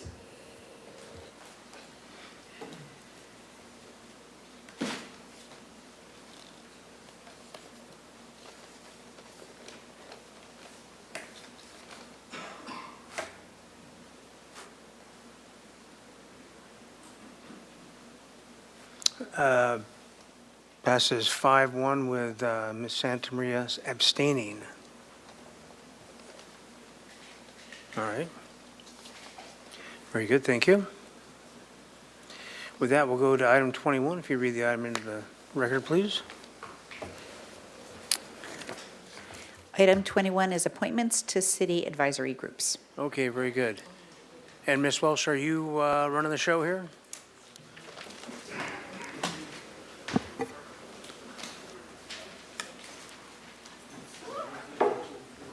Good evening, Mayor and Council. Deputy City Clerk Norma Welsh. I am here to walk you through the appointment process. So I will start off by explaining what you guys have in front of you, which are copies of the two attachments that were published with the staff report. One of them is the memo listing the current Youth Council's recommendation for appointment to Youth Council. And the other is the attachment listing all the names of all the applicants that are eligible for appointment. So basically, to appoint someone to an advisory group, there are two options. The first is by nominating an applicant or applicants, where you each can nominate, like I said, an applicant or applicants for a specific category or advisory group, followed by the clerk initiating a roll call vote. And with that process, an applicant would need at least 4 votes in order to be appointed to that position. And the other is by the acclamation process, where a council member can make a motion to appoint by acclamation, seconded by another member of the council, and followed by the mayor asking for a voice vote for all those in favor, and then followed by asking if anyone's opposed before moving on to the next appointment. So during this process, the only thing I do ask is if you could all keep your microphones on during the whole appointment process, so that way your actions can, stay in the record. Right, we're not required to make motions in seconds, so we just can vote, right? If you are appointed by acclamation, yes, that needs a motion and a second. Okay. But if it is the contested vote, though, does it have to be a motion or a second? Can we just vote, we just do a tally, right? Yeah, okay, very good. And am I going to introduce the category, or are you going to introduce them? How are we going to do this? If you could please start. Okay, I'll get her going, then we'll do the Arts Advisory Committee first. Move by acclamation. Move acclamation. Second. All in favor? There needs to be a second, I think. Are you going to do the electronic thing?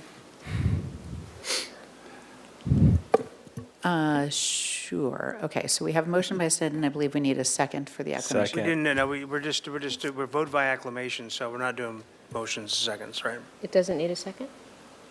It I don't think received it a does, does second, didn't it? It had a second. In the past, we did. Councilmember Gutierrez seconded. He did second, but we don't require to do a motion and a second on each one of these, are we? If you are appointing a member by the acclamation process, you do need a motion and a second. If you are nominating members, that requires the roll call vote. They're ready. We had a motion and a second, right? Okay, now let's have the vote. Peace. Okay, this is for the Arts Advisory Committee, motion by Snedden, seconded by Councilmember Gutierrez. Please go ahead and vote.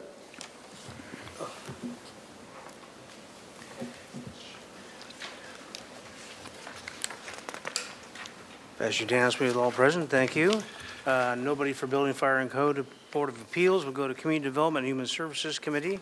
We have 7 vacancies and 4 applicants. Lemberger and Reed? Just one question on that. It says Joseph Evers can be a West Side, also qualifies, so if you flip the page, the name is there too, so I think we could do this one by acclamation. It fills that spot. Well, acclamation if he is not in the business community. Mayor, can I have a minute just to run to my office and get my list, please? Yeah, sure, Thank go you. right ahead. Yeah, so Yeah. Evers moved into the other category. Into the West Side. Right, Yeah. so we can go by acclamation. Yeah, we could go by acclamation. But we So have to, but we have to say that, right? Which one? Okay. Yeah, whoever makes the motion, please note that. Why don't you go ahead and take Do the we have motion. enough Mr. Gutierrez will be right back.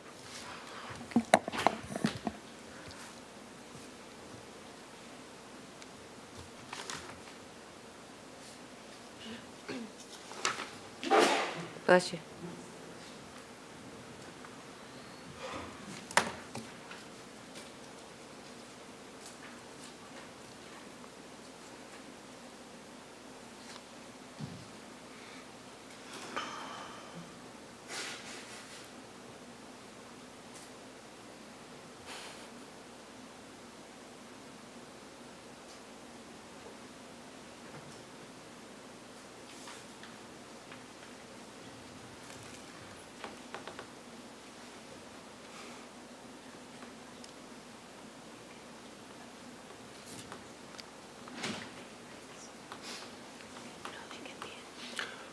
Okay, very good. I will entertain that motion.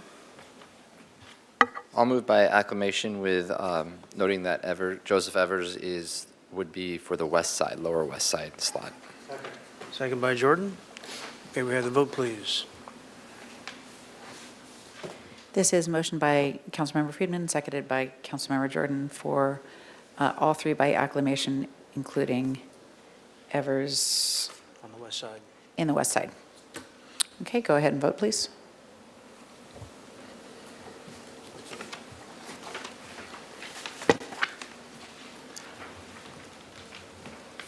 Passed unanimously with all present, thank you.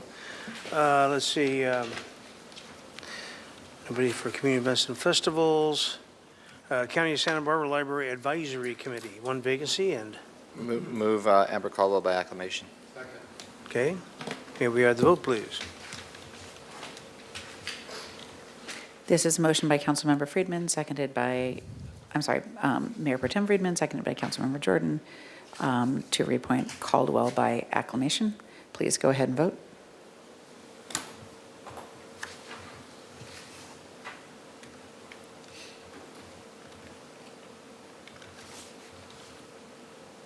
Passes unanimously with all present. Downtown Parking Committee. I have a question on this one. Since Joseph Evers, this primary was the one we just appointed him to, do we do two committees on this or just fill the 1 vacancy? What I would suggest is I think, because how frequently does Community Development and Human Services actually meet? After speaking with Joseph Evers, he did say he was able to meet the time commitment to be appointed to both if he were to be Yeah. appointed to Because both. Downtown Parking is every month, and I think he looks like he'd have to be able to do that. I'll move by acclamation. Second. Okay, moved by Friedman, second by Sneddon for acclamation.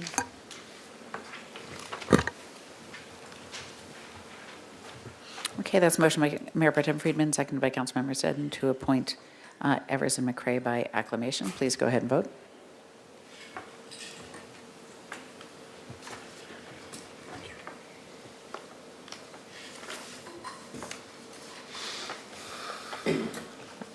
Passed unanimously, all present. Thank you. Historic and Landmarks Commission, we have one vacancy and two applicants. Lodge. Nominate Lodge for the nominations. So on this one, Norma, we don't have to do a motion in a second, right? It's just, there's only one nominee, so. You can still vote Does- by acclamation who was nominated. I'm sorry, one more time? You can make a motion and a second to appoint by acclamation. Okay, make a motion. Go ahead, somebody move, I please. move Sheila Lodge. Okay, moved by Sneddon. Second by Friedman. Very good. That is a motion by Councilmember Sneddon, seconded by Mayor Pro Tem Friedman to appoint Lodge. Go ahead and vote, please. This is pretty much so we can get them recorded, is that the idea? Okay, that's what's different about it. It is blue locked or black? Okay, we have the Housing Authority Commission. We have 3 vacancies, and we have 1, 2, 3, what is a whole bunch of people here. Samora, Samansky, Wheatley. Sorry, Samora, what were the other ones? Samansky and Wheatley. Mansky and Wheatley. Anyone else? I'll second by acclamation. Can I do that? If nobody else is being nominated? Yeah, I'm fine with that. I got double nods out there. That's You got double nods, okay. Moved in second, moved by Sneddon, second by Jordan. May we have the vote, please? Very good. And that is for Samansky and Wheatley. Please go ahead and vote. Sorry. Team Wheatley. Okay, let me take a moment here. This is, no, this is good. This is a motion by Councilmember Sneddon, seconded by Councilmember Jordan for Samora, Samansky, and Wheatley. Right. Okay, thank you. Go ahead and vote, please.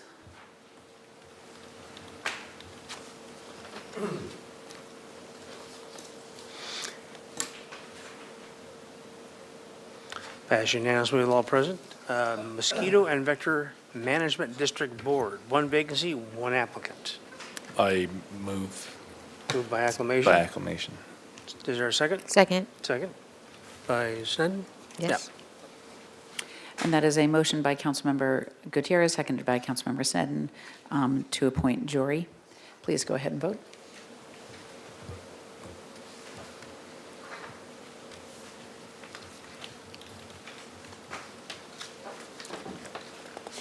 Passes unanimously with all present. Neighborhood Advisory Committee, we have 6 vacancies and 3 candidates. Move by acclamation. Move by, second. Moved by acclamation, Sneddon, second by Gutierrez. May we have the vote, please? This is a motion by Councilmember Sneddon, seconded by Councilmember Gutierrez to move Karen Foxen and Taft Velazquez by acclamation. Go ahead and vote, please.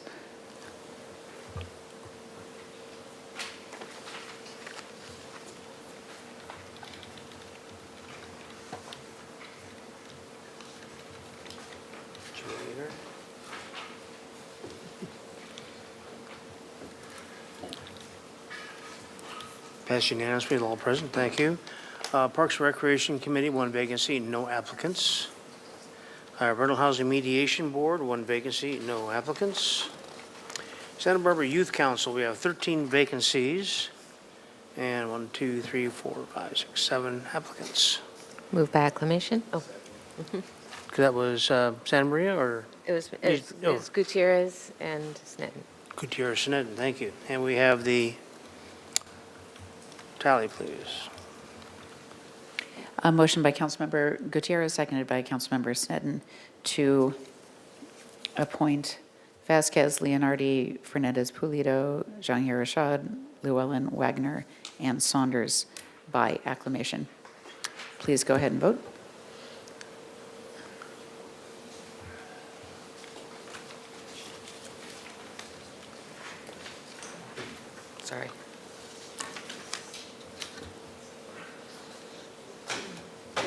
Passed unanimously, all present, thank you. Single Family Design Board, 2 vacancies, 2 applicants. Move by acclamation. Moved by acclamation, Friedman. Second by Gutierrez. And that is a motion by Mayor Pro Tem Friedman, seconded by Councilmember Gutierrez, to appoint Gipperty and Sherry by acclamation. Please go ahead and vote.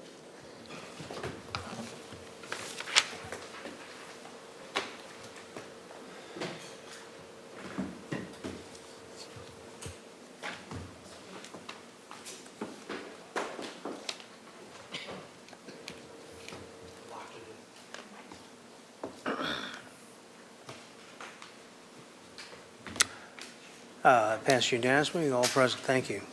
Any council member committee assignment reports and/or engagements? Ms. Sneddon. Thank you, Mayor Rouse. Attended CCRB meeting. I think we almost all attended the State Street Underpass ribbon cutting, very exciting. At Sustainability and Resilience Committee, we discussed legislative platform as pertains to sustainability. I think we all attended the Dwight Murphy Field groundbreaking, very exciting. At HLC, it was a great day. There were 3 different properties that had requested to be added to the Historic Registry, and we're applying for the Mills Act, and really exciting and very exciting, Mayor Rouse. I think that the Santa Barbara International Film Festival Film Center renovation got an A+ from HLC on their plan. So it went through very quickly. So that's on a fast track to get done. Very good. Mr. Friedman. So I attended the State Street Underpass ribbon cutting, Dwight Murphy groundbreaking, Sustainability Committee, the San Marcos High School Apple Academy end of the year potluck, and that is the last one that I'm a parent to, so my son is graduating in 2 days. And then also the Environmental Defense Center had their annual Green and Blue, and congratulations to all the recipients of awards there, and then the Bucket Brigade year-end celebration and awards as well. All righty. And let's see, I met with the civics class from the Providence School. Taught them everything there is to know about government. They were probably pretty fascinated by that. And let's see, what else did I do? There was one other thing that's worthwhile, besides just all the stuff you guys already mentioned. Oh, we had Imagine Santa Barbara meet and greet out at the Atlantic Aviation, a big event for youth to get involved in in aeronautics and potentially jobs in that industry. And with that, I'd like to adjourn in the memory of Barney Brandingham, who was a long and beloved journalist here in town, worked in the news press for a lot of years. Thereafter I think he wrote for The Independent and whatnot. So Barney was a friend of mine and a good man and a decent human being. So I'd like to adjourn his memory. And we're out of here at 7:52.